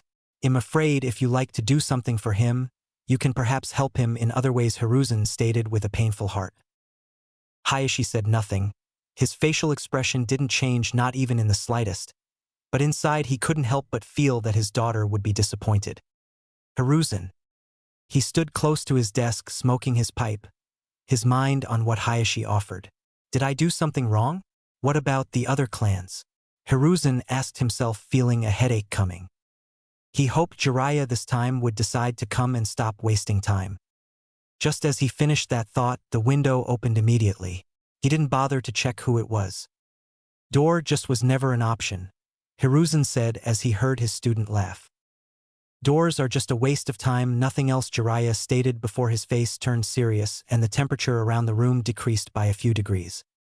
What has Kumo done? Jiraiya asked, wanting more details about what has happened.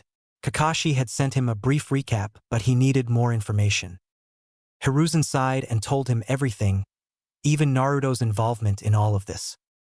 When Jiraiya heard the part that Naruto defeated a Jonin, he froze as he thought one single thing. He's just like you, Minato, Jiraiya thought with sadness, his student. Jiraiya, Raikage will arrive today. I need you to be prepared for everything, and if possible summon Chief Toad here, Hiruzen suggested, knowing they needed to show strength. Jiraiya had been deep in thought that he heard barely anything his sensei told him. Jiraiya Sannin escaped his thoughts when he heard his sensei shout his name. What? Hiruzen said nothing but just sighed before turning his head towards the open window. Naruto is in apartment 7 near Nara compound if you want to visit him, Hiruzen suggested with a smile. Jiraiya remembered the blonde baby crying, his blue eyes. With a sigh he nodded his head and jumped outside the window. Jiraiya. Jiraiya stood at the top of a building, using a camouflage jutsu, looking through Naruto's window. The blonde was drawing something in a paper. Jiraiya suspected must be something about Fuinjutsu. His back was turned at Jiraiya. The Sannin felt his heart almost stop at his blonde hair. He felt trapped. The vision of Minato was right in front of him. He felt shivers around his whole body, the vision of Minato still fresh in his mind. At that moment Naruto turned his head to look at the window. Jiraiya stiffened, almost thinking that Naruto had detected him, but saw his eyes weren't focused on him, instead of to a bluebird drinking water from a fountain. Jiraiya saw Minato all over again. His son was a mini version of him, almost uncanny. Jiraiya bit his lower lip tightly to move his body again. He didn't know why he felt he couldn't move. His eyes went to the window again and saw Naruto had returned to drawing in the scroll. Jiraiya felt hot tears in his eyes. A tear slowly rolled down his cheek. With that, he disappeared from the view. Naruto. He felt Jiraiya had left. He closed his eyes tightly. So tightly that it was hurting. His eyes started burning like fire. His chest tightened. He tried to fill his lungs with air, but he couldn't. His chest kept tightening like a trap. His heartbeat slowly getting slower. His hand holding his chest, as he felt everything getting covered in darkness and despair. Naruto heard Kurama calling to him. His head hit the floor, his whole body lying on the floor as hot tears were streaming down his cheek. Naruto had only one thought on his head as darkness greeted him like an old friend. If love is just a word, then why does it hurt so much when you understand that it isn't there? Killer B. He, his brother, and Darui reached the hidden leaf village. Beside them stood 25 members of the lightning team of Kumo. The team members were high Jonin level up to low S rank level. They had just reached the gate, and from there B saw the giant toad that was standing right beside Hokage Tower. B knew what that meant. Jiraiya of the Sannin was here, and he had summoned his toad, a clear indication of power. B couldn't help but wonder if Tsunade Senju was in the village as well. His brother's eye narrowed at the sight of the giant toad. Jiraiya wasn't a Sannin for nothing. Not mentioning he knew how to use Sage Chakra, something only he is known to be able to use. The last person who used Sage Chakra was Hashirama Senju himself. Soon they reached the Hokage Tower. The big toad was smoking from his pipe, but at the sight of them, his hand went to the handle of his sword. Walking inside the Hokage office, B had to give credit for their artwork. It looked beautiful. Inside the room stood the Hokage. Beside him was a man glaring at them with white eyes. A Hyuga? B thought. His eyes found Jiraiya of the Sannin standing near a window, his body leaning against the wall, his arms crossed. At the left side of the Hokage stood who could only be Kakashi Hatake. His Sharingan was covered, and close to Hokage was seated a man with a scar and pineapple hair. Reikage-sama, I hope your journey was good, the Hokage said respectfully, much to B's surprise. It was good. Now let's not waste time with this. I want to know why my shinobi was killed without any provocation, I spat angrily. The Hyuga narrowed his eyes, and B was sure he would attack. The old Kage didn't say anything or react to the accusations. Your shinobi sneak inside Hyuga compound during the night and tried to kidnap Hinata Hyuga, the old Kage retorted, still with a calm tone. Where's your proof? All I see here is accusations. You killed my shinobi, and I want whoever did this in front of me, or the only answer is war, I shouted, raising on his feet, looking down at the old Kage. The Hyuga tried to stand up, but the Kage raised his hand. B only now noticed that the Sannin was standing behind them. When did he move? B asked himself as sweat rolled down his face. I have unmistakable proof, and the one who killed your shinobi is only a child, the Hokage stated, causing the Kumo team to freeze. While B was thinking, the children here are already strong enough to beat our Jonins, and my brother wants to fight against grown-ass man. Good idea, brother. Impossible. Who did then? I screamed, looking at the Hokage. You can come inside. The door opened behind them and revealed a blonde kid with blue eyes that made B almost say Minato. His similarity to the fourth Hokage was like the difference between 2 drops of rain. But his Bijou was thinking something else entirely. His focus was on the palm of the kid. The moon and sun symbols were unmistakable. He stood in the Hokage office, and his eyes were on the Reikage and his group. His eyes saw the large man looking at him with a stunned expression, almost as if he had seen him before. Naruto figured that must have been his father. His resemblances were there. Even a blind man could see who his father was. But then his eyes saw the guy wearing weird dark glasses. Naruto, be careful. The one with multiple red swords tightened behind his back has Gyuki. The 8-tails octopus, Kurama warned him. Naruto mentally nodded but said nothing. He wondered why the Hokage had allowed a Jinchuriki of another country to walk inside the village. Still, knowing the Sannin standing behind them was a few-inch master, he knew the Sannin might be able to keep him in check if he tried to use Hachibi. Naruto could feel the sadness coming from the Sannin, same from a hidden Anbu to his right, and he figured he must be the dog Anbu. Still, his senses detected that Itachi and Shursui were inside the room as well, and both of them had activated their Sharingans. Naruto hoped this wouldn't turn into an all-out war, but he would need to reveal his Sharingan if it did. Reikage regained his composure. He didn't need to ask who the father was, but despite seeing his hair color and blue eyes, I could see the Red Death glaring at him. His face belonged to Kushina, there was no doubt whatsoever. Damn me and my stupid head. Reikage murmured under his breath and remembered the debt he had with both Minato and Kushina. Why didn't you finish me? You beat my speed. So why? I screamed at the yellow flash, his body barely standing. His sleeve was cut in several places. A deep cut across his shoulder, but wasn't a lethal one. I hated this feeling. He hated to be seen as weak. If he died here, at least he would die against a worthy opponent. I'm not sure why, but even if I kill you, your brother will never stop. That will only fuel him. I stood quiet and let the words roam around his head. When he had told B about it, he first got a good punch in the face for worrying him and a second punch for telling the yellow flash to take his life. I knew B was probably thinking the same thing. B was about to greet the little Minato when B, the kid, he is the one. He's Kyuubi's Jinchuriki, his friend suddenly said. B noticed a sudden stop and wondered if Gyuki wanted to say something else but didn't ask. For real? Damn, I never saw Minato sealing Kyuubi inside his own son. But that's still too much like him, B replied, mentally smiling, remembering the yellow flash. Who's the little fella? B asked, smiling, taking a step closer and pulling out his hand for Naruto to shake. This caused every Konoha shinobi in the room to tense, but Naruto could feel no malice or negative emotions whatsoever. On the contrary, he looked and felt happy to see him, which confused Naruto. My name is Naruto. Mr. 8, Naruto whispered the last part only for B to hear, who laughed loudly. I lick you, kid. B started rapping, bringing his fist towards Naruto, who bumped his fist in return. Suddenly they were both in a much different place, and Naruto saw himself standing at the top of Kurama.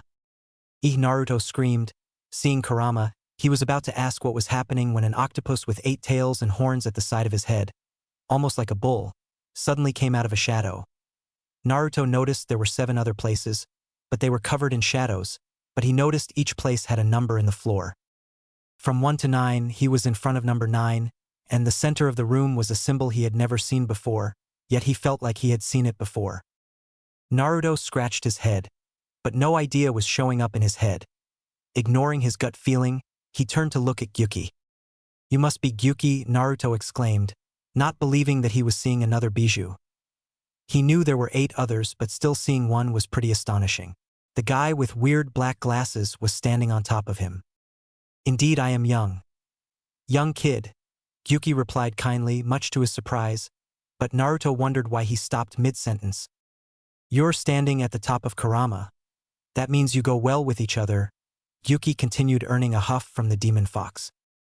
My name is Killer B, me and Hachibi. Stop it, B, nobody cares. Gyuki immediately interjected. Naruto chuckled at their interaction. He had thought that bijou were supposed to be big and scary, but so far this one was kind. It's good to meet you, Gyuki, and you, Killer B, was it? Naruto questions, not understanding what the guy was saying. B was about to speak again when Gyuki said, his name is Killer B, and don't listen to him. He's still a child and hasn't learned how to talk yet, Gyuki said, earning a hey from B, who was insulted that his friend wasn't backing up his fantastic singing voice. Naruto laughed. Now, not that I don't enjoy having a conversation with you two, but weren't we talking about whenever or not we will start a war? Naruto said, looking at them curiously. You don't need to worry, Mr. 9. I will talk with my brother. He won't dare to start any war, B claimed, and didn't try rapping like usual, something that Gyuki found surprising.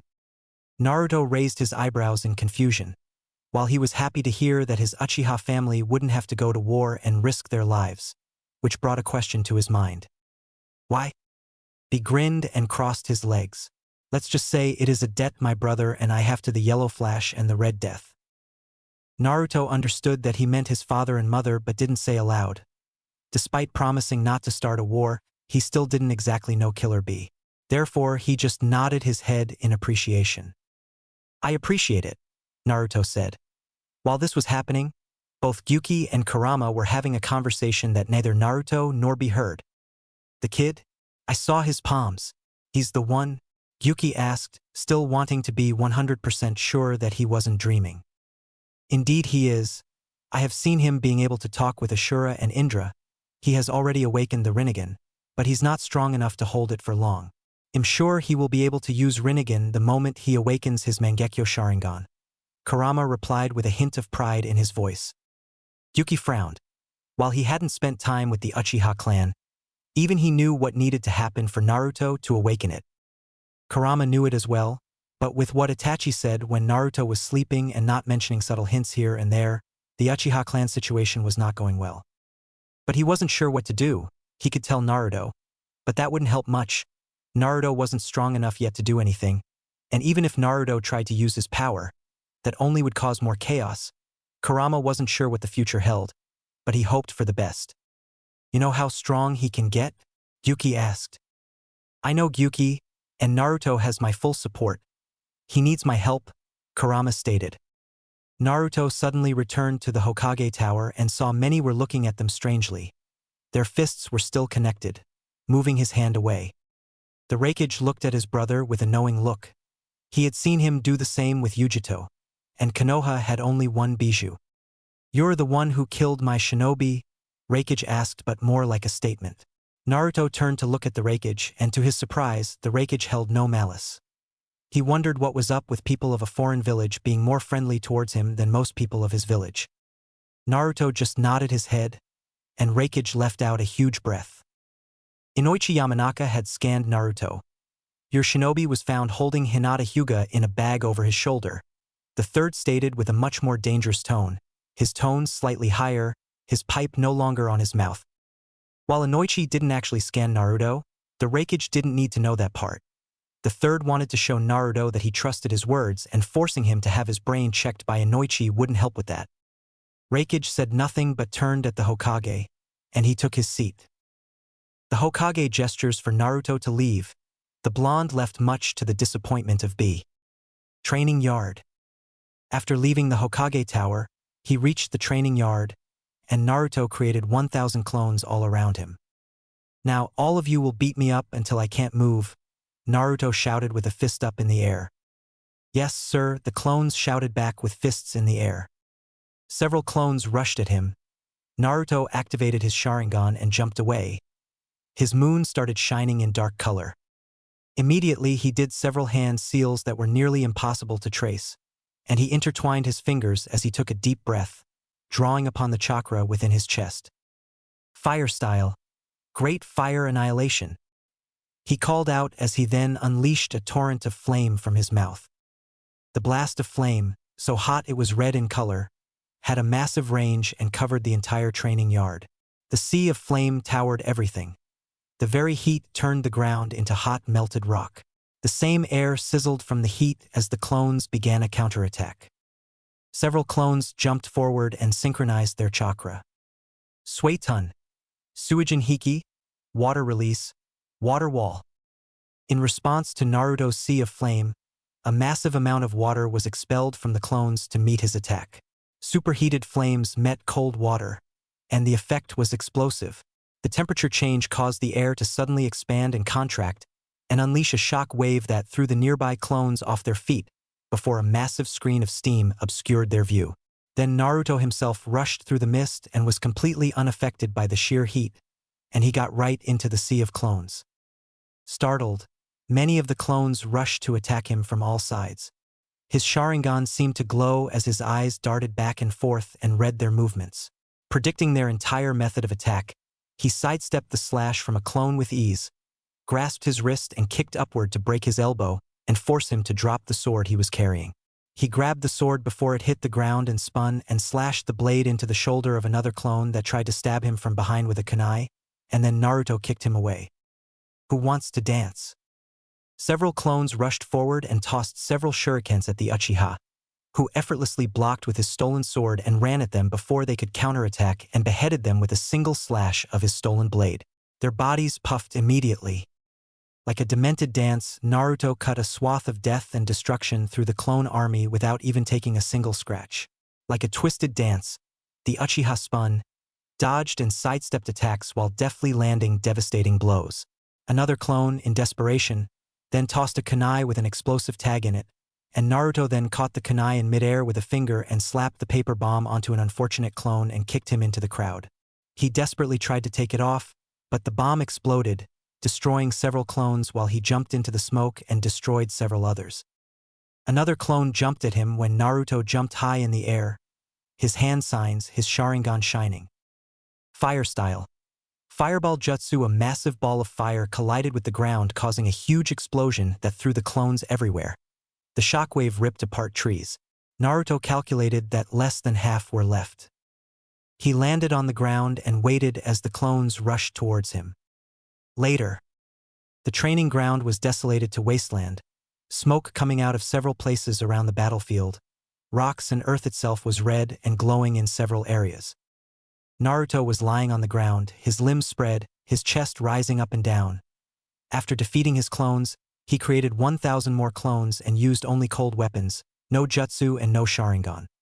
Kurama was refueling him with chakra since Naruto had decided to train harsher than ever before. Kurama, that guy B, he can use Hachibi's chakra to the fullest, right? Naruto asked thoughtfully, and he noticed the chakra of B. Despite being a friend with Kurama from the very beginning, Yuki's whole chakra was freely moving around B's chakra network. Indeed he can. I haven't seen him, but if I had to guess, he might be able to control all tails worth of chakra and even transform into Yuki, Kurama replied, thinking that it might be about time to start training Naruto in how to use his chakra. Naruto figured that he might need to use Kurama's chakra, of course only with his permission. Kurama, would you allow me to train in controlling your chakra? Naruto requested. You can, brat, but we will start with only one tail. Having too many tails immediately might be an overdrive even for the likes of you, Kurama responded, not mentioning that Naruto needed to get rid of his dark side to fully be able to use his chakra and get access to KCM, Kurama chakra mode. Naruto mentally thanked his furball friend for allowing him. I can still hear your thoughts, brat. Who are you calling a furball? After 1 month. Naruto was looking outside the window. It had been 3 weeks since the Kumo team had left. Itachi told him that Reikage admitted the order and took full responsibility for it. In return, Hokage wouldn't spread the word, and Kumo wouldn't be shamed in the process. Reikage signed an agreement to be in neutral friendship, and it meant they weren't enemies but neither allies. Much to his surprise, Reikage had asked about Naruto, and if it would be alright to develop their friendship in the near future. Sadly in that part, Hiruzen had ordered all his ANBU except Shikaku to leave. Whatever offer Reikage suggested, no one knew. Naruto didn't ask them. While he stayed in the village, B would spend every day with the little blonde, much to his happiness. I have another friend. Naruto thought happy, much to young Uzumaki's surprise. B told him about a girl named Yujito. Apparently, she was the Jinchuriki of Two Tails Cat. When B mentioned her, Kurama had started grumbling. Naruto was walking around the Konoha streets with B, the blonde, of course, could feel at least 7 ANBU following them from the shadows, and he could tell one of them was Shursui, who was staying in guard all the time, especially when B sometimes would slap his back in a friendly manner. So, Naruto, do you know any place worth visiting? B asked with a carefree tone. Usually he would try rapping, but Naruto was only a kid and probably wouldn't understand half of his words. B couldn't help but notice the glares coming from the civilians. Some were glaring at him. Most probably they had heard about what Kumo tried to do to the Hyuga heiress, but much to his surprise, almost everyone was glaring at the little ball of sunshine walking beside him. B felt terrible for him. It didn't take long to realize that Naruto wasn't living with anyone. And if people glared at him every single day like this, he wondered how this would affect him, or maybe it has already affected him. Ichiraka Ramen is a good restaurant. They make the best ramen in the world, Naruto stated. Then let's go, little blonde. Lead the way, B shouted with his fist up in the air. After eating, Naruto figured B might like the shops around the village, perhaps buy a souvenir or something, or purchase extra weird glasses. Both Naruto and B spent the entire day together. Naruto was busy telling him about his life.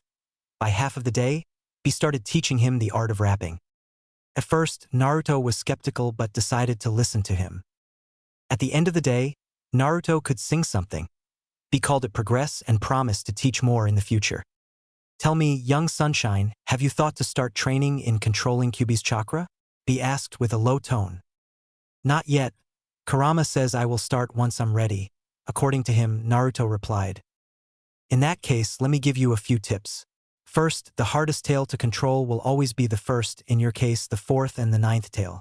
Once you control the first tail, you can easily go up to 3 tails, but 4 tails are where it gets tricky. Going from 3 to 4 tails is much harder than going from 0 to 3. Second advice, since Kurama is your friend, will make it a bit easier not to go berserk, but don't think that won't happen, so don't go overboard. Third, only try in a secured environment. Fourth, think of good memories whenever you try to use an extra tail, be finished, and they bumped their fists. Thank you, B-sensei, Naruto said smiling. Naruto remembered the day with a smile, and B promised to meet again as soon as possible. Reikage had taken a week to make a deal with the Hokage, whatever that meant. The blonde just hopped that the Hokage wouldn't force him into anything. Now soon, the academy would start, Naruto wasn't that much looking forward to it, but he figured he could make new friends. To save Hinata Hyuga, her mother and father visited his home one day. They were both surprised to see an actual clear home with nothing on the carpet or just in a mess. Both had personally thanked him and told him that Hyuga clan would always be there for him if he ever needed anything. Naruto said that it had been nothing and he just protected someone when they needed help. Hayashi also told him that Hinata would be in the same year as him in the academy. Naruto just nodded his head at that, and they soon left home. Just like that, a year passed away. Naruto slowly reached 7 years old and 1 year spent in the academy. After 1 year, a 7-year-old Naruto was making his way to the academy. He looked forward to spending time with the brains of the school, Shikamaru. With a smile on his face, he turned around and saw trees with red leaves in the Achiha compound. The leaves were falling in the ground. He couldn't help but feel dread suddenly. Almost as if something will soon happen, deciding to ignore it, he kept walking towards the academy. From a tree, one Achiha Shursui looked down at his little brother with concern. "This is why I'm doing this." He made his way towards the academy. He still remembered the first day. Thankfully Shikamaru and Choji were there. He thought back to the first day of the academy a year ago. Inside, Naruto found that he was the third person to arrive. Looking over towards the back, he saw a boy with an oversized green jacket and sunglasses. He must be shy or something to hide in a jacket like that, Naruto thought. By the window, he looked over the other occupant. A raven-haired boy in a navy blue shirt and tan shorts with a fan symbol on his back. So the emo had decided to grace us with his presence. Taking a seat in the middle of the classroom, he waited for everyone else to arrive. Meanwhile, he went through his backpack to make sure he had all of his books and utensils. Kids started to rush in, not wanting to be late for the first day. Sitting in the same booth as him to his right was a dark-haired boy with a ponytail that oddly resembled a pineapple, looking like he just woke up for the first time in his life. Next to him and further down in the rightmost spot was a chubby kid with swirls on his cheeks, happily munching on what he guessed was barbecue chips if the smell was anything to go by. Looking up from his row mates, he saw a man in standard chunin clothing with a horizontal scar along his nose. Irika cleared his throat to get everyone's attention. "Welcome to your first day at the academy. My name is Irika Umino, and I will be your sensei until you graduate. Congratulations on passing the entrance exam and taking the first steps in becoming a leaf shinobi. Note, however, that it only gets harder from here. Today will be an introduction day with several tests." Some of the students started to groan. Irika shot them all a glare. "As I was saying, several tests to see where everyone's at." After explaining the daily schedule for normal academy days and the tests they will be doing today, Irika starts passing around the written tests to everyone. Irika looks to see if everyone has a test and nods to himself. "Okay, you will have 1 hour to complete this to the best of your knowledge. The test goes over information that was in the textbook you were given 2 weeks ago after the entrance exam. Begin." Naruto picked up his pencil and started on his test. After looking over the questions, he smiled to himself. It seemed as though all that reading paid off. After Irika called for everyone to hand in their test, Naruto nodded, happy with his answers. Irika organized the stack of papers before he noticed that it was time for lunch. "Now you all are dismissed for lunch, and you have 1 hour to be back here. Don't be late." Naruto followed the other students outside to the lunch area. Looking around for a spot to eat, he decided to sit under a tree that didn't have anyone nearby. He opened his bag that had his lunch inside, and he had prepared a homemade sandwich with steak, followed by tomatoes that he didn't like much. But Mikoto-chan told him many times that he needed to eat all kinds of vegetables and fruits. The 2 people Naruto sat next to in the classroom walked up to him as he opened his bag. "Hi, my name is Choji. This is Shikamaru. Can we sit with you?" A smiling Choji asks while gesturing to the bored-looking Shikamaru next to him. "Hello, I'm Naruto. You can sit if you want," Naruto said while internally happy that they wanted to eat with him. "So what did you two think about the test?" asked Naruto. He was curious if he was the only one to read over the textbook before class. "I thought it was too troublesome, so I just finished as fast as I could and took a nap," Shikamaru said lazily. This caused Naruto to raise an eyebrow. "I have seen old people with more pep in them than this guy." Naruto looks over to a chuckling Choji expectantly. "Well, it was okay. I don't think I failed," Choji said shyly. Lunch turned into a comfortable silence as the three boys ate. Okay, everyone, lunch is over. The shout came from Irika, going back to his seat. He looks at his sensei expectantly for whatever is next. Now, we will spend the rest of the day in the training ground to finish the rest of the tests, Irika said before leading the students to the academy training ground. The academy training ground wasn't anything special, and it had a variety of targets, a running track and an obstacle course for the older students to do. Okay, everyone, we will start with shuriken and kunai throwing. You will be graded and ranked, so take this seriously, instructed Irika, eyeing some of the students that didn't look all that interested. Naruto watched everyone go up and take their test. Naruto noticed that nobody got higher than 1 or 2 hits so far, and those were the clan children. Achiha Sasuke, called Irika. Sasuke walked up and took his stance before he started throwing his shuriken. He surprised everyone by getting 4 out of 10 on shuriken and kunai, causing some of the girls to blush at his coolness when he just turned around and walked off without saying a word. Uzumaki Naruto, called Irika, startling him out of his thoughts. He walks up to the post and picks up some shuriken, taking a breath and letting them fly like he has been practicing.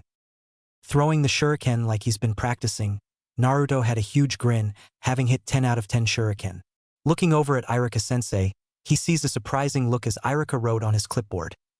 Naruto grabs the kunai and hits 10-10 again. Happy at having the best score, he turned to look at the rest of the class. The guys were kind of put off at a kid being so much better than them, and the girls were all looking at him with awe, beating Sasuke, who is an Uchiha. It was just unbelievable. He must be a prodigy. I know beating an Uchiha on the first day. Plus, he is kinda cute with the whiskers. Naruto blushed at the last one. He walked over to Shikamaru, who was eyeing him differently than before, and a frowning Sasuke who looked like someone just stole his candy. What did you think of that, Shikamaru? Not too bad, huh? Shikamaru just looked at him for another second before turning away, deeming the situation troublesome. Sasuke steps forward, not to be shown up by some nobody. Don't get used to it. I will beat you in taijutsu for sure. Challenge Sasuke, he's going to be number 1 like his older brother before him. Naruto, grinning as crazy, looked at Sasuke. I don't think so. I have been training since I was a kid, and am going to be the best, said Naruto confidently. Sasuke just brushed it off and waited for the taijutsu spars to start, knowing the last names they would be paired with. He would show the nobody then. Shikamaru raised an eyebrow at Naruto's words. They were only 6 years old, and he talked as if he was at least 10 years old. After what Irika thought was above-average accuracy results for first-day students, he flipped the page on his clipboard. Now we will start on the paired sparring. When I call your names to come up and get into your stance, all styles are permitted, family or otherwise. Achiha Sasuke, Uzumaki Naruto, you two are up, Irika called out, and he would never admit to favoring any student over another. But he was excited to see this match. Walking up to the ring, Naruto got into the loose stance for the style he's been practicing. Sasuke got into his stance, which Naruto noticed was like Itachi's style. After hearing Irika shout begin, Naruto rushes in at Sasuke. Sasuke was taken off guard at how fast the blonde was. He barely avoided the punch to his face and went for a leg sweep. Naruto vaulted over Sasuke and kicked him in the back, making him stumble forward. Naruto uses the opportunity to rush Sasuke. Sasuke, who was regaining his balance from being kicked, rolled back to get to his feet and charged at Naruto. Both engaged in an impressive bout of taijutsu. Naruto saw an opening and sunk his fist into Sasuke's stomach, making him double over. Naruto follows up with a kick, knocking Sasuke back and onto his back, then rushes over and points a kunai in Sasuke's face. Enough! Winner Naruto, called out an impressed Irika. Walking back over to the class and Irika-sensei, Naruto notices the girls and the guys were surprised that someone could beat Sasuke. The Uchiha are usually the best in taijutsu, and Naruto took him down on the first day of class. Whispers were heard, man shuriken jutsu and now taijutsu. This kid has to be some kind of prodigy, no way he isn't. One civilian boy said to another, both nodding, wow, he beat Sasuke-kun so easily, what a handsome guy. A blonde-haired girl in purple said to a wide pink-haired girl who just shook her head repeatedly. Okay, everyone, that is all for today. You can head home. The test results will be given back tomorrow, said Irika, looking at Naruto a little longer than the others. Hokage's office. Irika stood in front of the third Hokage going through his report. To be expected from a class with most of the clan heirs, they did better than average. However, one Naruto Uzumaki stood out from the rest. He scored 10 out of 10 on both Shuriken and Kunai and beat Sasuke Achiha in Taijutsu. Also, his test score on the written exam this morning was quite surprising in that he knew most of the material. The only person that came close was a civilian girl by the name of Sakura Haruno. He has the makings of a genius. We should keep an eye on him, possibly even putting him in a higher grade to give him more of a challenge. Reported Irika. The third nodded to himself. Where would you put his performance compared to the other years? The third was curious about the little blonde talent and whether or not he should be moved up yet. I would say years 2 or 3 possibilities, and we won't know for sure until we cover more material, answered Irika. Hiruzen nodded. Okay, dismissed. With a quick Hokage-sama. Irika left. Taking out his crystal ball and watching a certain blonde boy read a book while eating dinner, and sighed, if he continues like this, people will put 2 and 2 together. He is pretty much a clone of his father, and if word spreads of a spiky blonde-haired blue-eyed genius, people will find out who he is, which is something that would be a big headache should that spread to some other countries like IWA. I should classify his info and his parents' info on a much higher level to be safe, a good thing not too many people know anyway. The third took out his pipe and puffed on his glorious tobacco before getting back to work. Naruto went through hand seals. After ending in the snake seal, he called out, Earth release, Earth-style wall. A massive wall of solid earth shot up from the ground before him. Proud of his now 5th master jutsu, Naruto started reminiscing about his time in the academy so far. Naruto's shurikenjutsu has gotten to a level that stationary targets weren't even difficult anymore. He's starting to practice wire techniques, something that only the most skilled in shurikenjutsu learn. In taijutsu, Naruto hasn't learned any new styles. He still relies on the Uchiha style form and the unnamed style from the book he was given from Itachi. Naruto has made alterations to both styles to fit his small body, albeit average for his age. He changed the style to focus heavily on speed and counterattacks. Genjutsu Naruto can say he is at the top of his class, but he doesn't know anything other than the Sharingan Genjutsu. Naruto was disappointed to find that, in the academy library, only Genjutsu theory was covered. He would have to wait until he was a genin to make any headway in the illusion department. In ninjutsu, Naruto's most pleased with his progress. After receiving the scroll of jutsu from Itachi, he added 5 new jutsu, which he had just mastered last one. The others include the water release, jet stream. This jutsu has many forms, a wide cone of water to a concentrated stream, the more chakra, the further the range. Fire release, flame bullet. This was a smaller version of the Uchiha's famous fireball jutsu. Wind release, wind bullets.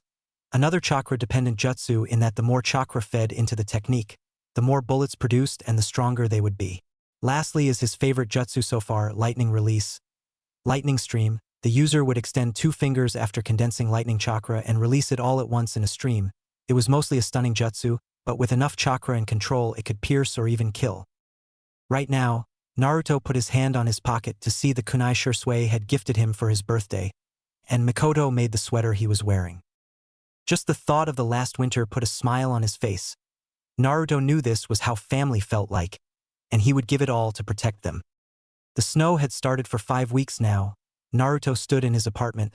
Thankfully the fire was ablaze in the fireplace, and it was warm despite the minus temperature outside. Naruto couldn't help but just look at the snow as it was falling. He didn't know why, but it was very relaxing. Naruto also knew the new year would be today. Therefore, a lot of celebrations will be around the hidden leaf. Thankfully, the new year would distract the people, and Naruto found it this day as the only few days when he could go outside without anyone glaring at him. Naruto gently touched the new jacket he was wearing. Mikoto-chan had bought it for him this birthday. Itachi had given him 2 fire jutsu scrolls. As he kept looking at the snow outside, he suddenly felt 2 chakras right outside his door. A huge smile erupted on his face like a volcano. Guess who it is? Shursui asked from behind the door. Itachi rolled his eyes and was about to knock when the door opened, and Naruto jumped at him like an arrow and hugged him. Nisan, he shouted in joy. Itachi smiled and gave Shursui a look. I told you so, and the other Uchiha grunted. So you love him more than me. You wound me, Naruto, Shursui said, whipping away an imaginary tear from his face and his right hand on his heart. Both Itachi and Naruto chuckled. The young blonde pulled away and turned to look at Shursui. Well, Itachi is my Nai-san, and you're like an uncle, Naruto stated with a smirk on his face. This caused dark clouds to suddenly appear at the top of Shizui's head and started raining only at him despite the cold temperature. An uncle, Shursui repeated, hugging his legs with a low tone of despair. Both Itachi and Naruto sweat-dropped at the behavior of the Achiha prodigy. Naruto thought about where the clouds even came from and could have sworn that he heard a voice inside his head. Just like Hashirama, is he secretly a Senju? Naruto didn't know where the voice came from and decided to ignore it. Just joking around, Shursui, of course, you're my big brother. This caused Shursui to suddenly stand up and put his hand around his neck and rub his spiky hair with his other hand. You little brat, Shursui said jokingly, rubbing his hair much to the annoyance of Naruto, who was desperately trying to escape the grasp of Shursui. Itachi smiled and could see a slight smile on Naruto's face despite his mouth saying something else. Now Naruto, today is a celebration. Mother wants you to celebrate with us, Itachi said, hoping the little blonde would accept despite his little brother having a tendency to talk shit to Naruto for whatever reason. Naruto thought to say no since he didn't want to cause any trouble, but he decided to spend this day with his two big brothers despite his better judgment. Fine, he said before pointing an accusing finger at Shursui. But if this one throws snowballs at me when I'm not looking, I will kick both of your butts until we reach the Achiha compound, Naruto said with a half-joking tone. Shursui, when he heard his demand, hit a snowball behind his back and grinned innocently at Naruto. Naruto, why would I ever do such a thing? Shursui said, whipping away imaginary tears with his free hands. Before Naruto could respond, a snowball hit his blonde hair with Shursui grinning and immediately ran away. Good luck, Itachi, he said while running.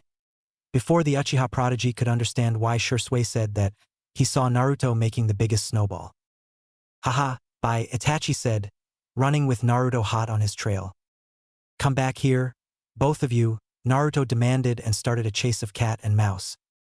Naruto found Shursui and hit him behind his back. This blonde ran away with Shursui chasing him holding two snowballs in his hand. Come back here, sunshine, I just want to play, Shursui demanded playfully. Naruto grinned madly. With his sensor, he quickly found Itachi hiding at the top of a pole. Naruto dodged a snowball that hit Itachi in the face. Itachi glared at both of them before chasing them around like crazy. Come back, both of you, right now, Itachi demanded as he threw snowballs at both of them.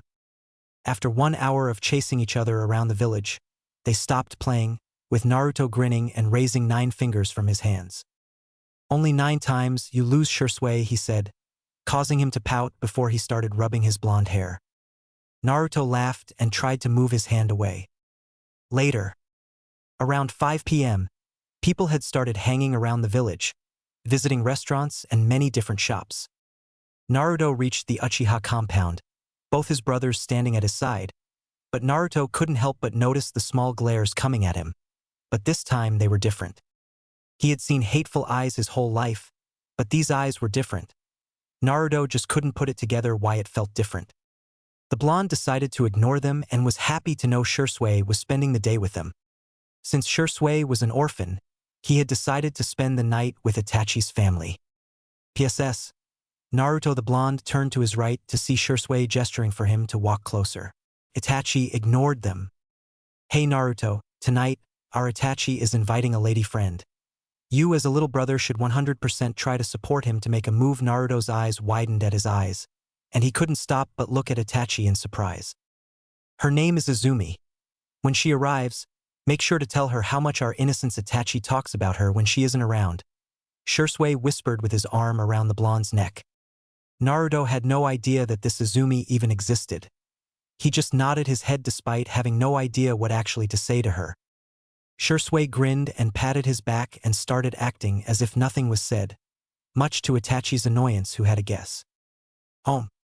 Ka-chan, im home, Itachi said, followed closely by Naruto. Shursui had left saying he needed to do something first. Itachi-kun, Naruto-kun, is good to have you here, Makoto said, smiling, walking towards them before Naruto could process it. Makoto hugged him tightly and kissed his cheek. "It's good to have you here, Naruto-kun," she whispered and pulled away and walked back. Naruto smiled. Walking inside, he saw Sasuke was reading a scroll laid on the table in front of him. He turned and saw Itachi. "Itachi, can you show me tomorrow how to do the flower fire jutsu?" Sasuke asked. The smile on Itachi's face faded slightly. The older Uchiha told Sasuke to come with them to play snowballs, but Sasuke had refused, saying that he needed to get stronger to show how much stronger the Uchiha clan was. "Maybe Sasuke, you should enjoy it today and play. You shouldn't see each day you live as a test." Sasuke pouted before his eyes hardened at noticing the blonde, who this time didn't bother with him but just went to the kitchen. After helping Mikoto-chan with the biscuits and other desserts, Naruto was mixing something that he wasn't sure what. "Thank you for helping, Naruto-kun. You are really good at cooking, just like..." She stopped mid-sentence, knowing what she almost had said. The Kage had specifically told her and a few others that he would tell Naruto the truth when he thinks that he's ready. Naruto, of course, knew. "Like who?" Like your mother, your face is just like hers, but the hair and eyes of your father," Makoto said, feeling tears developing in her eyes. "Thank you. No one tells me about them. I appreciate it, and am thankful for everything that you did for me," Naruto said, smiling. "You can call me Ka-chan when we are alone, Naruto." "I don't mind," Makoto said, rubbing his blonde hair. Naruto hides his face away from her and whips away the tears. "Thank you for loving me," he mentally said. 9 p.m. Naruto was sitting on the couch chatting with Shursui about something. Fugaku had arrived early today and spoke something with Itachi and Sasuke when a knock was heard on the door. "Come in," Fugaku said, but Itachi stood up immediately to open the door, but the door opened, revealing a girl around Itachi's age, long dark hair. Naruto had to admit that his brother had chosen quite a beautiful one.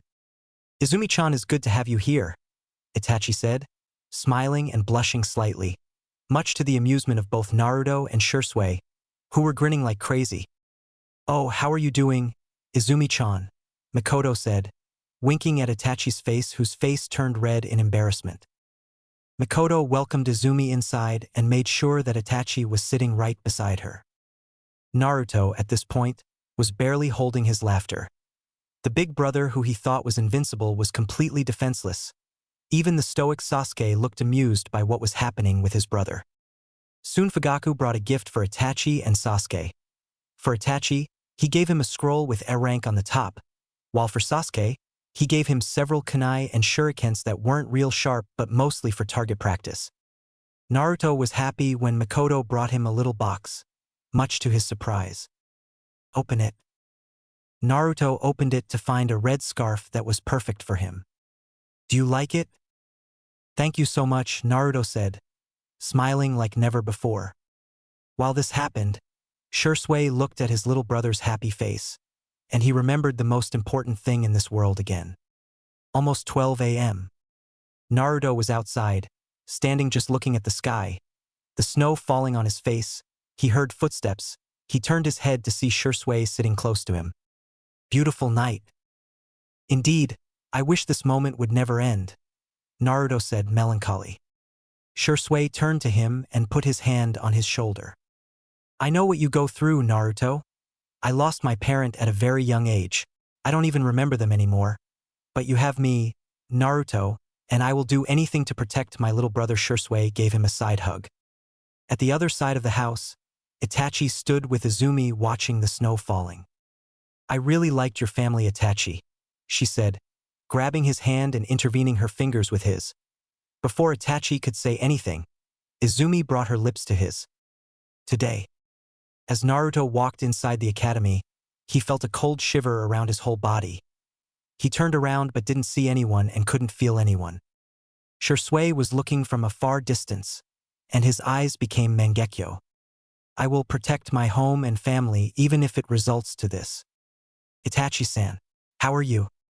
"Not well, Lord Third. The clan is dead set on their plans. I fear within a year at most they'll revolt." Hiruzen lost his smile. This was serious. He didn't want this to happen. He really truly cared for the Achiha, no doubt about that. One of his best friends had been an Achiha. This would only spell disaster for everyone. Anything that we can do? At this stage in the game, I'm doubtful. Hiruzen looked down. However, he looked into Itachi's once more. Shursui told me that if all else had failed, he had a plan. I trust him. Bring him in tomorrow. Hi. Next day, Hokage meeting room. The following day, in the room, when Itachi and Shursui both appeared, they noticed Hiruzen and the village elders. Danzo being to Hiruzen's right with the other two, Hamura and Koharu, to the left. Thank you for coming. Before we begin, can you please brief the elders on the situation? Shursui and Itachi gave them a rundown on the situation. They looked shocked and worried. Except for Danzo. He seemed to have known all along in some way. He couldn't be behind it all. Could he? Hiruzen, I've told you from the beginning. The Achiha are not to be trusted. It was only a matter of time before a coup took place. Danzo, how dare you? Do you forget that one of our closest friends was Kagami Achiha? Hiruzen said in defense of the Achiha clan. They are the few versus the many. They truly valued the village over the clan. However, the Achiha now can't be trusted. We must strike first and take them all out. Danzo retorted, the Achiha clan needed to go. They were a danger to the hidden left village. Danzo, enough of this. I will not strike a leaf ally. Hiruzen responded with a slightly higher tone and slammed his fist on the desk in front of him. You're too soft, Hiruzen, Danzo said in disgust.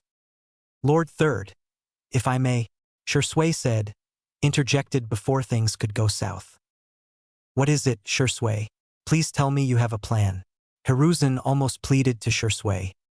Enough, Hiruzen. Don't listen to this Achiha, and we must strike. Silence. Go ahead, Shursui. Hiruzen ordered with a glare. Shizui's mind went back to his promise to Naruto, and he knew his little brother would be devastated if anything happened to them. I know what you go through, Naruto. I lost my parent at a very young age. I don't even remember them anymore. But you have me, Naruto, and I will do anything to protect my little brother. Shursui gave him a side hug. I can stop the coup. In 5 days they will gather the clan. I will use my Koto Amatsukami on Fugaka-sama, and he will end the revolt. What? How? Danzo asked with narrowed eyes. My Koto Amatsukami is a special genjutsu, the strongest there is. I can activate on someone and practically control them. I can alter memories or fabricate new ones. I would make him believe that he no longer wants the revolt and plan for peace. He would never know. He would think it's what he always wanted out of his own free will. The entire room gasped in shock. The implications and use of such jutsu were absolutely crazy. This was pretty much the pinnacle of genjutsu. Danzo narrowed his eyes even more as he didn't trust such jutsu in the hands of an Achiha. Hiruzen gained hope that maybe this could work while the elders were caught in the middle. Itachi looked at Shursui in concern. He knew from what Shursui said what the cost was, and even if that wasn't an issue, it must hurt knowing that you are just controlling somebody to your will. Shursui had his eyes closed as he thought about what he had just suggested, but there was no other choice. This had to be done. Very well, Shursui, I will allow you to do this. Hiruzen agreed with hope in his heart. Perhaps the war could be avoided. Hiruzen, you can't be serious. Enough, Danzo. The third roared, and his Ki released, causing uneasy feelings to everyone. Hi. Thank you, Sandame-sama. Shursui said with a bow from his kneeling position. 5 days. In 5 days the revolt will be over and they can be peaceful within the village. Naruto wouldn't have to live through civil war, and he could still have his family. In 5 days everything could be over and they can continue being happy together. Itachi, Naruto, Izumi, Hiruzen. They can all be together secured in 5 days. Shursui had thought to take Naruto to live with them once he becomes a genin. He's already strong enough to be a chunin. Shursui and Itachi were walking together and had been silent for a while. They didn't really know how to feel. Things would end in 5 days, but also Shursui would carry the guilt of knowing that he's manipulated someone's mind to his will. Shursui, are you sure? Yes, Itachi. If I do this, the revolt is over. We can live in peace together within the village. Naruto won't have to live through civil war and we can all be a family. You, Izumi, Naruto. It's for you guys. Sure, Sway. Listen, friend, don't worry, okay? I got this. Sure, Sway said, smiling. I'm gonna go see Naruto's progress on the Genjutsu. See you around, Itachi. If it's for you too, I'll do anything, no matter the cost. 5 days later. Sure, Sway woke up. These 5 days had been torturous. Despite hiding it as much as possible, his favorite blonde somehow knew he was under pressure. Naruto asked him every day why he was sad and leaving out negative emotions. Shursui, of course, knew of his ability to feel the emotions of others. The Uchiha had tried to surpass them as much as possible, but all that seemed pointless when it came to hiding it from the likes of Naruto. Shursui, of course, had just avoided answering his questions or had tried to change the subject. The Uchiha knew that Naruto could see through his lies, and it hurts to lie to him. 1 hour before clan meeting. Lord Danzo, you wanted to meet me? Danzo stood in front of him and nodded. He looked at him impassively and just internally judged the Uchiha in front of him. How do you know this will work? The Genjutsu can't just be broken, and it would only end or change on my choice. Even if I died, the jutsu would remain active. Shursui responded with slightly narrowed eyes. Yes, but what of the other Uchiha? Surely there are many that would revolt regardless. How can you be sure of that? How can you be sure that, in the future, the same situation won't happen again? What do you mean? Shursui asked back, his chakra on his foot, ready for anything unexpected. Let's say it works out now. What's to stop the clan in the future from following the same path down the road? It got here once. Even if you stop Fugaku, the generation has already decided to take action. What stops them? Fugaku-sama will. They'll listen to him. I doubt that. As such, I believe I shall take your eyes and keep them in my safekeeping. Danzo lunged at Shursui, trying to take an eye from him. Forgive me, Koto Amitsukami. Shursui began walking away from Danzo when suddenly, he felt a sharp pain in the gut and kick to the chest out of nowhere. The hell? He saw Danzo appear in front of him, and he was extremely confused at this. He also noticed that he felt strange now, like he was getting weaker and weaker. Danzo came at him again, attempting to get an eye, and Shizui's eyes widened. Danzo came so fast there was no time. He was about to get his eye when suddenly a green aura came and then threw Danzo back. Susanoo, Shursui said, and the ribcage formed around him, shielding him from Danzo and saving his eyes. He noticed his weakness coming more and more, so he had to flee. He shunned Sin into the forest. 12 Root Umbu appeared by Danzo. Go get the eyes. Don't kill him. He won't get far with the poison in his system. Shursui blocked a slash aimed for his neck by Foundation members in a bear mask. He shunned Sin away again to gain distance, trying his best to maintain his lead. Just now he noticed blood coming out of his stomach wound. When? Shursui thought and remembered when Danzo first attacked. A flurry of kunai flew towards him, and he deflected them all with his kunai. Landing on a branch, he was soon forced to shun Sin again as a brace of shuriken thudded into the tree. This can't go on. They'll have to take them out. Shursui thought desperately as he returned fire with his own kunai. Another agent rushed at him, engaging Shursui in a fierce taijutsu match with flashing kunai blades. Shursui unsheathed his tanto in a brief battle opening and decapitated the agent who was battling him. An agent wearing a bird mask ambushed him from the left with another kunai, slashing Shursui across his left arm and throwing down a poison bomb as he went. In another shunsin, Shursui stabbed the masked bird agent through the throat, leaving him choking on his blood as Shursui fled. Landing on another branch, Shursui stumbled and fell to the forest floor below as his vision wavered and his legs weakened. He felt shaky and began coughing violently. Shit, I must have inhaled some of that poison, and who knows what exactly was on that kunai blade. The root agents surrounded him again. The captain gestured to his squad, and one by one, they all raised kunai with explosive tags tied to them. Aim for the legs, don't damage anything above the neck. Came the cold-hearted order. His agents nodded, swiftly sending the kunai flying at Shursui from all directions. Boom! A cloud of dust flew up into the air and settled over the forest. The captain gestured to his subordinates. They nodded and separated to search for Shizui's body parts. Suddenly a shower of bright green projectiles thudded into 3 agents. The smoke cleared, revealing a standing Shisui who was engulfed by a giant fiery green humanoid figure in a Tengu mask. The figure appeared to have its chest cage opened, ribs on stark display, with a bright red matagama in the middle of its chest.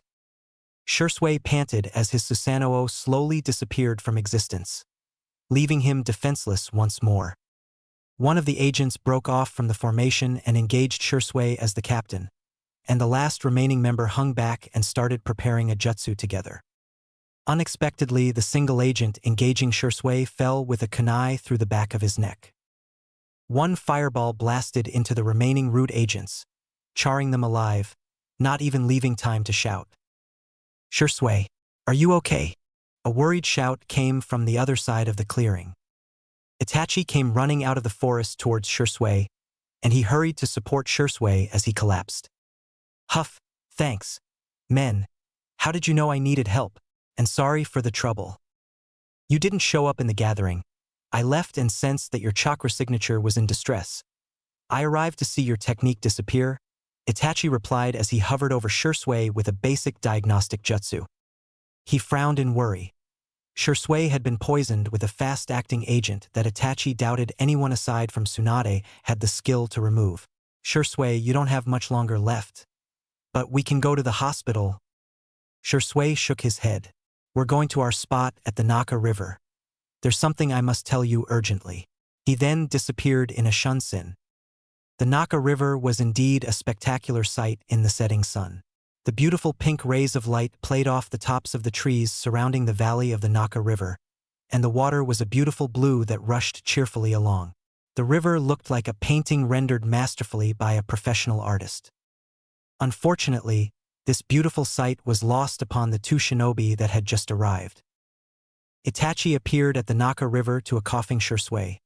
Itachi started a basic healing technique on his friend to at least ease the pain.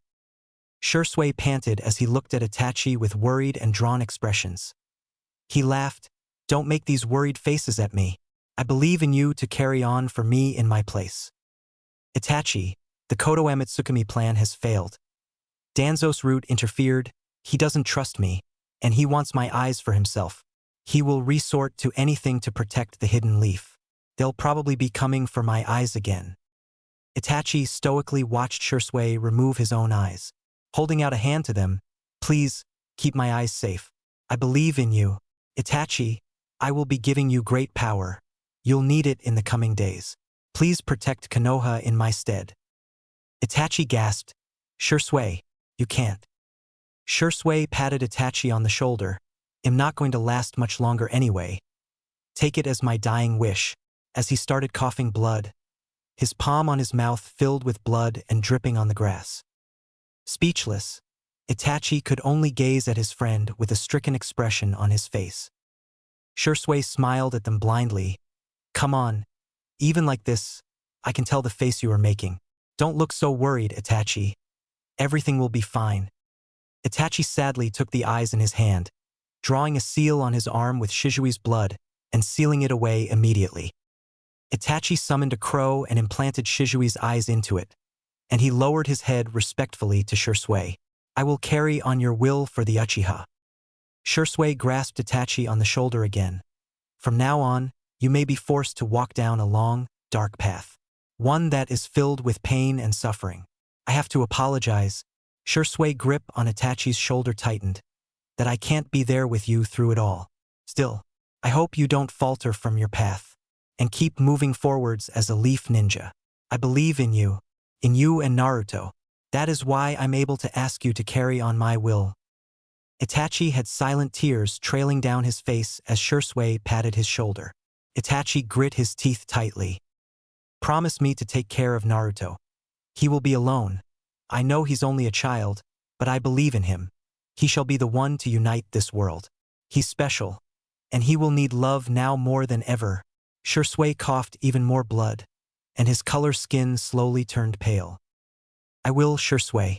Naruto is my little brother just as much as Sasuke," Itachi promised and thought of how he could ever tell Naruto. Shisui laughed loudly. Despite his lungs screaming in pain, he ignored it to have the last laugh with his friend and brother. Last actions complete, Shui was relieved. He let out a short sigh. "Don't stop me." With those final damning words, Shui smiled and stepped backwards off the cliff, disappearing into the raging waters of the Naka River silently. "Shui!" Itachi shouted, reaching for Shizui's hands, only to fall short by inches. The figure of Shui disappeared in the darkness. Itachi's Sharingan changed, taking the form of a three-blade shuriken. Naruto.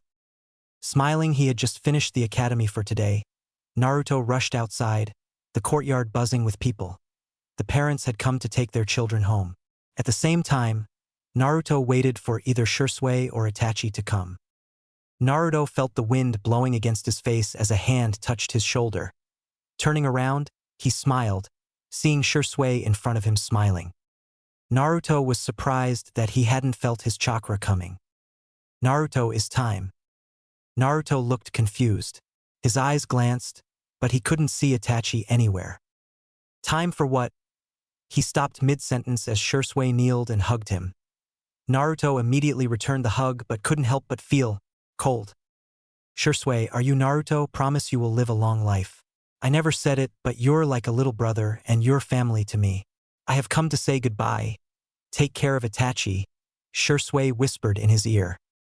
Naruto felt his body start breathing heavily. He wanted to shout, angry why he was talking like that. OJ Naruto the blonde turned his head to see Shikamaru looking at him with raised eyebrows. "You all right?" Naruto turned his head to look at Shui but saw no one there, and his senses couldn't detect him anywhere, his eyes desperately trying to see him anywhere. The wind blew again from behind his back as leaves flew high in the sky. The blonde felt a pain on his chest, his heart beating on his chest, almost popping out, unshed tears on his eyes, his hands shaking. He kept trying to catch his breath, his hands in front of him, not feeling the warmth. "I know what you go through, Naruto. I lost my parent at a very young age. I don't even remember them anymore. But you have me, Naruto, and I will do anything to protect my little brother." Shui. "Itachi, tomorrow." Itachi walked inside the secret meeting of the Achiha clan, his eyes roaming around the large room where the hidden stone of the Achiha clan stood. His father stood in front of the stone, looking down at it. No one else was in the room. Itachi knew what the stone said. His Mangekyo allowed him to read the secret text, and it sounded too good to be true. His thoughts were interrupted when his father turned to look at his son with a fully matured Sharingan. Itachi narrowed his eyes slightly, his muscles tensed, almost like preparing for a fight.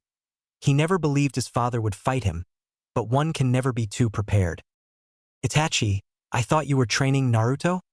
His father asked with a neutral tone, and he didn't look angry with him, much to Itachi's surprise. "He said he didn't feel good," Itachi replied, knowing Naruto's true reason for not training this time. The next thing that happened shocked Itachi to his core. His father's Sharingan changed into a Mangekyo Sharingan. Suddenly everything around him changed. He saw Kurama with Sharingan destroying the village. His tails were destroying the Hokage Tower. Itachi fell on his knees, breathing heavily, cold sweat running down his forehead. Will his father truly do something like that? No, he would not allow it. Raising his head slowly, his own Mangekyo Sharingan was on full display. But to Itachi's surprise, his father didn't even flinch from his new Sharingan, almost like he was expecting it. "I didn't know you had it, father," Itachi said, still breathless. "During the war, I lost my closest friend. And is better this way, Itachi. If people of our clan knew of my Mangekyo, they would force me to use it on Naruto. I had him in my house at my table. I could have easily used it on him, but that's not what I want," Fugaku stated with a cold tone. "Itachi, with you inside, we can take over without killing anyone. The only ones that need to die are the Hokage, and Danzo, with you we can do it without any bloodshed," his father said and stretched out his hand for Itachi to grab. Right now, Itachi was happy he hadn't told anyone about Naruto's Sharingan. He looked at his father's hand in front of him. He wanted to accept it. Achiha clan was his family, but he closed his eyes and remembered her words. "Itachi, I love you, And I know we will be together and live in a just world, Izumi said in his ear. Standing up, Itachi closed his eyes and looked at his father with a neutral look on his face. Itachi opened his mouth to respond. He ran and ran as fast as he could, jumping from the tree as he approached the Achiha compound. Naruto spread his senses as far as possible, but couldn't feel Shisui or Itachi. He's not dead. He's not dead, Naruto told himself repeatedly, sweat rolling down his cheek. He felt cold, his whole body crawling. Naruto reached the compound, his body moved on his own. He found Shizui's house, bursting inside.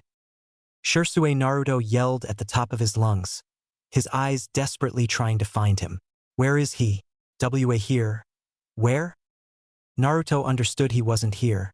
He jumped away, making his way towards Itachi's house. Perhaps he's there despite not feeling him or Shisui neither there. The sun shines on his face, red leaves flying towards the sky. He shielded his face from the leaves flying on his face. Reaching the door, he opened it. Itachi, Shisui. Naruto cried out, his eyes looking around when he heard footsteps, almost breathed in relief only to see Makoto walking downstairs. She noticed his pale face, his breathing quickening and not stopping. Where's Shisui and Itachi? Naruto asked immediately as she tried to approach and ask what was wrong. I don't know, Naruto, but what's wrong? Naruto didn't stay and immediately jumped away. He activated his Sharingan as he jumped at the top of a pole, his eyes trying to find them. Naruto swallowed a huge breath. Where? Please, where are you? Take care of Itachi. No, you're not dead. Where? Naki River. Naruto immediately rushed towards the river, knowing he, Shisui and Itachi had trained there many times. Reaching it, he looked around for any sign of Shisui, the trees everywhere around him, the sound of the river rushing in his ears. Shisui. No sign as he kept his Sharingan activated. Inside, Kurama was silent, knowing what Naruto wanted to refuse. Naruto, he's... Shut up, Naruto yelled at his friend. Kurama always supported him. No, Shisui can't be dead. Naruto ran to the top. From there, he could see very far, his eyes searching around, nothing but trees and rocks. Shisui. Naruto turned his head downwards at the bottom, where the waterfall ended. He noticed something jumping down, the tiny bits of water hitting his face as he reached the bottom. There he saw a body lying at the shore. Naruto swallowed. He felt his body freeze. He closed his eyes tightly, enough to hurt, his breathing rate increasing, his heart hitting his chest like a hammer, his hands and legs shaking. Naruto didn't know how, but he found himself walking towards it. Soon he reached the body lying on his belly, his right hand on the mud and his left hand still beneath the water.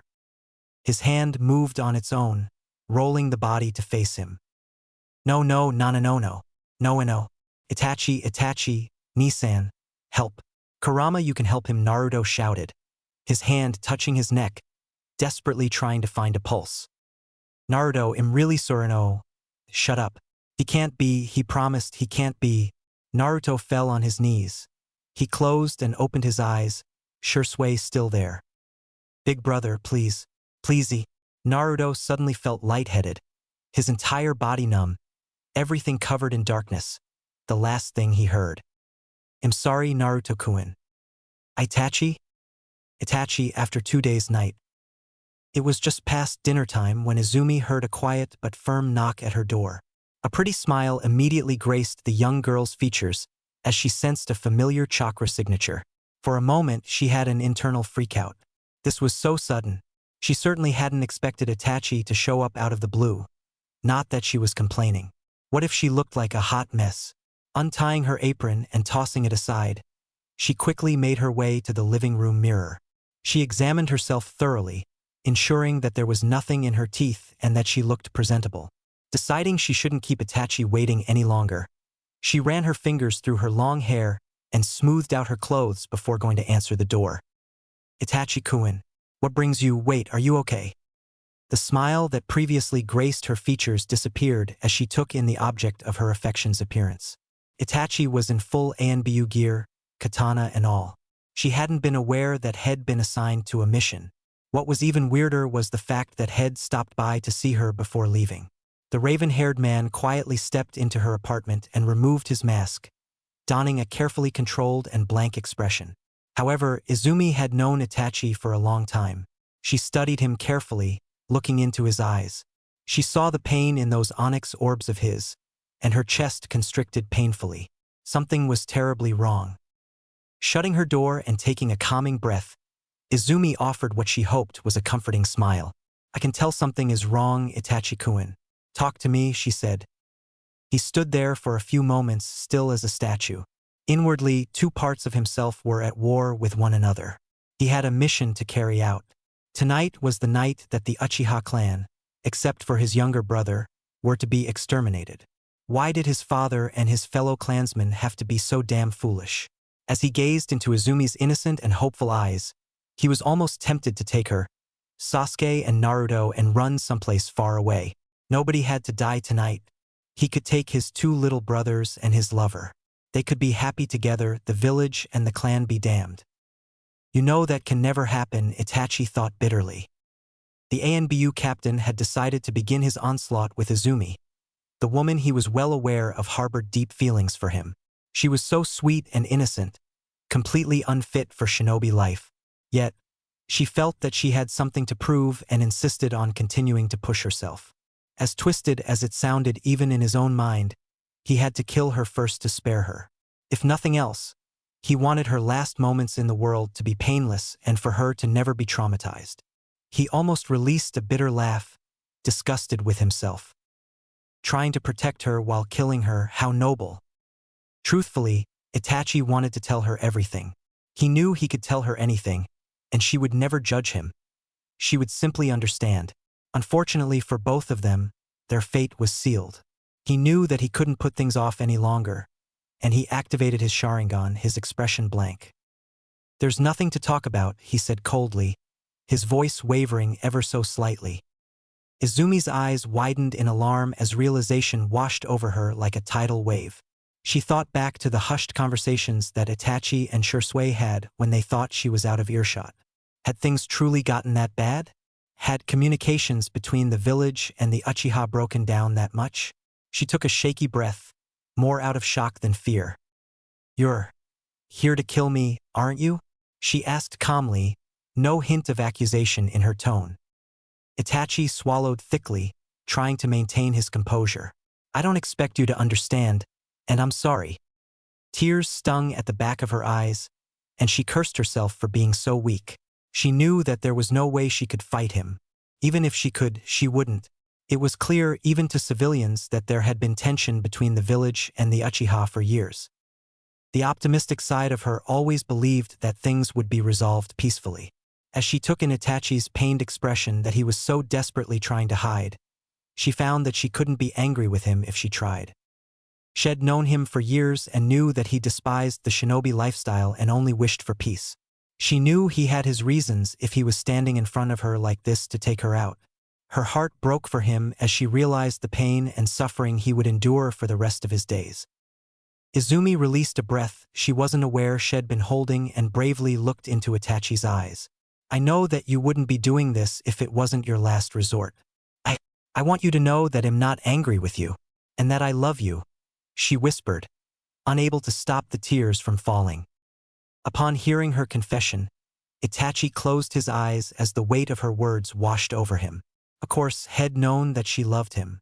It was evident in the way that she looked at him when she thought he wasn't looking and in her actions. Why she loved him, he had no idea. Yes, he was a skilled shinobi. However, he could never be what she needed. Izumi deserved someone who would fawn over her and treat her like a queen. He was a trained killing machine and faced death and destruction daily. She was simply too sweet and kind to live that kind of life. Itachi realized that he wished he could be that man for her. The girl standing in front of him had wormed her way into his heart, and now he was seconds away from killing her. "I know," was all that Itachi said before opening his eyes and unleashing his Tsukuyomi upon her. Izumi looked around the grand ballroom and quickly realized that she was in an illusion. However, this genjutsu felt so real, so unlike anything she'd experienced before. She gasped as she felt a warm hand grasp her own, and she turned to find Itachi standing beside her with a gentle smile on his face. He was dressed in a tuxedo, and he looked as handsome as ever. She glanced down and discovered she was wearing a beautiful strapless white dress with intricate beading. Izumi felt tears well up in her eyes upon realizing that this was her wedding and nearly fainted as Itachi leaned in close to her and whispered "I love you" in her ear. Suddenly she found herself in a huge room with a lovely view of the ocean. The room had an indoor jacuzzi bath and rose petals leading up to the most comfortable-looking king-sized bed she had ever laid eyes upon. "Is this my honeymoon?" Izumi thought with a blush. Her question was quickly answered as Itachi embraced her from behind. He leaned down and peppered soft kisses along her neck, and she shivered at the contact. She knew this was just a powerful illusion, but she never wanted it to end. She would embrace it for as long as she could. Turning in his arms and wrapping her arms around his neck, Izumi caught his lips in a fiery kiss. He backed her up toward the bed and made quick work of removing their clothing, his lips never leaving hers. He overwhelmed her senses, and she began to feel dizzy with desire. Just how long had she been dreaming of this moment? Shed dreamt of giving herself to him for longer than Shed liked to admit. For a moment, she almost forgot it was an illusion. As he caressed every inch of her skin and brought her to euphoria, she let all thoughts and worries leave her mind.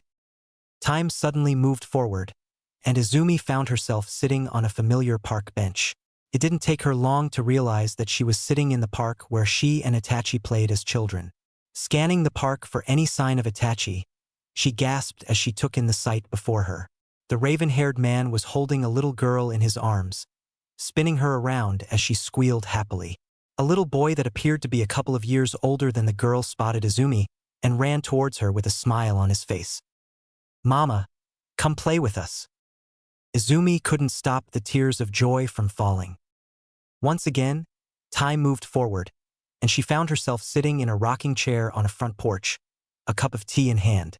Glancing next to her, she found an elderly Itachi right by her side. She gave him a smile, which he returned, and they talked about their lives and grandchildren. She knew that she was witnessing what were to be her final moments, and she couldn't have been more content.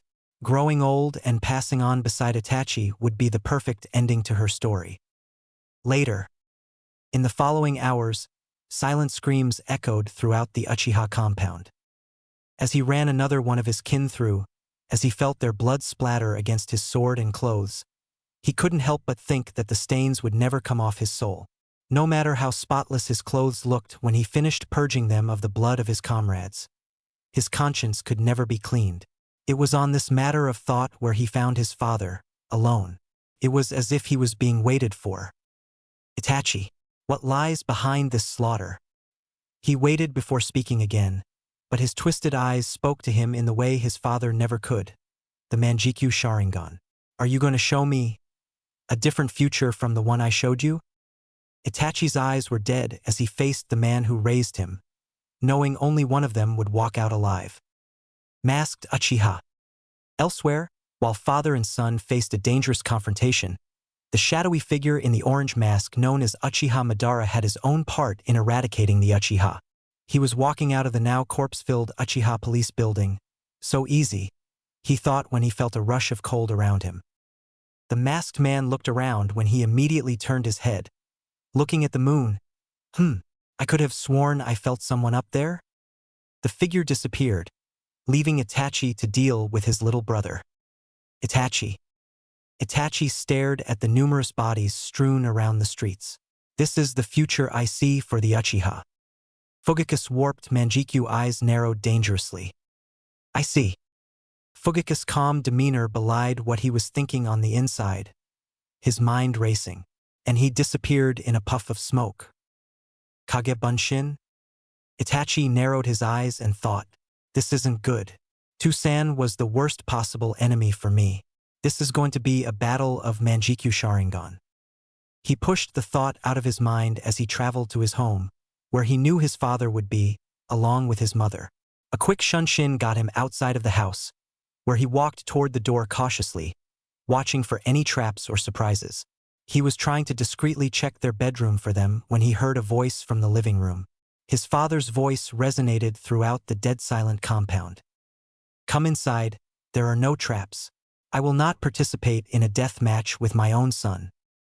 Itachi obeyed but kept his guard up. He walked in to have his mind blown. His parents were kneeling on the living room floor with their back to him. No fighting positions, no weapon in hand, not even a clenched fist. They were truly prepared to die. That's when the gravity of the situation hit him. Could he truly end their lives, the very people who fed him, clothed him, and were even prepared to die for him? For a cause they didn't believe in just because he supported it? Itachi couldn't keep the sword from trembling in his hands as he stood behind his mother and father, tears rolling down his cheeks. His father's strong, commanding voice he would never see again cut through him sharper than any blade. You've aligned with the other side. He responded, his eyes getting watery. Tusan, Kasen, I. He was cut off by his mother's voice that held his heart in a vice grip. We know, Itachi. His father spoke again. Itachi, promise me one thing. Take care of Sasuke and Naruto. Itachi felt like he was being given his own personal type of torture as he couldn't hold back the tears anymore. His heart constricted tighter than he thought possible as his teary voice stuttered. I will. Itachi readied his katana with a heavy heart he thought would simply give out because of how much pain he felt. His father spoke for the last time. Do not fear. This is the path you have chosen. Compared to your pain, ours will be gone in an instant. Even if our philosophies differ, I am proud of you. You truly are a kind child. His silent sobs heard only by him increased as he drove his katana through their chests. While witnessing the aftermath of what he had done, he heard footsteps approaching the door. He recognized them as his little brother, Sasuke. He forced himself to look strong. The only way to escape this pain weighing him down like an anchor. He forced himself to stay silent after hearing Sasuke's yell. And as he heard, Tusan, Kasen, yelled in fear, he stepped out of the shadows. Itachi, you have to help. Kasen and Tusan are. When he heard no reply from the older boy, he repeated again, shakily. Itachi? Who could do this? The raven-haired Umbu watched as horrifying comprehension settled into his brother's eyes as he saw the blood-stained katana held in Itachi's hands. As soon as those words left his throat, Sasuke felt a sting on his shoulder and a shuriken embedded in the wall behind him. He looked down to see a thin line of blood under his ripped clothing and looked up in fear. Wait a second. No. Despite their teary state almost in an instant, Itachi's eyes were now as motionless as a stone. He spoke in the cruelest voice he could. Foolish little brother. I almost pity you. So weak. Sasuke's tortured voice ripped Itachi apart. Why did you do this? Itachi spoke. To test the limits of my ability. Sasuke was gripped with the fiercest anger he had ever been in his life at those words. To test your ability? That's the reason you butchered every member of our clan, of our family. Sasuke charged at Itachi as fast as he could, screaming, You're out of your mind. As he went to strike Itachi, a swift punch to the stomach stopped him cold in his tracks. Saliva was forcibly ejected from his mouth as he stood, suspended on his older brother's fist.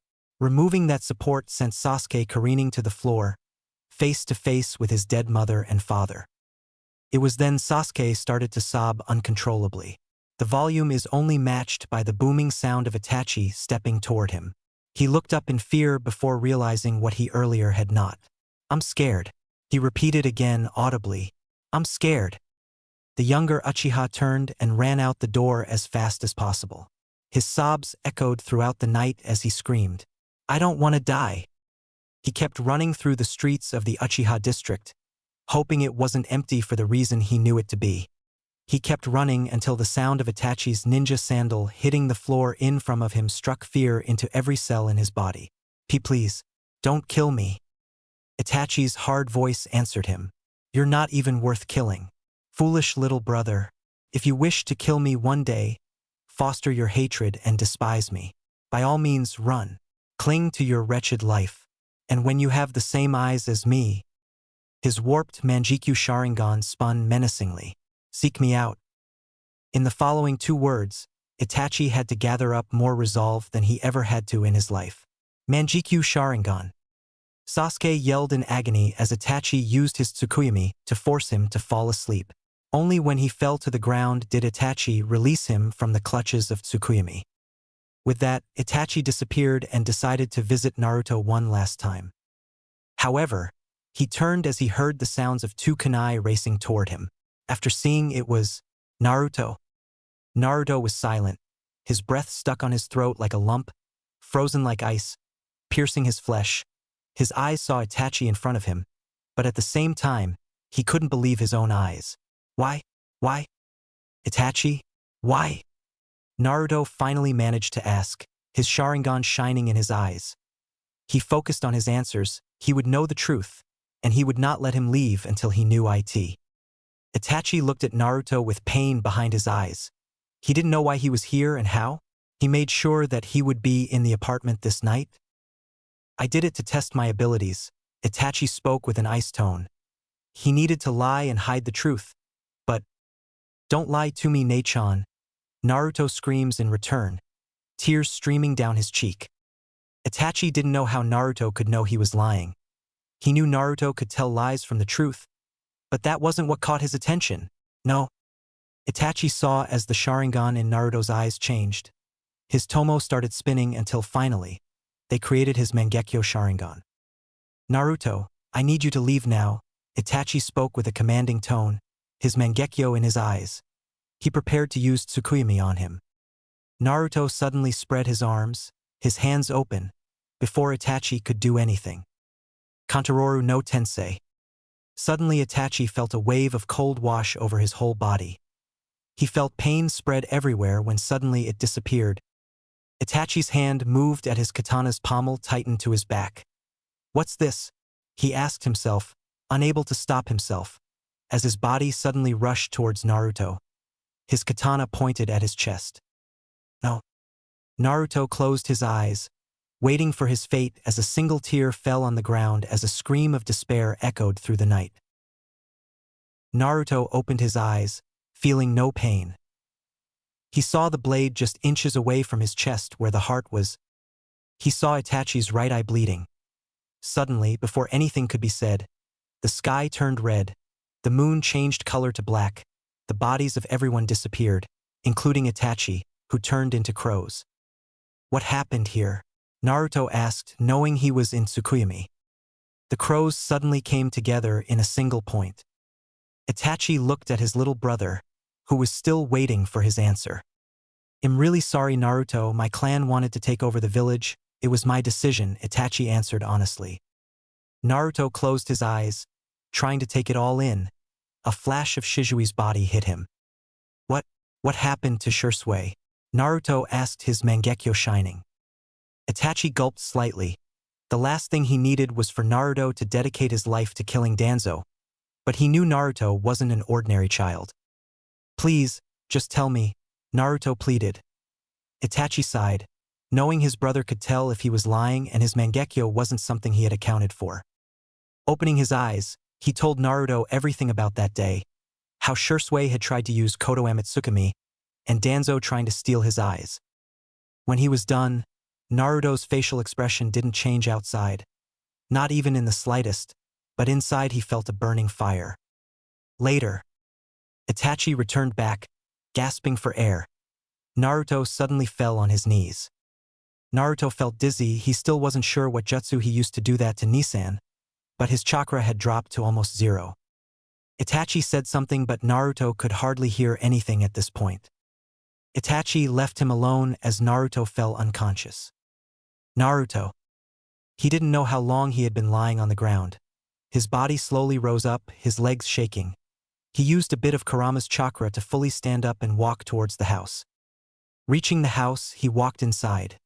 His eyes found her figure lying dead close to Fugaku. Naruto walked and reached her. His shaking hand touched her now cold cheek, his forehead touching hers. Her smile had disappeared. Kachan, please wake up, Naruto pleaded. Moving her shoulder, but her body was as cold as a grave. Her skin had turned pale like snow, blood all over the floor. You can call me Kachan. Naruto started sobbing. His forehead touching her shoulder. He kept moving her shoulder, hoping that she would wake up. Naruto's Mangekyo started expanding before turning metallic color. I failed. I failed. I failed. The old Hokage moved as fast as possible towards the Achiha compound, knowing what he would find there. Despite knowing that, when he landed inside the compound, his eyes widened at sight before him. The scent of blood was strong everywhere, and it smelled like iron. Crows had gathered and were feasting in some of the corpses.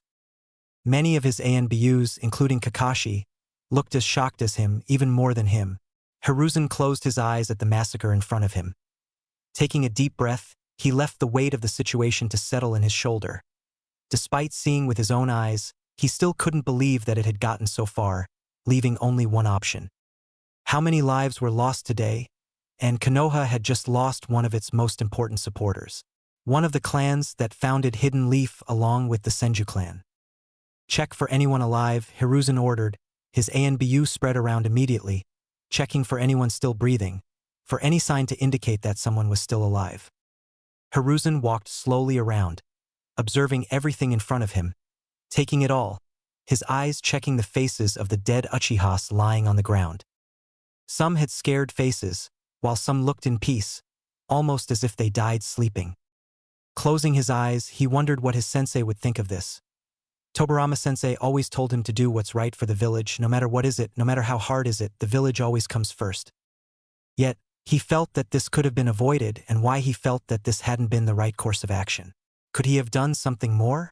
What would you do, Minato? Hiruzen found himself asking, and he did not doubt that his successor would have been able to come up with a solution that didn't involve killing the whole clan. I should have been the one to seal the fox inside Naruto. Not you, the third thought with eyes full of regret and his head slightly lowered in shame. He had thought of that many times since that day. I would be with my wife and Naruto would grow up with love. Not hatred, Hiruzen thought, remembering the face of her wife, her last words. I will return once Kushina gives birth. We will have another grandson to spoil. Hiruzen escaped his thoughts. More people suddenly landed. Hiruzen straightened up himself only to be greeted by his old teammate, who had a neutral face, but his eyes filled with something else entirely. Hiruzen saw Danzo show up followed by two masked ANBU. Probably his personal ANBU. Hiruzen thought with a frown on his face. His eyes narrowed at the two ANBU. Kakashi looked at the bodies with dread. He hoped he wouldn't find Itachi here, as he rolled around another dead Achiha. This one wasn't Itachi either. Yugao suddenly asked what everyone was wondering after silence had taken over the ANBU group, her tone filled with anger and sadness. Who could have done this? She asked as he glanced at every ANBU near her as if asking what they thought. Who could have been behind all this? Many either shook their heads or just shrugged their shoulders, not knowing the answer and not coming up with any person that could be behind this. Kakashi wasn't sure how to answer. If this was the work of an outsider, they could come back one day and slaughter another clan. His body almost flinched at the thought, but that sounded far-fetched to the ANBU but not impossible, or the other option, they had a traitor amongst them, lurking around in the shadows. Yet Kakashi couldn't think of anyone to do this. Achiha had been extra wary of anyone outside of Achiha clan. Kakashi remembered when he visited Obito's old home the last month with Guy. His friend hadn't noticed or perhaps acted oblivious, but Kakashi had seen the clear dark looks at their direction. They were so intense that for a moment Kakashi had thought they might attack. Kakashi escaped his thoughts when he heard Danzo state. It was Itachi Achiha. Danzo suddenly announced to everyone. Every shinobi froze from that piece of information except the two ANBU near Danzo. Why? It doesn't make sense. Kakashi finally spoke after everyone had fallen in silence. Achiha Itachi despised his clan, Danzo answered. Kakashi could tell the man was hiding something, but it wasn't his job to ask questions. Kakashi felt his breath stuck on his throat. Why would Itachi do this? He had worked with the kid and he looked normal as far as he could tell. He didn't look like someone who enjoyed killing during the mission and looked like someone who held his family in a high pedestal. Had he been able to hide things from me? Kakashi found himself asking, slightly perplexed and his thoughts filled with sadness. Obito's clan was gone. Then he remembered how close Naruto had been with the Uchiha clan, how he called Itachi big brother. Kakashi felt a pit on his stomach. How could he ever tell that to the little blonde? It will destroy him. The silence took over the place. No one said anything when, "Hokage-sama, we found one alive," an ANBU shouted, holding a child in her arms. "To the hospital now," the Hokage ordered with a booming voice before turning fully at his old friend, who didn't look fazed by his intense glare. Before Hokage could utter a word, a massive explosion happened near them. The wind wave passed, almost making them stumble. The debris fell around them as everyone's eyes turned to look at the explosion, but the chakra spreading right now made them all almost freeze in fear. "Kyubi," the Hokage murmured with dread under his breath as he walked forward. Kakashi was about to go closer when they saw a red figure slowly walking out of the smoke. The figure looked small, but the red chakra shone through the smoke, and a tail, revealing itself, stood Naruto with red eyes. His whiskers had grown, a red chakra cloak spreading around his body, his cheeks swollen, tears still in his cheek. His pupil looked slit, skulking towards them, and a black ball was standing behind him. "Naruto," Kakashi murmured, not believing he was here and influenced by Kyubi's chakra. No, he would not let him lose control. At that moment, Naruto let out a huge roar. The wind from his roar alone caused many to shield their faces. Naruto was on his four limbs, and three tails spread behind his back. Sarutobi was ready to act and knock him unconscious when tears started rolling down Naruto's cheek. As for a moment, he looked angry, sobbing yet in control. "Hokage-sama, why is my family dead?" Naruto shouted with sadness and anger, his nails scratching the ground below his hands. Hokage didn't respond. He knew whatever he said would not make things easier for his surrogate grandson. Naruto needed to be stopped before things got worse for him. However, he didn't understand why he was here. Itachi informed him that he would make sure Naruto was in his apartment this night. On the other hand, Naruto kept trying to get rid of Kurama's chakra around him, but all he could see and hear in front of him was his mother saying that he could call her mother, Itachi, and Shizui's smile, the promise of his big brother. And he remembered all the glares, all the hatred this village had brought to him, all that pain. "Naruto, you need to calm down now. Think of your brother. Shisui would have wanted you to be happy," Kurama shouted in his head, hoping that his talk could calm down the little kid. Naruto felt tears rolling down his cheek at the mention of Shisui. "You're my little brother and you're my family. Take care of Itachi." Naruto's head lowered, touching the ground. His breath stuck on his throat, feeling that he couldn't breathe, his hand fist, his palm bleeding as the Hokage saw this as the perfect opportunity to knock him down. Rushing at him, one hit, and the little kid stopped moving. Naruto stood motionless. As the red chakra went away, any sign of Kyubi's chakra was gone.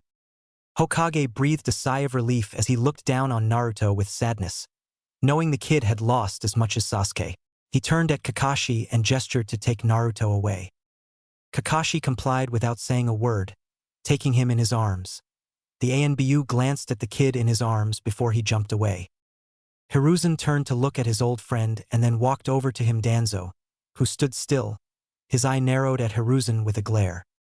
"We will talk about this in my office. Perhaps you have gained too much liberty, Danzo." Hiruzen spoke with a low, threatening voice that sent shivers down his spine.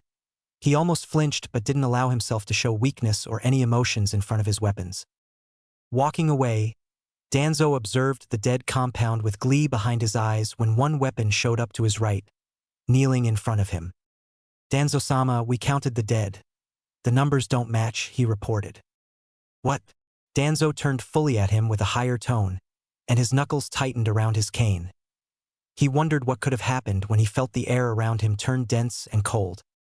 His eyes turned to look at his left, seeing Mangekyo Sharingan behind his mask. "I witness everything. If you dare as much as touch Naruto or Sasuke, I will leak valuable information to every enemy village," Itachi promised as his body turned to crows. "Damn you," Danzo cursed as his hands were more tightened than ever before. Hokage office. Every clan head, every one of the civilian council was called in this meeting. The sun still hadn't risen over the horizon, the darkness covering the hidden leaf village like a cold blanket. Everyone was talking amongst each other, not knowing what this meeting was all about. Shikaku noted that the elders of Konoha were extra quiet. Danzo was usually always silent, But the same usually didn't go for Hamura and Koharu, who were just as silent as Danzo. People asked what was happening, but they stood as silent as the grave. Shikaku knew they knew something but didn't ask. His friend Inoichi seemed to have noticed his glance at the elders. Sadly, some were discussing why they felt Kyuubi's chakra. Many apparently had woken up afraid that the Kyuubi had returned, but thankfully the intense chakra had disappeared as soon as it appeared. The Hokage finally walked inside. His eyes looked tired, face pale like a ghost. Dun gasped at the condition of their Hokage. Everyone stood up when he entered. Hiruzen gave almost everyone a look before sitting down, followed by everyone else. Now, you might be wondering why I have called such a sudden meeting so late. Hiruzen spoke as everyone had fallen silent to hear him. A treason has happened. Everyone grimaced at the mention of treason. Everyone holding on to their breath, waiting for the Hokage to continue. Achiha Itachi has killed every member of the Achiha clan except his little brother Achiha Sasuke. Hiruzen finished, and everyone fell silent once again. The air felt as coldness night of winter. One could cut the air with a knife. Shikaku's eyes almost popped out from what he heard. He wondered why the kid had done it. He had seen him a couple of times, he didn't personally know him, but his eyes didn't look like that of someone who could do something like that. Inoichi frowned and looked just as confused and surprised as his teammate, and he wondered what would the poor kid do now without his family. Choza had stopped eating. His chips fell on the table.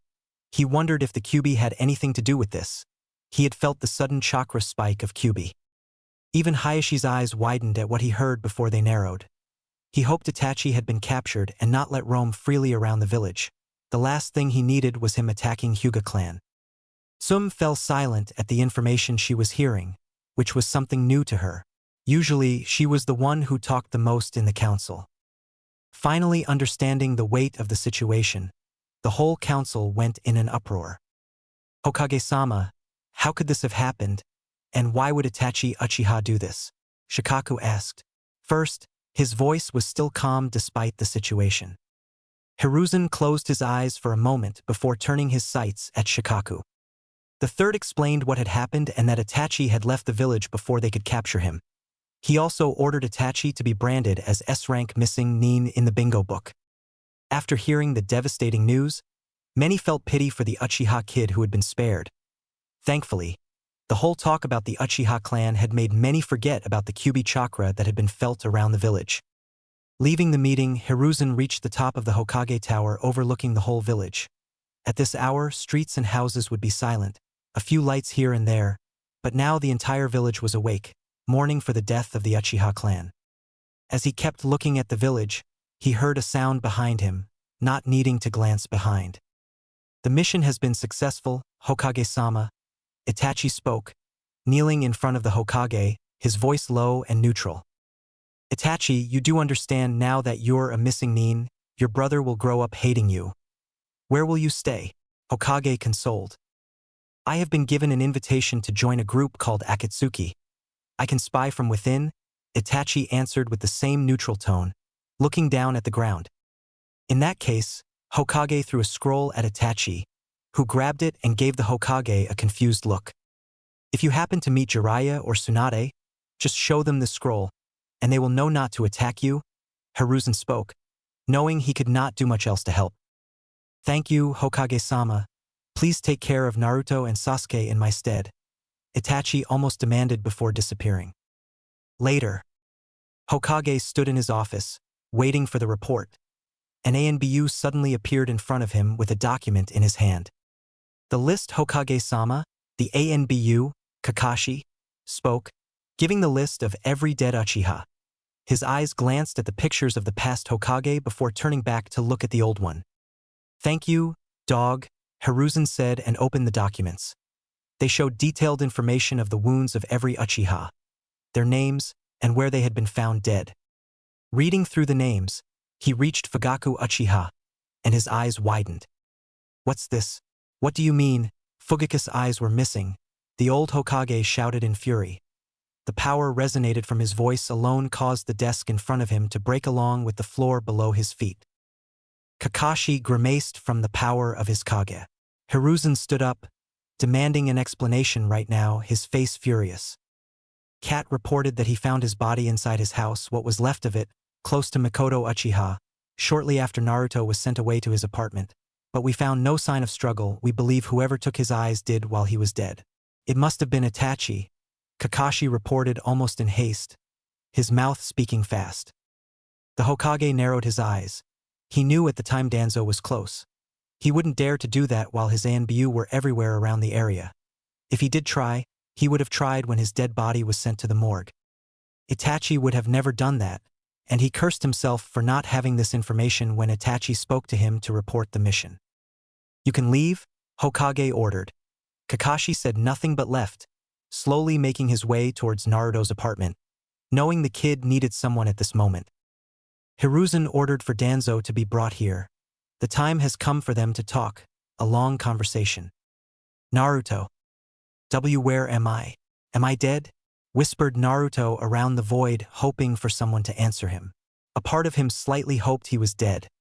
He just wanted to hear a voice that would tell him anything. He believed himself to be dead. But was he truly? Then a voice cut through the air like a knife through butter. "You're not dead. Not yet." Naruto turned to see Uchiha Madara slowly walking towards him. A thin light illuminated his armor and face, his Sharingan on his eyes. "Why am I here?" Naruto asked no one in particular. His body sitting on the ground, his legs spread, and his hands grabbed his head as flashes of the massacre. "No, Naruto kept repeating as he remembered Shursui. "Take care of Itachi." He remembered Mikoto-chan. "You can call me Ka-chan, Naruto-kun." He finally remembered his Nei-chan. "You're my little brother Naruto. Take care of yourself."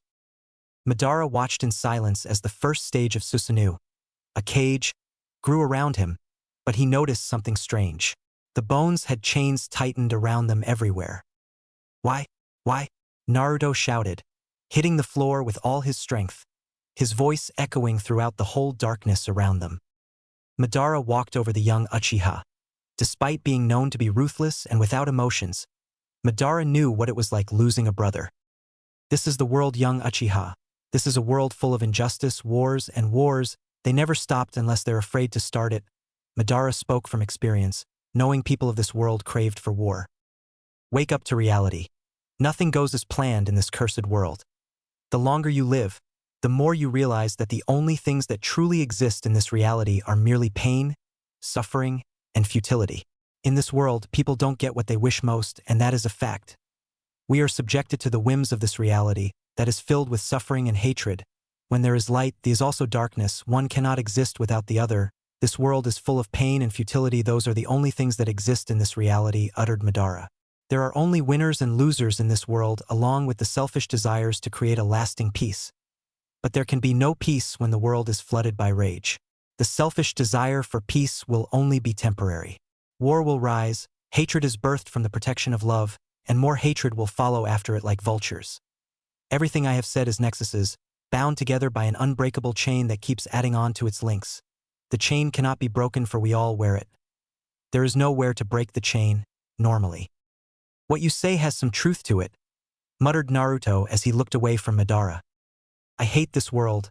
I loathe it with every cell in my body. This world is hell, and I have been condemned to live in it. Only the powerful decide the fate and not the weak. Without strength, you will become a slave to those who are. I have cheated death too many times to know that I am strong enough to decide my fate.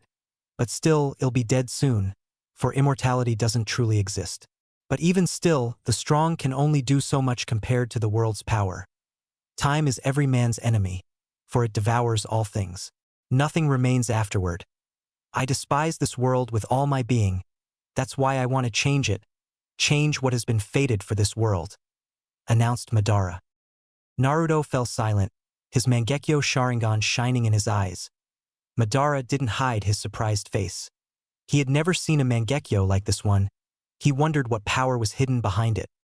"You told me this world is war. People will keep fighting because if one thing history taught us is that people will never learn, they will repeat their mistakes. The time is a wheel unless someone strong enough destroys the wheel, someone that will people both love and fear. Reason why selfish and greedy people follow the rules is because of fear, but those that have no fear that break the rules will always exist, and the war will spark once again. I will unite this world, and I will become the man they will love and fear, love my compassion and fear my wrath, Naruto finished. Madara stood silent at his words, but people don't live forever. Even if Naruto reached his goal, he would one day leave this world, who would make sure the wheel stood broken once he left this world like billions of people before him. Madara decided to see where this road would lead the young Achiha. After all, his work was to guide him. Naruto saw Madara slowly disappearing in front of him, and the legend looked at the young one dead in the eye. His lips twitched upwards slightly. Let's hope what you seek will come true one day, Madara spoke, but Naruto heard he murmured something in the end, but he didn't hear him. Disappearing, Naruto stood alone, almost waiting for the darkness to swallow him whole. Suddenly, a light illuminated him. The darkness disappeared. A figure with long red hair walked towards him, a beaming smile on her face. Naruto felt his breath stuck on his throat. The woman stood in front of him. Suddenly the darkness was gone. Trees growing around him, full of life. You're just like Minato-kun, my little sunshine.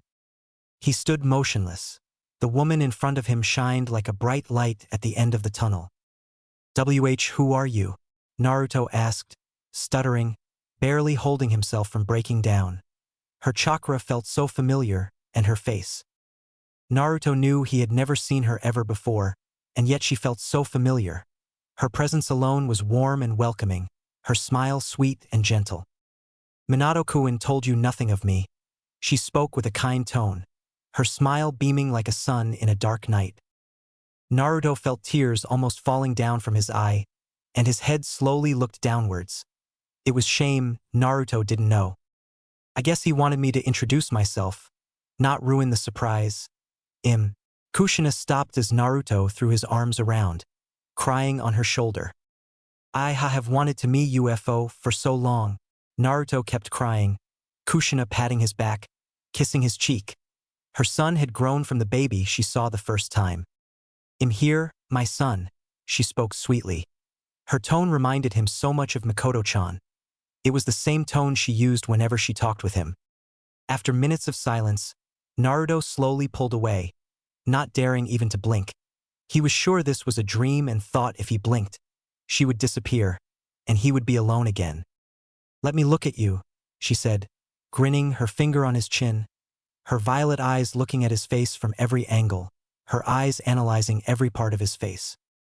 You have your father's eyes and hair, but your cheekbone and everything else is all mine. She spoke happily, giving Naruto another kiss but noticing her son had been quiet and was even avoiding her eyes. Kushina kneeled on the floor, her finger touched his face looking down at his feet. Looking up again, Kushina saw tears rolling down his cheek, Naruto swallowing and trying to hold them back. What's wrong, Sochi? She asked, concerned and making him lean closer to her. I failed, Ka-chan. Kushina stopped him from talking. She hugged him close, heartbroken for her little boy. She was only 6 years old and yet so much weight under his shoulder. You haven't failed anyone. It is not your fault, she spoke in his ear, caressing his hair, hoping to convince him that everything that happened was not his fault. Naruto shook his head in denial. If only he had been stronger, if only I could have been stronger, Naruto said to himself. He would never allow his family to die. He would have done something to prevent it from happening. Naruto stood silent before he backed away and looked at his mother. A part of him still couldn't believe she was here. How are you here? Naruto asked with a small smile on his face. Minato-kun, he sealed a small part of my chakra in your seal so that we could talk. I always wanted to meet you, my little sunshine, she spoke smiling, knowing she couldn't be here with him for that much longer. Naruto stood silent as he felt a wave of happiness. Last time he felt like this was when Mikoto-chan told him he could call her. Naruto shook his head as if trying to shake away that memory. He couldn't think of her right now, deciding to ease the tension between them. Naruto smiled brightly at his mother. Ka-chan, I always wanted to ask. How did you meet Tu-chan? Naruto said smiling, his eyes shining like a sun again. Kushina smiled, happy that her son wanted to know about her. A part of her had always been afraid that Naruto would be angry and maybe even hate her, not that she could blame him if that were the case. A parent's job was always to take care of their children. Yet I have failed Naruto. From the very beginning, Kushina thought, her face turned into a frown. Kachan, you alright? Naruto asked, concerned he had asked the wrong question. But her mouth just smiled and rubbed her hair in embarrassment. Nothing, my Sochi, just lost in thoughts and memories, she answered, stating that she wasn't angry with him. Naruto was waiting for his mother to begin the story of how she met and fell in love with his father. He was slowly growing impatient when she finally began to speak. I moved to Konoha when I was still very young. Minato and I were still just kids. The first time I saw your father, I thought he looked like a flaky girly boy, not someone who I would take as a serious ninja at all, Kushina said with a joking tone. You're kidding, right? Naruto asked, knowing his father had become the Yellow Flash. No, I'm not. But what did I know? I was a young girl who didn't know anything about boys or about being a ninja at all. For that matter, Kushina answered with a giggle. Well, I guess he proved you wrong in the end. Ha, Naruto said with a smile, his hands behind his head, listening with all of his attention. Indeed he did. Since I was the new kid, I wanted to make an impression on my first day at the academy. I wanted everyone to remember me. So when they asked me what my dream for the future was, I yelled, I'm going to be the first female Hokage. Kushina said, letting out a loud laugh at the memory. Naruto laughed at her first choice of words. Becoming the Hokage, Naruto saw himself perhaps wanting the same, but he wanted something much different. Kushina noticed the sudden new face of Naruto. His eyes glanced at the moon and sun symbol on his palms, flashes of the last night still fresh on his mind. He wondered if the pain would ever go away. Looking up at his mother once again, his face beamed again, and he gestured for her to continue. Kushina wanted to ask if she could help but decided to continue the tale since her time was running out. If Naruto was paying more attention to her chakra level, he would notice her chakra slowly lowering. As you may have guessed, the people in the class didn't like the new kid who wasn't even from their village talking about becoming Hokage, and the boys started making fun of me all the time.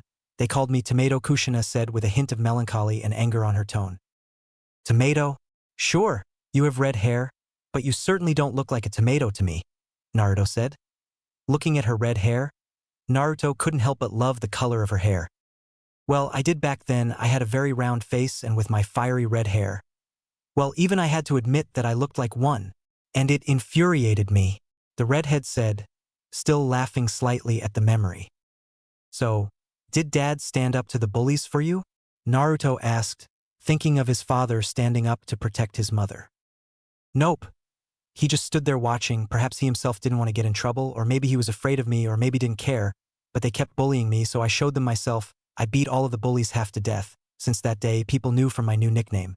The bloody habanero, Kushina said with a small smile, her fist slowly raising, veins almost popping out of her fist.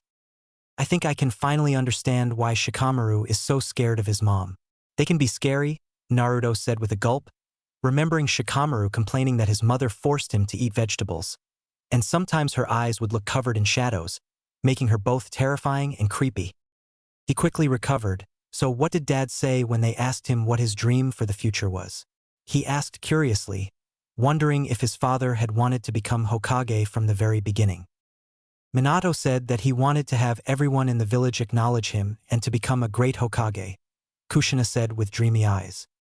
To have everyone acknowledge him, huh? Naruto added with a hollow tone as he remembered his lost family. They had acknowledged him, Itachi, Shursui, and Mikoto Kachan, maybe even Fugaka-sama, the way they smiled at him, the little gestures, and many other things. Kushina noticed it immediately and leaned closer, but he turned his face to her and smiled, an excellent goofy smile. What happened next? Kushina felt her heart breaking knowing she couldn't do much. How much she would give just to stay longer with him and not leave him alone all over again. When I heard what Minato said, I thought that a goofy-looking flake like him could never become the Hokage. There was absolutely no way it would be possible. But as I said earlier, what did I know? I was young. I looked down my nose at Minato. That was until a certain incident, Kushina said with a small shiver at the end. Incident? What happened? Naruto questioned, noticing the way her face lost color slightly. I've always hated my red hair, until one day, thanks to Minato, I came to like it. My chakra is a bit special, you see. And the hidden cloud wanted it badly enough to kidnap me, Kushina said. Kumo-ha, Naruto said with no surprise in his tone. You don't seem too shocked to hear that they tried to kidnap me? Kushina said, slightly disappointed her story hadn't given out a stronger response from her son. Well, I have heard quite a few stories about Kumo's old habits of kidnapping anyone they think could be useful to the village, Naruto admitted, remembering Kumo trying to kidnap the Hyuga heiress. Oh, have they changed now? Kushina asked with a dreadful tone. You could say that the new Reikage isn't bad, and his brother B-sensei gave me a few tips on how to control more tails without losing control, Naruto said, knowing he didn't know them well yet, perhaps when he grows up. Well, anyway, as I was saying, the old Reikage and the council sent a team of Kumo ninja to kidnap me. As they were marching me away, I pulled out my hair one strand at a time. I had to be very careful not to be seen. Konoha sent out pursuit squads immediately, but none managed to find me. As we got closer to the border, I started to give up hope of being rescued. But in the end, Minato was the only one who picked up my trail. He was the only one who noticed the trail of red strands. He rescued me from the Kumo ninja and carried me away. He said he noticed my beautiful hair right away as he held me. Suddenly he no longer looked like a goofy flake. He looked like the most magnificent shinobi ever. Like a man who would make all of my dreams come true. My bright red hair had led me to my soul mate. From that day on, I liked my hair, and more importantly, I loved Minato, Kushina said with a reflective look on her face. Naruto said nothing for a moment, thinking of what she said. He wondered if he should tell her about his involvement in Kumo trying to kidnap the Hyuga heiress, but decided against it since he didn't want his mother to yell at him for being reckless, not mentioning she would definitely get worried. You mentioned B, that means you know him? Kushina asked, interested, remembering her own experience with the weird sunglasses man. Well, not really. I mean, he and his brother, the Reikage, stood in Konoha for some time, B spend every day with me, so yeah, I know him. What about you? How do you know him? Naruto answered. Well, Kushina said, rubbing her hair nervously. I beat him a few times, and somehow we became kind of like friends. Every time I beat him, Kushina finished with a laughing, remembering both B and Hachibi. Naruto wasn't sure what to think.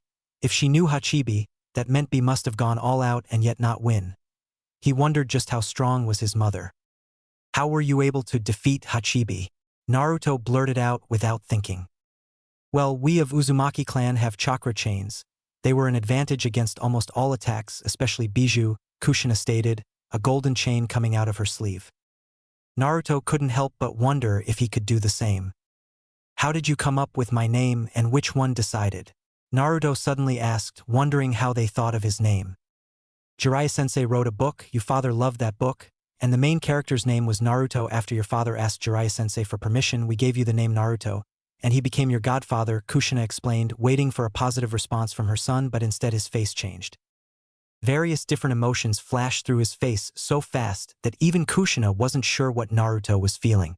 Still, the way his hands went from behind his head to his lap, his hands clenching around his knee, his teeth hitting against each other, his blue eyes turned ice, reminding her so much of how Minato's eyes turned when he was furious, especially one time when they fought against Kumo shinobi. Naruto, she whispered and put her hand on his shoulder, his eyes still looking down on his lap, not making eye contact with her. Why? Why has he abandoned me? Naruto breathed a huge breath, trying to calm himself. Kushina's eyes widened at his words. No, Jiraiya would never do that. Well, what do you mean? He left Kachan, he abandoned me, he was there when he just left, he didn't say hi, he just left, Naruto almost shouted, but the gentle hand of his mother calmed him down. Kushina didn't know why or what to say to her son. Jiraiya always treated Minato as his own son, and yet, what if he doesn't recognize? No, that's not it. Naruto looks like a copy of Mina. Kushina's eyes widened at the realization, hitting her like a sword. She remembered how much Jiraiya had mourned for Tsunade's brother. The way he talked about his lost ones, she understood. Naruto reminds him so much of Minato that She wasn't sure what to think of this. She had been sure if no one, at least Jiraiya, would be there, but he has left, leaving him alone against a whole village of people who hate him. What about Hiruzen-sama? He takes care of you, right? Kushina asked with dread, hoping her son said yes, hoping her son wasn't truly alone. Naruto looked at her and explained that the Hokage just gives him money once a month and sometimes takes him to eat ramen, but nothing else beyond that. Kushina's face, crying. She should be there. Why is this happening? Why? Why? Naruto hugged his mother, hoping to ease her pain. She stopped crying and just held Naruto close to her. After minutes of silence, Kushina suddenly felt her chakra going lower. She knew her time was running out. She took a deep breath and shook his shoulders slightly to gain Naruto's attention. I need to tell you about what happened on the night of the Kyuubi attack 9 years ago, Kushina explained. The night of the Kyuubi attack, Naruto repeated. As you know, I was not originally from Konoha. I came from Yuzu. Konoha and Yuzu villages had very strong ties to each other, Kushina said. Yeah, I know, the Senju clan of Konoha and the Uzumaki clan of Konoha were the best of friends. In fact, they were even distant blood relatives, Naruto added. The people of the Uzumaki clan were all blessed with astonishingly long lives. You surely know already of our clan's skills in sealing techniques and kenjutsu. The 4-element seal on your stomach was one of the seals from the Uzumaki clan. In fact, I taught Minato-kun a whole bunch of different seals, Kushina explained. I know all of that, but why did they pick you? There were many members of the Uzumaki clan that could take the role of Jinchuriki? Naruto said, remembering what his father told him. Well, for one, I was a grandchild of the current leader of the Uzumaki clan. Also, I was apparently born with a powerful chakra that was well suited to suppressing the Kurama. My predecessor as the Kurama Jinchuriki was also a powerful female shinobi from the Uzumaki clan. I guess it was seen as appropriate that I take over for her. It's funny, her name was Mito Uzumaki, and she became the Shodame Hokage's wife. And I ended up marrying the Yandame, Kushina said. Yeah, I know about that. She became the first Jinchuriki during the fight between Hashirama Senju and Madara Achiha, Naruto said. Kushina was surprised to know Naruto knew all of this despite being 6 years old. She wondered how he knew but decided to ask later. Yes, that's correct. From then on, Konoha took possession of the Kurama.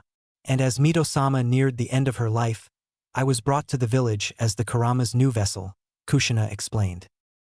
They used you, Naruto yelled, standing up, angry at how they had made his mother the previous Jinchuriki. I had no idea why I had to move, and when I learned the truth, I was speechless. It had all been kept top secret. Only the Sandame Hokage and the top village counselors knew. Only 3 people. I was suffocating under the pressure of being a Jinchuriki and the crushing loneliness that came with it.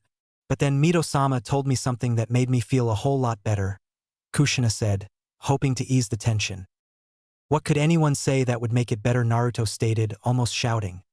His Sharingan had activated on itself. If Kushina was surprised by his Sharingan, she didn't show it. She told me that ultimately we were brought here to Konoha to become the vessel of the Kurama. But before the beast can be housed, we must fill the vessel with love. Do that, and even the host of the Kurama will live a happy life, Kushina said with a smile at the memory. You were happy as the previous Jinchuriki, weren't you? Naruto asked. Yes, I was, thanks to Minato-kun and Mito-sama. I had a very happy life, Kushina answered. What happened to Uzumaki clan? Naruto asked curiously. Perhaps his mother knew more about it. Kushina sighed at the question. Despite being years now, she still felt sadness and anger about her homeland. Yuzushiogakure was a beautiful place. Uzumaki clan lived there for almost 2 millennia. Soon after I arrived in Konoha, Kumo, Kiri, and Iwa banded together and destroyed my home, Kushina spoke, holding back tears, remembering her sister. She never saw her ever again. I'm glad you survived, Naruto said softly, leaning closer and kissing her cheek. Kushina laughed and kissed his cheek, already feeling better. I have another question. The Kyuubi attacked 9 years ago, and the masked man controlling him. So how did he get control of the Kurama if it was sealed away inside of you? Naruto asked. I guess your father didn't tell you. Figures. He left most of it to me. I suppose Minato-kun must have had very little time. But you are right. That masked murderer had control of the Kurama when it attacked 9 years ago. But it was only moments before his attack that it was still sealed inside of me, Kushina said. What? How did he get it out? Naruto asked. I don't know how that masked man knew, But he did, Kushina said. Knew what? Naruto asked. He must have known that a Jinchuriki's seal weakens upon a full-term's pregnancy. His mother said, shocked and saddened. Hiruzen and his wife Bawako informed Minato and I that I would have to give birth outside of the village, and there would only be 3 people allowed inside with me, Kushina said. Outside the village? Why go to that much trouble? Surely the seal doesn't become that weak, does it? And not mentioning Kurama was a friend? Naruto asked, confused. It does. Sadly, the stronger the bijou is, the weaker it becomes. Despite Kurama being friendly, if seal became too weak, he still would come out even if he didn't want to, Kushina explained, her hand instinctively gripping her belly, remembering the day as if it were yesterday. I went to gather my things for the birth with Bawako. It was an uneventful apart from running into a good friend Makoto Achiha, who had just given birth around a week earlier to her son Sasuke. I remember being so afraid of childbirth I just had to ask her if it hurt, but she didn't really help, and in the end Bawako dragged me away to stop me from revealing anything more about the birth. She gave me such a lecture about not talking to anyone, as well as not screaming when the contractions start. I remember Bawako lecturing him to watch the seal and not panic, and that this was the reason women have babies, because men can't handle the pain. If I wasn't in so much pain myself at the time, I would have probably laughed. Your birth went without complications, and I was finally able to meet you. I was so happy to see you, to be able to hold you finally. Minato-kun just couldn't stop smiling, Kushina said reflectively. So there were no complications with the birth? Then what went wrong? Naruto asked, dreading what his mother might say. Only moments after you were born that masked man showed up. He had killed all of the umbu that were guarding our location, and upon entering the room he killed Bawako and the umbu that was with her Taji. And what was worse, he had taken you, threatening to kill you if Minato-kun didn't leave me. In the end, that masked bastard attempted to go ahead with his threat, forcing Minato to leave me while my seal was still weakened. He, of course, saved you in the time, Naruto, but had to act quickly to avoid the explosion from seals that the man placed on your blanket, Kushina explained. While Minato-kun returned you safely home, I was taken by that man, and he was boasting about how despite all of the safety precautions Konoha made to ensure Minato-kun would be able to protect me, he managed to separate us. He then activated his Sharingan and forcefully ripped the Kurama from my seal, Kushina said. Naruto felt his anger rise once again. The man was responsible for all of this, his chest burning like fire in anger. That masked man who seemed to have almost complete control over the Kurama forced him to kill me, saying that it was fitting for a bijou to kill its previous Jinchuriki. It almost got me as well, but Minato-kun arrived and saved me. He returned me to the place he had hidden you, Naruto-kun, so I could stay with you while he went back out to fight the man in the mask and, of course, the Kurama. Minato-kun then left me with you, so I do not know exactly what happened in the village, but I am sure that it was horrible, Kushina said. I do not know what happened, but from what I can gather, Minato-kun was able to defeat the masked man and remove the Kurama from his power, because the next time I saw Minato-kun, he was warping both of us to the location of Kurama. Minato explained that we needed to seal Kurama into you. Before being sealed away, Kurama promised to look after you. A small smile erupted on the blonde's face at the mention of his friend. Minato-kun sealed Kurama using Reaper Death Seal, Kushina finished. So you just let him use me as the Jinchuriki? Naruto asked with a slightly hurt tone. Not really. I was damn against the idea, and to make you a Jinchuriki without even having a father was just unthinkable. I couldn't understand it at all. Minato-kun was sacrificing you just to keep the balance of the bijou between the villages, Kushina said. Well, what did he say to that? Naruto asked with a low voice, almost a whisper. He said that turning your back on your country is the same as abandoning a child. That he made a promise to protect the village of Konoha and the Land of Fire when he became Hokage, and he couldn't just turn his back on those people. I still didn't like what I was hearing. Despite knowing Minato-kun truly believed what he was doing was right, I didn't want my son to grow up alone. But Minato said something that, in the end, I am glad he did because it meant that I was able to meet you. He said that even if he lived, he could never substitute for me. There were things that you need to be told that he could never say, even if I only have the briefest of moments to do so, and that the sealing wasn't so that I could see you again. It was so that you could meet me. A lifetime with a father could not give the same kind of love and affection as even 5 minutes with a mother. My last words to you were, don't be a fussy eater. Grow up to be big and strong. Make sure you bathe every day and sleep well. Make friends, it doesn't matter how many. Just make sure they're real friends, people you always trust and rely on. Even a few is enough. And study your ninjutsu. I was never very good at it, maybe you will be. And remember to avoid the 3 vices of shinobi. Don't borrow money if you can help it. Save what money you earn from missions. No drinking alcohol until you are old enough. And as for women, I hope you find someone that makes you happy. Finally, remember who you are. Find a dream. And don't stop trying at it until it comes true. And of course, I couldn't leave you without telling you how much I love you. Naruto, I am so sorry about what happened. We made you into the Kurama vessel, and I wasn't there for you while you were growing up, Kushina said while wiping a tear from her eyes. Naruto was also tearing up. But I get it now, you both gave your lives for me so I could live, you loved me so I could grow up happy and healthy. I am so glad I am your son, Naruto said. Kushina rushed forward to hug Naruto just as she was fading away. Naruto, I am so happy to hear you say that. Thank you for allowing me to be your mother and Minato-kun to be your father. Thank you for being our son. Thank you. Kushina sobbed as the tears began to fall freely from her eyes as she faded away, leaving Naruto alone.